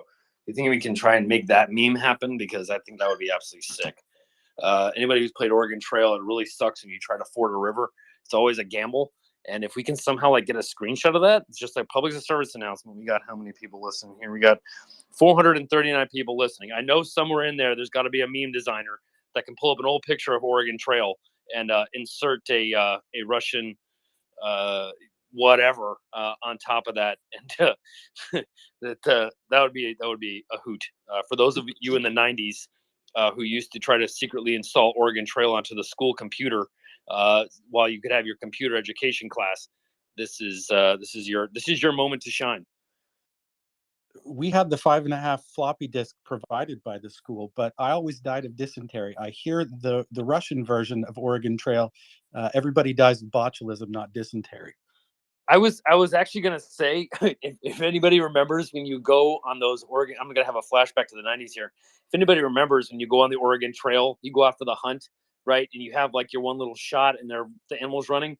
Well, there are people that couldn't shoot anything, so they would just spin in circles and just keep on firing it like it was an automatic weapon, even though it was a musket. And you just hit the space bar over and over and over and over and over again until you hit something. And that reminds me of a Russian at this point. They're just kind of spinning in circles, hoping that something happens.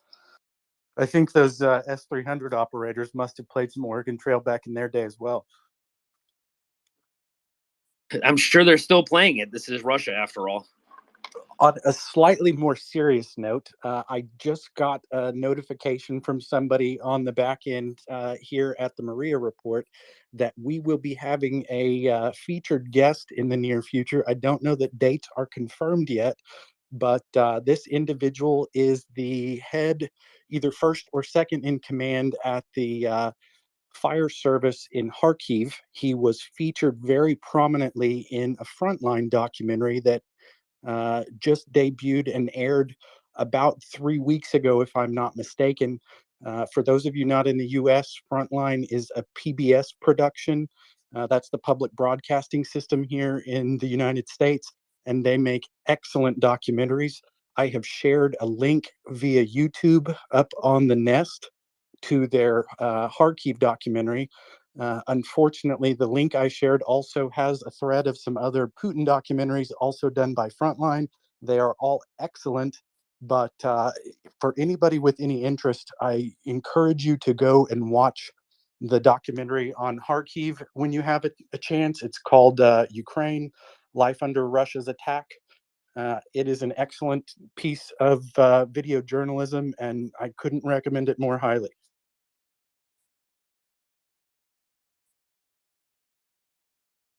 Finance, you're up. I used to post serious things to the Nest to answer questions about exactly how technical defaults in Russia. Now I just shit post all day. I think I'm doing wrong here in my journey to support Ukraine. That said, I have a useful question for Craig and maybe Portland. So I know we've discussed how the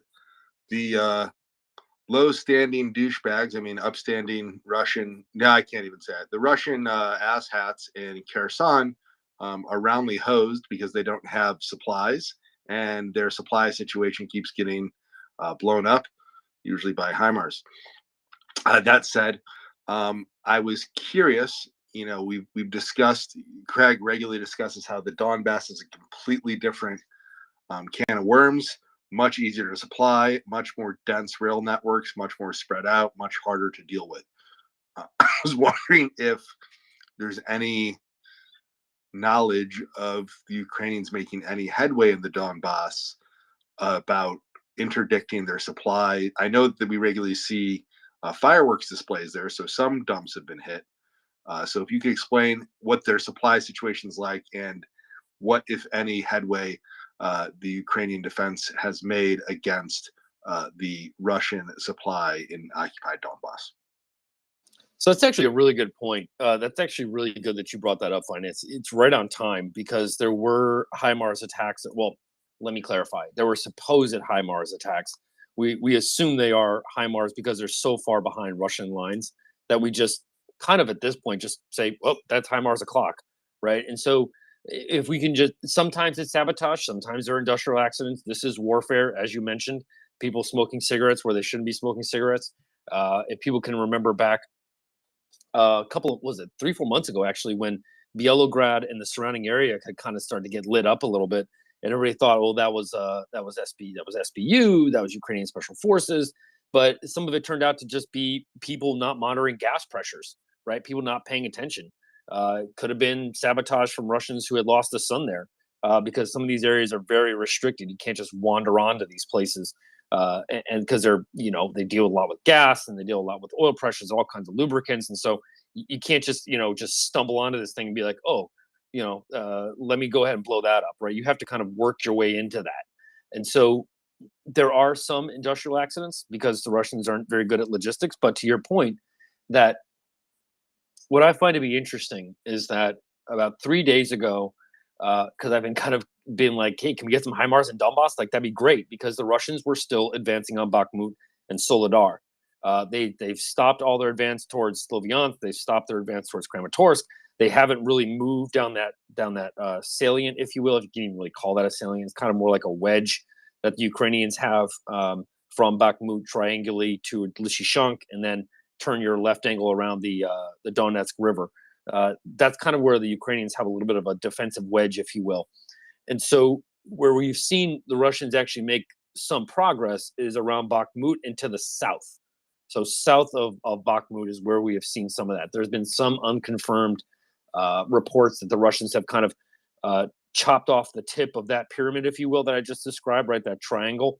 They've kind of chopped off a little bit of the tip there, unconfirmed, but ISW, Institute for the Study of War, has quoted unconfirmed sources that the Russians are claiming that they've done that, but who knows at this point, unless you're there on the front line. What I find to be interesting, though, is that 2 days ago the Russians have stopped their advance on Bakhmut. That advance has more or less stalled out. And then compile that with, like I said, 3-4 days ago, we started seeing HIMARS attacks in the Donbass, specifically in the area around Donetsk city, which is a direct funnel straight up towards Bakhmut. And so that, to me, is an prime example of what HIMARS can do. The trouble is, though, is that you kind of have to be like, okay, well, that slows them down, but they're still firing. Artillery is still going. Troops are still getting ammunition. There are troops that are still at some point moving forward a little bit under immense artillery screens, right? They're just flatten everything in their path. And then they say, look, we took this ground. Where I would point you is that if you could take all the HIMARS that are around Kherson, take everything and focus it towards the Donbass, you are definitely going to get results out of it. They're not going to be able to withstand. They're not going to be able to sustain offensive operations.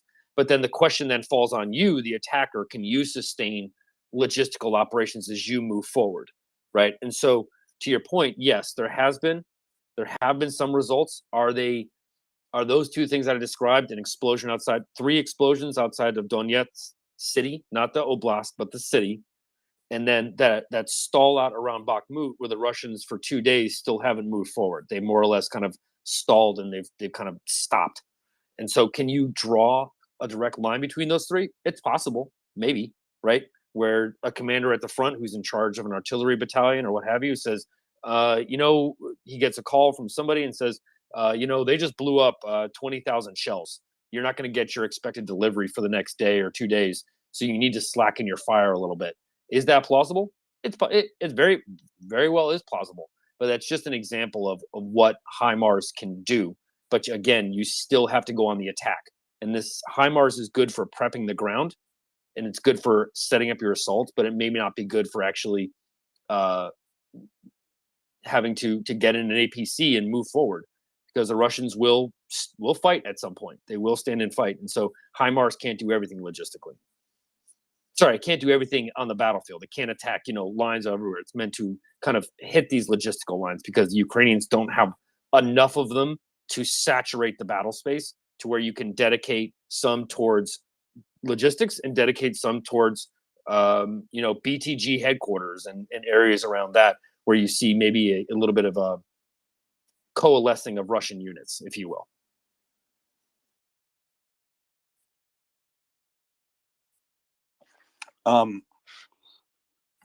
Is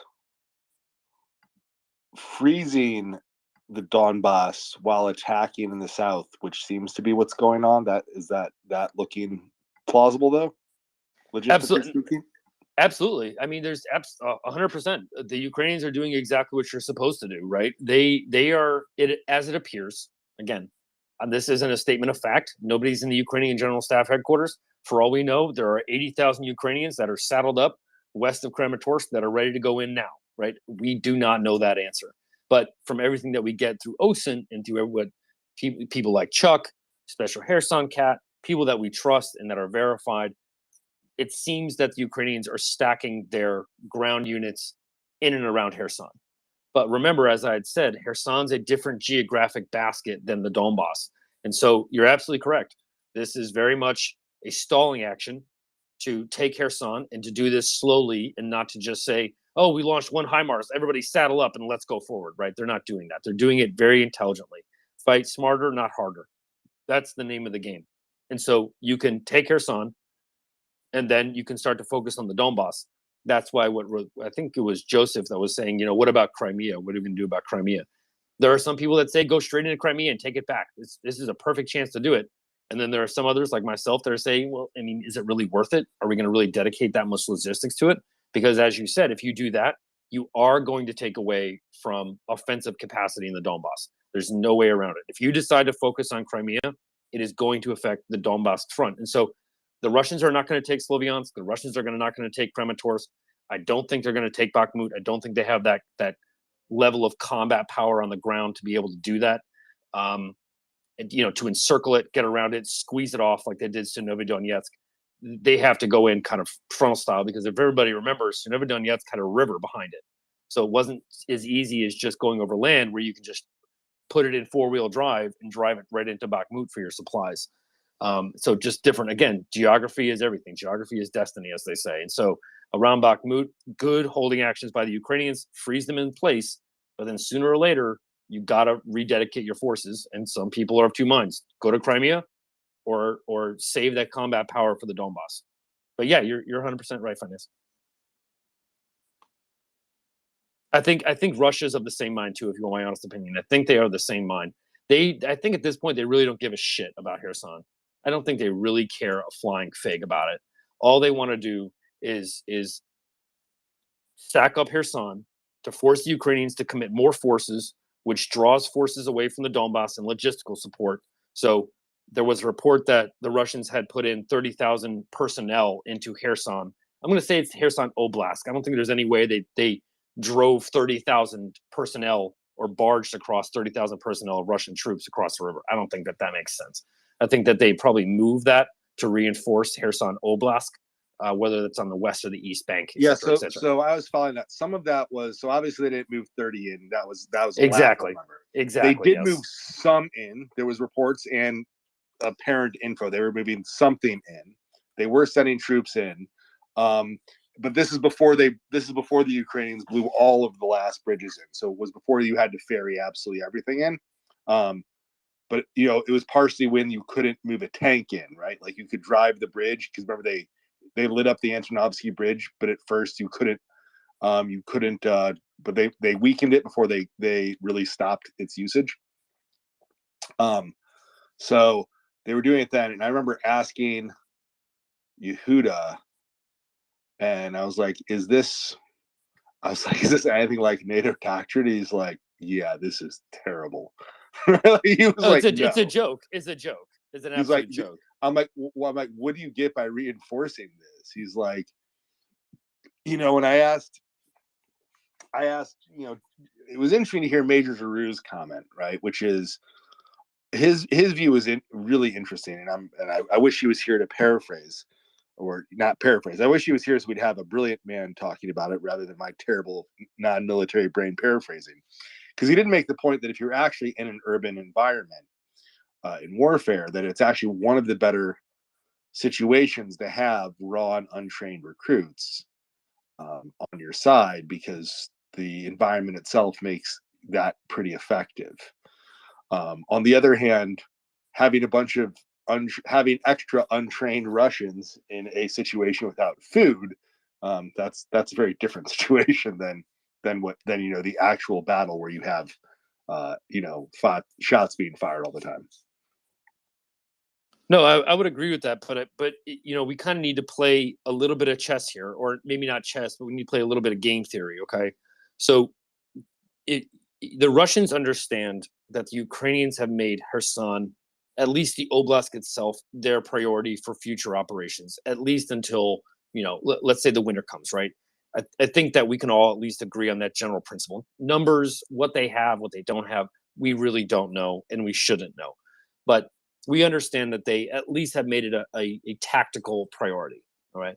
So if that's the case and Kherson falls quickly, right, then that means Ukraine can rededicate forces more quickly to the Donbass. It frees it up, right? It frees up Ukrainian forces unless they want to go ahead and try and cross the Dnipro again, repair the Antonov Bridge and get those guys running, right? And get those guys headed straight towards Melitopol from the west. If that's what they want to do, fine. I'm not on the ground. I can't criticize it.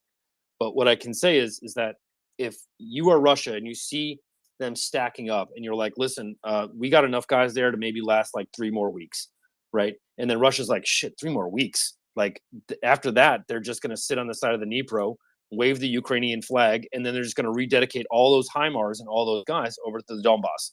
We need more time to build up our defenses. We need more time to take more ground, to create political leverage, to build up our echelons, so that way we can put up a plausible defense of, listen, you guys want to take this? It's going to cost you a lot. Come and take it now. If you don't want to, I'll cut you a deal, right? If you're a Russian. I'm not saying they should cut a deal, but this has to be their mindset, because they are losing this war, and they are going to lose this war. That equation is no longer in doubt, but it's up to, again, how are we going to do this? So again, Russians see the Ukrainians stacking up. The generals look at Putin and say, listen, we're going to run out soon here. We need reinforcements, or else they're going to take it quickly. They look over the Donbass. They say, well, that's not a good thing. We need to occupy Ukrainian logistics, attention, ammo, food, HIMARS, everything in the world, right? And so once they do that, the Ukraine now has to dedicate more sources there to counter Russia's move. This isn't like Russia being like, oh, we're going to hold Kherson to the last man. No, they're not. They don't give a shit. Kherson is lost. That ship has sailed. But now they're just trying to add weeks onto the calendar. That's all they're trying to do, is add weeks onto the calendar to buy themselves time. You do that by adding these troops in, right? And then forcing Ukrainians to add more troops in, so on and so on and so forth, right? And so I don't think this is any more than Russia being like, well, this war is scheduled to end in November, but if we do this, we might be able to extend it into January, right? Like what Chuck said, he sees it going past the winter. I think that's all Russia's game right now, is how do we stretch this thing out to make the politics of it start to play in my favor, right? Start to play in our favor of, this war's been going on too long. Come on, West, let's make a deal. We'll do this. We'll give the Donbass back, but it has to have special autonomy. We'll do this. We'll leave. We've cleansed the Nazis, blah, blah, blah, blah, blah, right? Whatever crap they want to spew. And then somehow cut some sort of deal that humiliates Zelensky is what I think Putin's goal is. Because you have to remember, Zelensky, if he cuts a deal, and I'll quote Ferlane. Ferlane, who's one of our co-hosts here, she comes here regularly. She is a Ukrainian. She's been in this war since 2014. To quote her, we would rather die than become slaves. And that's what they view any Russian soldier on Ukrainian territory. Any Russian on Ukrainian territory is tantamount to slavery for the Ukrainians. That is how they view it. That is how ready. They want to get at it. They want to get these guys.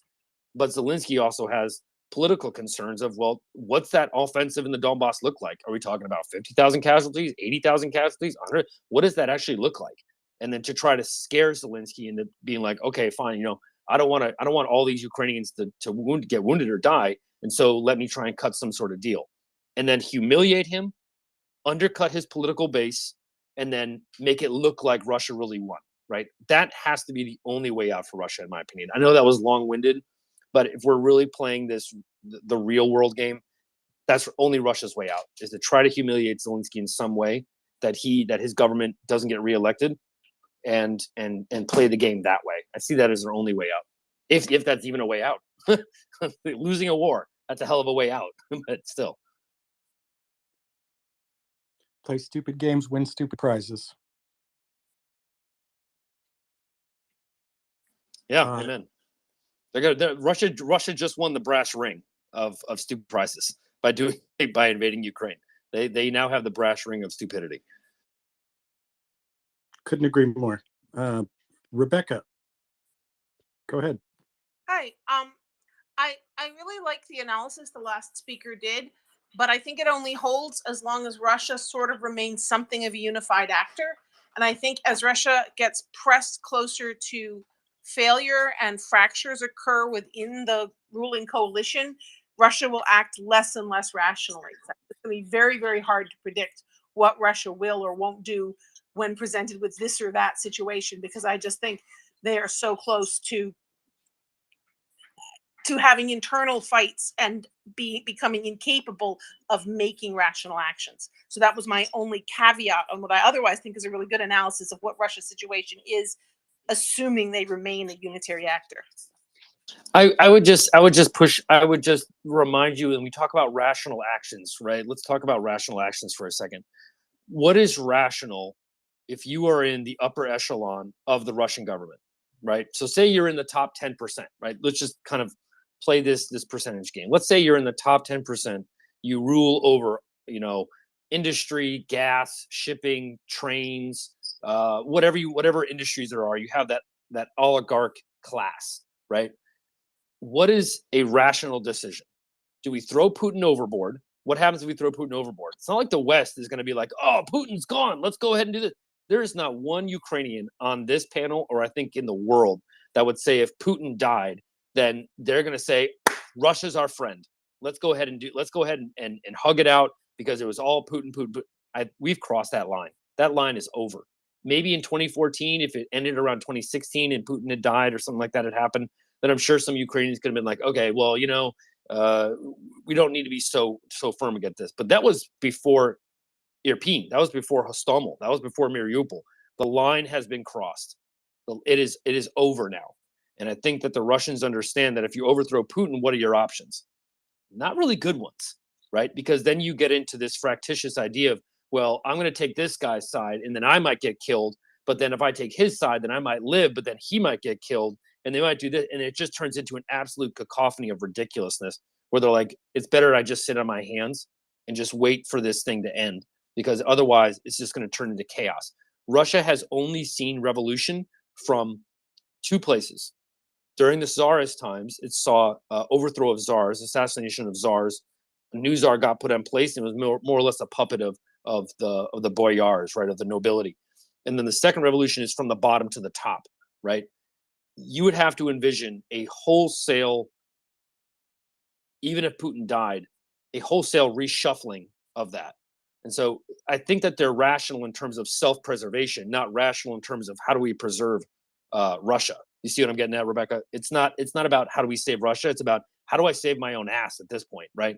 I mean, no, I completely agree with that analysis. What I'm saying is, in a situation where, and I don't think we're talking about the top 10%, we're talking about 8, 9, a dozen people who are in a position to position themselves and protect themselves if they think Putin is falling. But the problem is they're going to go after each other. And I don't know if Putin can afford to lose the war. And if Putin can't afford to lose the war, then all of the other people, and that's a very small group that are at the top, are looking at each other and trying to figure out where this goes. And I'm not sure you can assume under those circumstances that the army responds in a way that seems militarily rational. I mean, many countries at that final point before everything crashes, the military just commits suicide, but it does so in a way that's insanely destructive. I mean, I am thinking, of course, of the withdrawal of the Nazis from Warsaw. What's the last thing they did in Warsaw? They leveled it and they murdered the population. So, I mean, so I'm not sure we can track what's going to happen when the end happens. I mean, I do think it ends with Ukraine winning, but I think the path there is extremely murky. And that's my final comment.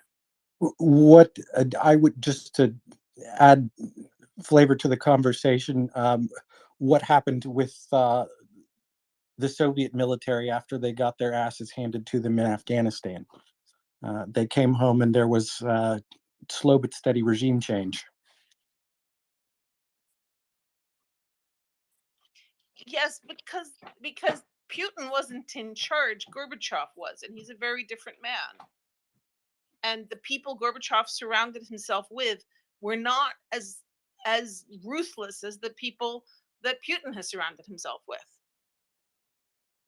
Yeah, I mean, but we're still dealing with a neo-fascist state, right? We're dealing with true believers here, right? These people might be self-interestedly looking out for themselves and trying to get rich, but you don't engage in a major land war in Europe unless you actually believe your own bullshit, right? I mean, let's just say it like it is, right? You do not invade a nation in Europe unless you think this is your chance to reestablish, quite literally, the Russian imperial system over Europe. After 9/11, and I'll give you a quick example. After 9/11, one of the first phone calls that George Bush got was from Putin.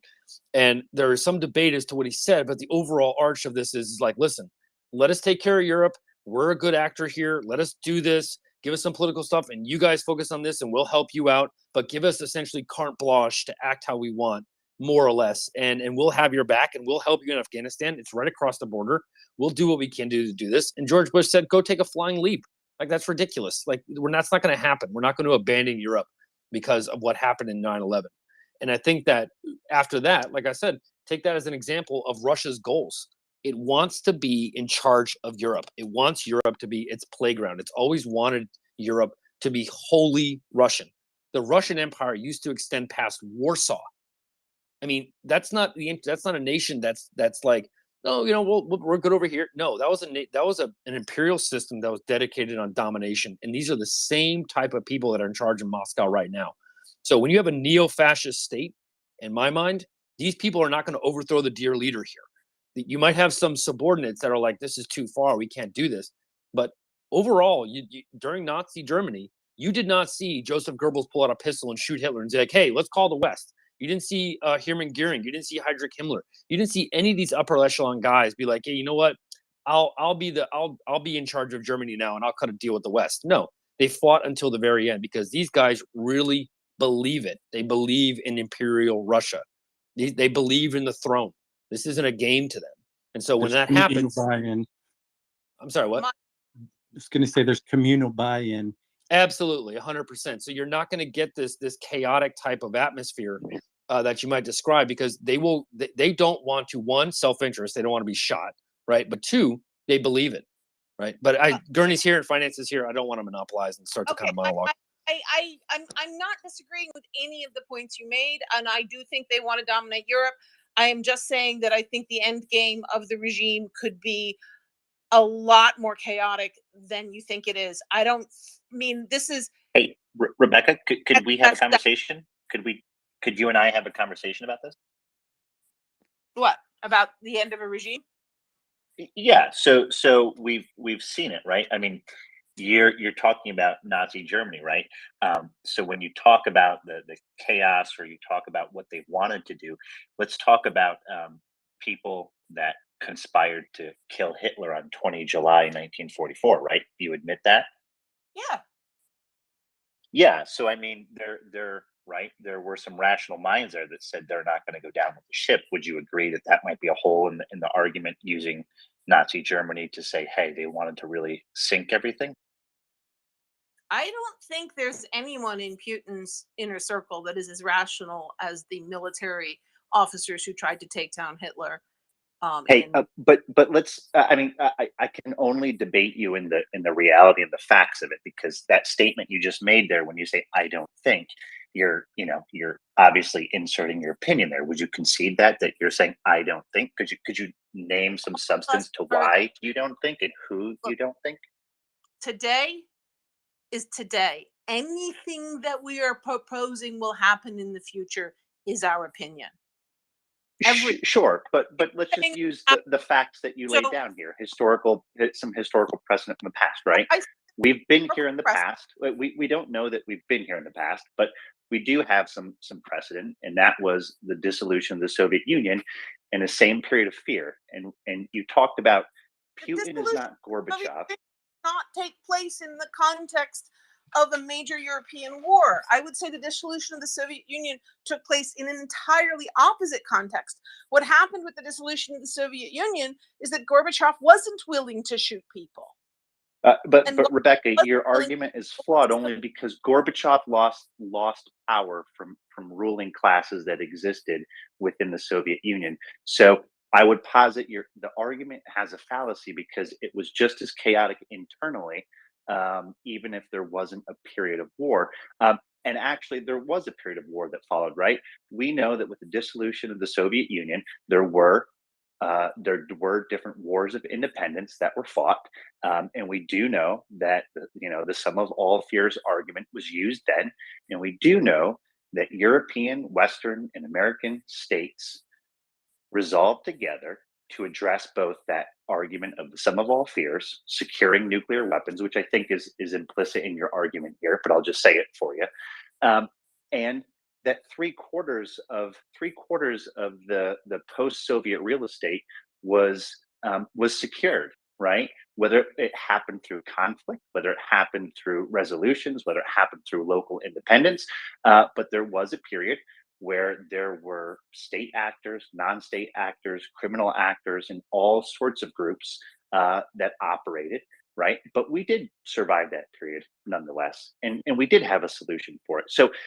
to say Putin is not Gorbachev, I would say is very much could be the case, because Gorbachev lost the power of the ruling class, albeit in a different system, a communist type system. So I can't pretend what will happen, but I'll say but if you allude to past fears, I would just point to those things to say there are some holes in your argument with both World War II Nazi Germany and with the dissolution of the Soviet Union.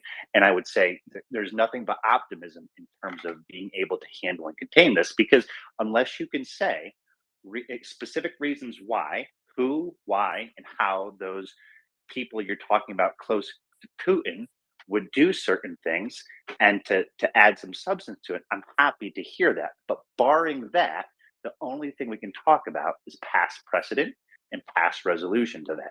Everything else is, you would argue and probably agree, is conjecture. No, one of course uses conjecture when one's doing. I mean, that's Excuse me, Rebecca. We don't need to look. We don't need to question what happens if they're. We don't need to question what happens if the Russian Empire may or may not dissolve. I, in fact, completely agree with you that when their military gets its ass kicked, that the Russian military does incredibly poorly and acts in totally monstrous ways. We know exactly what that looks like. We saw it in Bucha. We saw it in Irpin. It is 100% expected that anywhere that the Russians take that's a city or a town or a village or even a single house on a road, they're going to commit atrocities. Anywhere they retreat from, they're going to commit more. It is very, very clear how they act when they're losing. They commit as many atrocities as possible on their way out. The only way that Ukraine can minimize the number of atrocities against it and the amount of genocide that they're going to pull off. Remember that 500,000 children are currently kidnapped. The only way to stop that is to win as best they can, as quickly as they can. Anything else, the genocide's going on now. Anything that would slow down the Ukrainian victory just supports Ukrainian death and Russian genocide of Ukrainians. The faster Ukraine wins, the better they do. If you want to stop No, you want to stop Russian atrocities, you leave them to get their asses kicked on the battlefield. It's a very simple equation.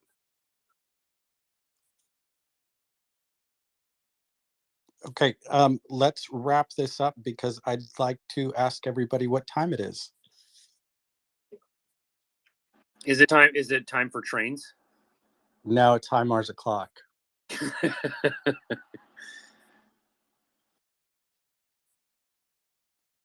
Are we seeing strikes right now? Can you get? Oh, I Check see the it. nest. Yeah, I see it. Occupied Donetsk. I really just want to get a sense of like, I know we're never going to have video of missiles actually impacting. We're going to see the after effects. But, you know, this is one thing, too, that I try. If somebody's here, John can come up, or maybe Gurney's probably a good topic for this or what have you. But I'd really like to get an idea of pace. How quickly can this happen? Because we see 2 or 3 a day. But if we're talking about the Donbass, we might need to see 10 or 12 or 15 a day. Right. And I'd kind of like to get an idea of like, how quickly can you fire these? How quickly can you road these? How quickly can you get, feed again, that sustainment monster, right? War is the great consumer of resources. It does nothing but just consume. It doesn't produce anything. It produces something of value, which is victory, but it doesn't produce anything beyond that, right? And so I just want to kind of get an idea of pace. Gurney, can you speak to HIMARS at all, or how it operates, or anything like that at all? Half a dozen at a Yeah, time. Craig, I could. I would. I know we're moving the conversation on. I would just like to get one last word, and I understand that may allow Rebecca to also get a last word. And I want to address this because it's important, because it seems to be a very propaganda-like talking point, even if unbeknownst to the people, carrying the message or sharing the concern, it's good to just put it to bed. And the part that wasn't addressed, not about how regimes fall and how they crumble. They don't crumble like a fictional novel. I would just like to say this. Remember, mutually assured destruction. Whether you believe that the Russian stockpile is in a state capable to achieve anything, that's nuclear stockpile. These are all implied things in the past argument. What I would say here is that we have seen the reaction of the Russian citizens to something so base as a visa, as the possibility of being unable to travel and be a part of Europe and the world, and that is clearly so important to them. Those same people that care about their self-interest, regardless if they do not care about their brother, their citizens, their people, or anyone else in the world, we know they care about self-interest. And for that simple reason alone, regardless of the ineffectiveness of a nuclear stockpile that has been degrading for 25 years, we know that they value self-interest and their own selfishness. Simply because of that, in any dissolution, we know that people will grasp to save and self-preserve. That simple fact alone would tell you that it will never get anywhere close to that, because they simply want to satiate and preserve their individual self. There is not a sense of collectivist action and determination. That is completely lacking. It is not there in the morale of the soldiers. It is not there in cohesiveness. Those are individuals acting under a specific regime, under a specific person, but do not confuse that with resolve to insanity or fear or anything like that. And I'd like to end that, and I understand that Rebecca may go, but that's I do have my first point is I'm not making any different policy proposals. I think Ukraine should be armed to the teeth, and I think it should go for victory as rapidly as possible with as much ammunition and the longest range ammunition and as much help as we could possibly give it, and then some more. What I am saying is I think we should be ready for when Ukraine wins. We're not going to be able to relax and say job done and now Russia will right itself in some fashion. And Rebecca, we can And agree I in don't that think- I'm because not the dissolution of the Soviet Union was not expected, it was hoped for. And yet, not only did countries resolve, but they handled the chaos. And I take you back that time and era. There was a good 2 years of fear, uncertainty, and doubt. And yet that era alone not only was in No, the I hindsight, know exactly regardless of whether you say chaos. failures of the past, but there should not be any fear because it is containable and there is nothing there other than self-interest. The population and the citizens wanted their self-preservation. Aside from several wars of independence where they were highly motivated, that is completely lacking in Russian culture. There is no fear of that. There is no resolve of that. We can resolve to not only plan for this and have planned for that possibility, but it is not something to be concerned with. I was in graduate school at Harvard in the economics department when the Soviet Union fell. And I knew multiple people who Would you like a cookie? of the team that helped the Soviet Union land without blowing up. It didn't just happen. And there is no way on earth the current Russian regime is going to ask for help of the country. There was essentially a Marshall Plan. The U.S. sent But this is where I go back to World War II Germany. Again, in a war state, nobody of the World War II, the official Nazi Germany, would have been willing, on the record, to help with the transition. Yet we know through precedent that there were actual people in Nazi Germany, regardless of if they were dirtbags themselves, that acting in their own self-interest and self-preservation conspired against Adolf Hitler. We know that. So not only is the possibility of the dissolution of Russia, it should be a concern, but there should not be enhanced fears of an uncertain and unstable world due to a nuclear arsenal. I think that's what you're alluding to, because outside of a nuclear arsenal, there would be zero fear other than internal wars of revolution and independence, correct? Would you agree to that? Take the can we just address it to say your fear is about the nuclear? No, my fear is not about the nuclear arsenal. Okay, so if your fear is not about the nuclear, then anything contained within the current borders of Russia should not be such a concern to you that we hesitate for any second here, which you didn't say. You did not say that. You believe that Ukraine should achieve victory. But there shouldn't be a concern if it does not extend past their borders. And so I can't arrange.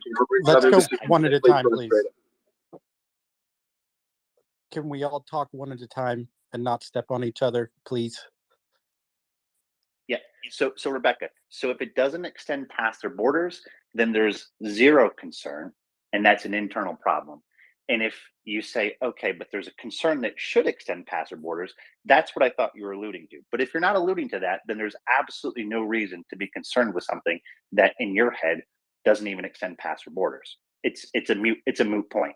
It will be what it will be. And the powers around the world will react to it as they have in the past, and it is not something to be overly concerned with. Yes, government agencies should be concerned with it. There's plans and contingencies, and they will deal with it. But the argument doesn't make sense on its face if you're saying it doesn't extend past the borders. Please, I don't trust the Western governments to have a set of plans for what happens if Russia dissolves internally. And I don't think if Russia dissolves internally, it stays within the borders. Then it's not saying, it's a complete straw man to say I thought that they were going to send nukes to DC, because I didn't. I never mentioned nukes. This isn't about nukes, but the Caucasus will go, and then Turkey will get involved. And I mean, there are a lot of things, and these are parts of the world that create lots of energy, that create lots of. We had parts of the world, the Kazakhstans, the Tajikistans, the Urals, the Caucasus. We had parts of Eastern Europe that dissolved, ceased to exist as what they once were, and we resolved that. And with wars of independence, the few remaining ones were stamped out into the existence they have today. But if you're saying is you're not concerned about the nuclear, then I don't understand the misplaced concern, but you perhaps said it best yourself. Your concern is primarily with the Western response and you don't trust it. And all I'm saying is I heard you say you do not trust the West to handle it. And I'm simply saying we have handled it at least 2 times in history. And I gave those factual points. If you do not trust the West, that's a better argument to lead with and to say that than to potentially or inadvertently spread fear about the collapse of Russia. It's almost better for me to hear you say, I'm concerned with the West's response. And it's better for me to say, the West and other European nations have shown their response in the past. Okay. Thank you. I'm going to have a final word, and that is I'm going to say the America of today is not the America of 91 or 45. And if you want to know, we don't lose wars anymore. We just lose interest and we leave. We drop our toys and walk out. If we hadn't left Afghanistan in the mess that we left it in. No, stop. Don't say no, stop right there. I'm sorry. I'm sorry. We lost 13. I'm sorry. We are not going to go down that road. Okay. I'm sorry. We lost 13 American servicemen trying to save Afghanis' lives. Okay. We stuck around until we could get out. We could get out. We did not cut and run and leave people there. We stayed there. We lost 13 Marines out of corpsmen trying to get out civilians, trying to do it. We had Marines putting their hands on civilians. Hold on. Let me finish. Rebecca, please. Rebecca, please. Please, listen. Excuse me. With all due respect, there is no nice way to get out of a country that you've occupied for 20 years unless you want to stay there. Okay. There was universal consensus among both the American public and the politicians in Washington that we are not going to stay in Afghanistan for 2 centuries. That was not going to happen. We were going to leave. The Afghan government refused to stand up. The Afghani army refused to stand up. If it wasn't going to stand up after 20 years, it was never going to stand up. It didn't matter if we did it slowly. Didn't matter if we did it this. We cut a deal. The prior administration cut a deal with the Taliban that said, we will get out so long as you don't kill American service members. If Biden had reneged on that deal and stayed, American service members were going to start to die, which was the exact opposite of what the American public wanted, which was no more Americans dying in Afghanistan. There is no way, I cannot say this, and I am militant about it. I have people that served in Afghanistan. I'm not going to get emotional about this, but this really upsets me. There is no way for the United States to get out of Afghanistan that is neat and clean and everybody wins and everything's fine. We got into it. We broke it. We tried to stay there for 20 years. We did not cut. You know what cut and run means? It means occupying Afghanistan in 2001, and then when we invaded Iraq, get out in 2004. That's cutting and running. We did not cut and run. We lost thousands of American service members. We had thousands of wounded soldiers. We had men and women, civilians alike, that were blown to pieces. We had innocent women that went over there as NGOs that got gang raped by Taliban and then had their heads chopped off on video. And we had to watch those in the military when I served from 2004 to 2009. And we did not cut and run. We stayed. We sacrificed American blood and treasure because we took responsibility for what we did, which is invading a country and trying to support the local population. When we were there were no more women being ran into soccer stadiums and having their head blown off because they decided to go outside and get water without something covering their entire body. Do not ever say in my presence that we cut and run from Afghanistan. Give me another nation that when they occupied a country, they liberated it, gave it a democratic government, and then tried to do its very best to support the humanitarian mission in Afghanistan. We did not cut and run. We took responsibility for our actions. We stayed for 20 years. And then on the way out, we lost 13 American service members for doing just that. Do not ever say that we cut and run from Afghanistan. We stayed for 2 decades to try to do what we had to do. And we sacrificed thousands against the will of the American people. The American people didn't want Afghanistan anymore. But the politicians said, no, we're going to honor our word until an administration cut a deal that said we're eventually going to get out. And it's never going to be a good time to get out. Please, when you say cut and run, you really, really do a disservice to the tens of thousands of American service men and women that sacrificed their lives, their bodies, in order to try to save these Afghanistans. Please don't give disrespect to those people that fought for decades on trying to quote, cut and run. That is a very disrespectful remark to give for American service members who wore the uniform of the flag of the country that you live in. They fought for people just like you. I get your point. May I speak now? I meant no disrespect to any of the servicemen. They were also abandoned by an incredibly badly managed withdrawal. And that is not the fault of a single. I mean, we shouldn't have given up the Bagram Air Base before we decided how we were getting people out. And we have still stranded tens of thousands of Afghans who worked with us and who will Okay, die. again, Bagram, This Bagram is is like a incorrect. manufactured Yeah, talking that is point, not true. Rebecca. Bagram has nothing This to is do a with it. perspective, and you're not quoting actual fact. You're taking what has occurred and you're shaping a narrative around it, of which you understand is also a Kremlin talking point. Okay, now I'm going to say that the whole thread that we just had with the idea that we couldn't stay in a place for 2 decades was much too long, exactly proves my point.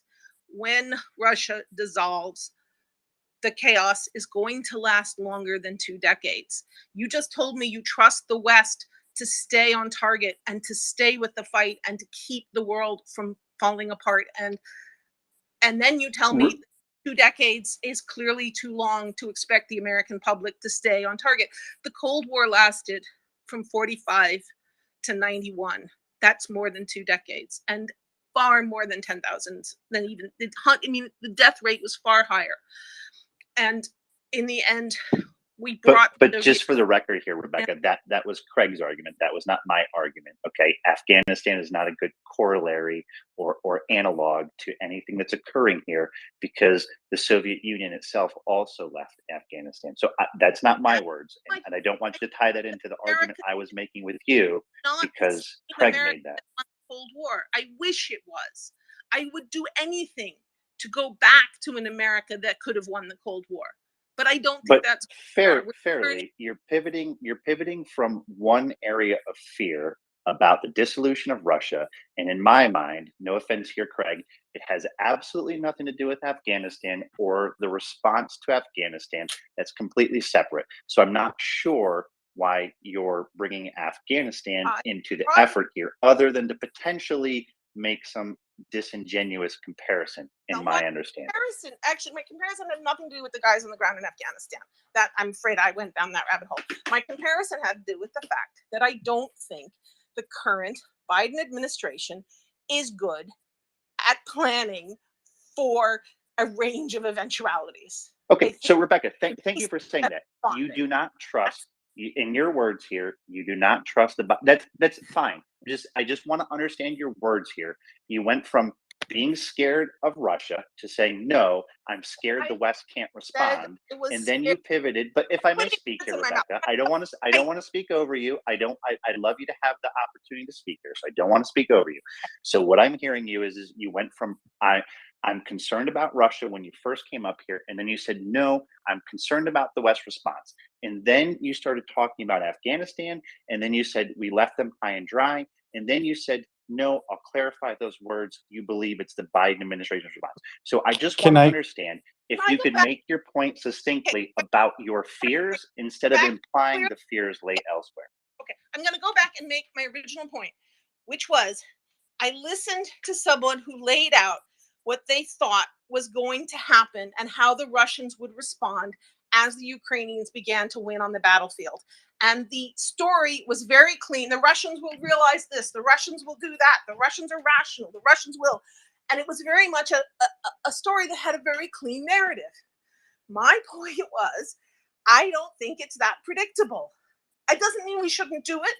But then, and everything I think about in terms of how I want the Western nations to be is I want, and us as people who vote, as citizens of Western nations, is to be aware that predictions we make today are highly dependent and unlikely to turn out exactly the way we see them. And much of the reason for that is that as a mafia type establishment like the Russian government falls apart, the people turn on themselves, things become irrational, and the entire system gets locked in game theoretic terms, what we would call a prisoner's dilemma.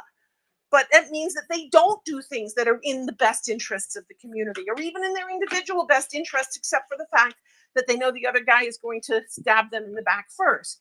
And so that was my point. My point was, I think we should be careful about saying we think we know what's going to happen when Ukraine begins to win offensively on the battlefield. That doesn't mean Rebecca, I can agree with you with that's my that. point. Rebecca, I can agree with you that we shouldn't make predictions too strong into the future. However, the part I'm having trouble understanding is it can be misconstrued that your concern for predictions gets misconstrued in two ways: concern for outcomes, whether they're correct outcomes or inadvertent outcomes, and concern for continuing the current course of action. Let me just give you a hypothetical. Let's just make it abstract. In the face of absolute uncertainty, because what I'm hearing is you're telling me that you have concerns about uncertainty with Russia. In the face of absolute uncertainty, regardless of predictions, let's just take the predictions out of it, the current, whatever political understanding you have or problems you have with the quote Biden administration, let's just take that out. Let's say in the hypothetical, in the face of absolute uncertainty, in the current course of events, Ukraine is facing an existential threat. Would you yield or change any course of action and do it differently? I'd give Ukraine more guns and I'd give them sooner. Okay. Well, hang on now. You're going into like four different political arguments now. So I want to pause Afghanistan. You pivoted there. I want to pause the Biden administration. You pivoted there, and now you're talking about more weapons. I want to pause all that. I just want to ask you: do you think if somebody is resolved to fight for their sovereignty in an existential threat, even if you cannot predict the outcome, do you think that person should not fight and continue a course of action that is absolutely necessary to their existence? Okay, you have a lot of knots in there, so I want to make sure I don't accidentally answer the wrong thing. So I'm just going to say, I've been on this site a long time. I listen to it, I approve of it, I agree with it. We can assume that I am not going around trying to find a set of weasel words that look like I'm suggesting there's a negotiated settlement out there when I really know that's going to mean the end of Ukraine. I am entirely behind Ukraine and their fight, their existential fight for freedom. And I doubt if, as I say, on a policy perspective, I doubt if we differ at all. My point was really quite specific, which is that I don't think Russia is predictable. That doesn't mean okay. But can we pause there for a second though, just to answer that? I understand you. I hear you. As fun as it is to watch us cannibalize and loyalty test each other, if this is going to keep going on, I'll just come back and do the update another time. I'm not trying to be an asshole, but this is getting a little aggravating. We've been cannibalizing each other for a while now, and we're all on the same side. So Rebecca, my final question to you is I'm hearing you say that you believe Russia could be unpredictable. I'm not going to agree or disagree with that. I'm just going to say that that's your concern. If you are dealing with somebody unpredictable and you're facing an existential threat and you want them to receive more weapons, would you change your current course of action in any way? Would you hesitate? Would you waver in fear of unknown consequences? Not only I wouldn't, and I never said I would. No.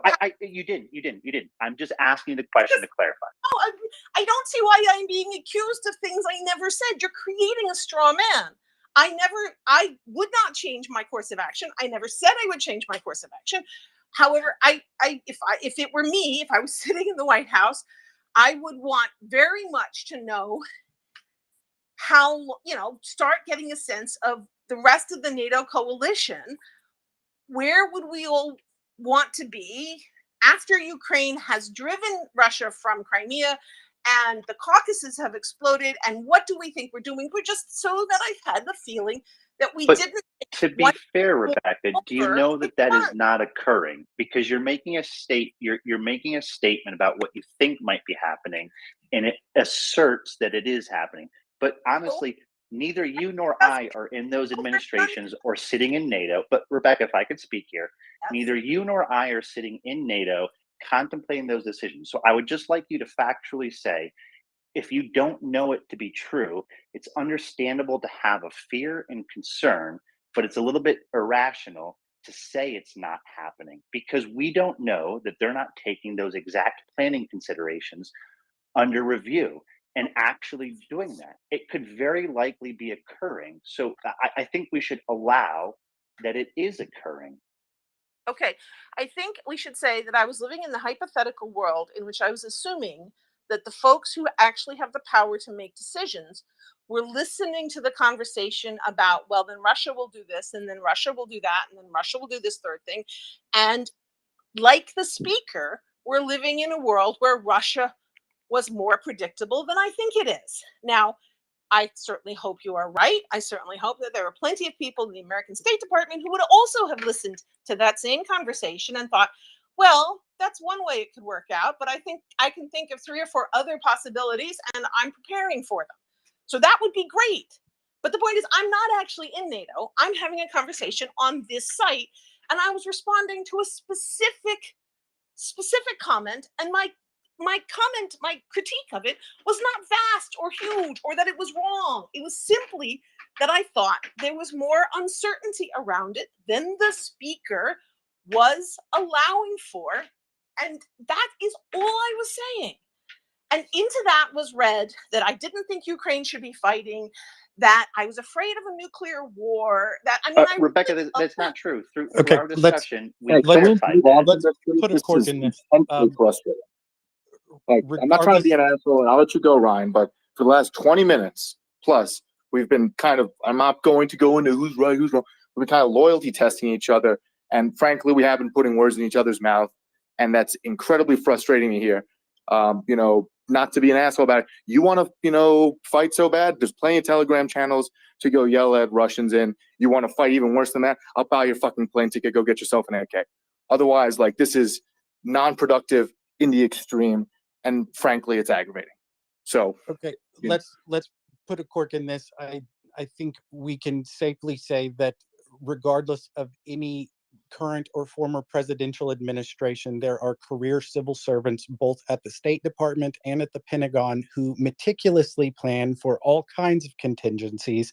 And even if they hadn't dusted off those contingency plans in the last decade, we can safely say that they are updating and revising them actively now, as are a number of our NATO allies in Europe who have a much more critical interest in ensuring the stability of both their nations and their neighbors, pending the outcome of Ukraine's success. And I want to go ahead and put a pin in this conversation. I agree with you to some degree, language, and I do want to get to the military update.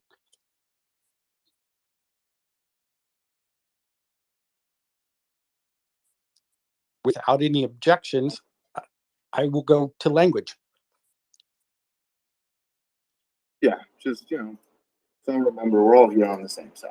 Right? Yeah, we're all tugging on the same rope here. We agree to disagree with each other without it devolving. Well, and I for one, appreciate spirited debates. I understand sometimes people can get a little animated, and we're all passionate about this subject, so it's understandable. Yeah, Ryan, very briefly, I had my hand up. It was just to say, indeed, debate is very important. I had got a sense of the kind of emotionalness of it, and Rebecca, I'm hoping all is well with you, and of course you're very welcome to speak to those points about, and I would advise if people feel they're becoming really attached to the argument they're making, just step back from it and step down. It's 24/7 here, you know. There's always space to come back and reflect. I'll put my hand down. It does go down automatically. And language, please do. Looking forward to your military update. Thank you very much for preparing it.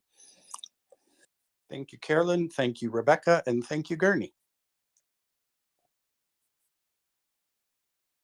I appreciate you all. I know you have all been here for quite a long time since the Maria Report got up and running, and I hope I will continue to see you all here in the future.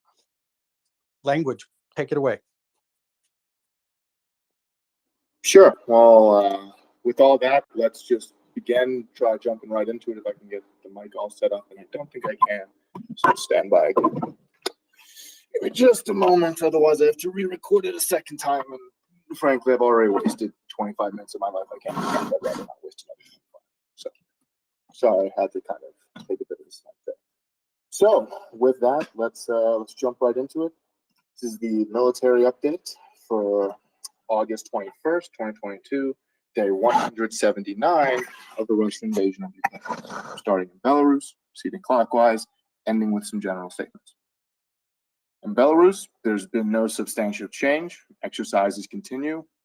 However, there has been a large movement of Russian S-300 anti-air missile systems, which have also been used recently for ground attack purposes, into Belarus, with apparently at least some 60 missiles known to be present in the town of Zyabrivka, which is only about 20 kilometers from the border with Ukraine and about 200 kilometers from Kiev. These are believed to be originating from a Crimean ammo depot that had approximately 400 missiles in it, which was targeted in an explosion last week. Overall, approximately 120 missiles are known to have been removed from the ammo depot before the explosion. It's unclear how many were there or how many were damaged, but this leads into the next point. There is been multiple statements by the Ukrainian government that Russia may attempt large-scale missile and shelling strikes between the 23rd and 25th of this month, and to absolutely heed any and all air raid warnings.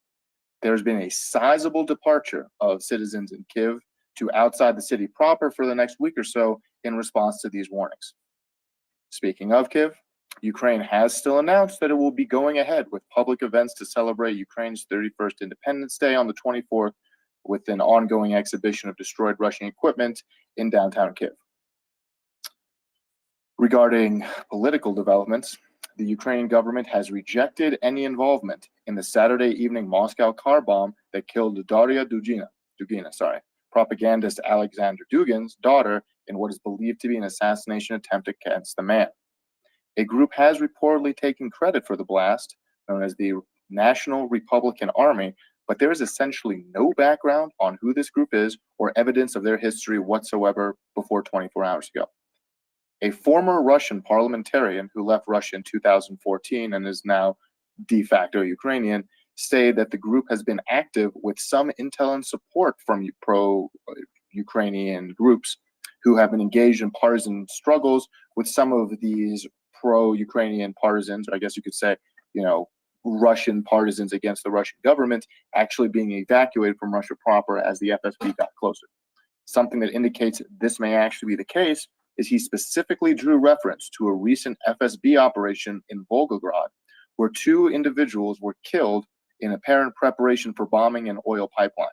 Apparently, it's the same organization, or it was a cell of the same organization, and the plan was to kill both Dugin and his daughter, but he simply changed his schedule at the last minute and wasn't in the car when the bomb went off. Additionally, there is speculation that this was some kind of FSB false flag attempt in order to justify full mobilization or increase strikes on Ukrainian decision-making and political centers in the upcoming days, which is a statement Dugin has explicitly called for following the blast. Increasingly, conspiratorial minds have also suggested that this could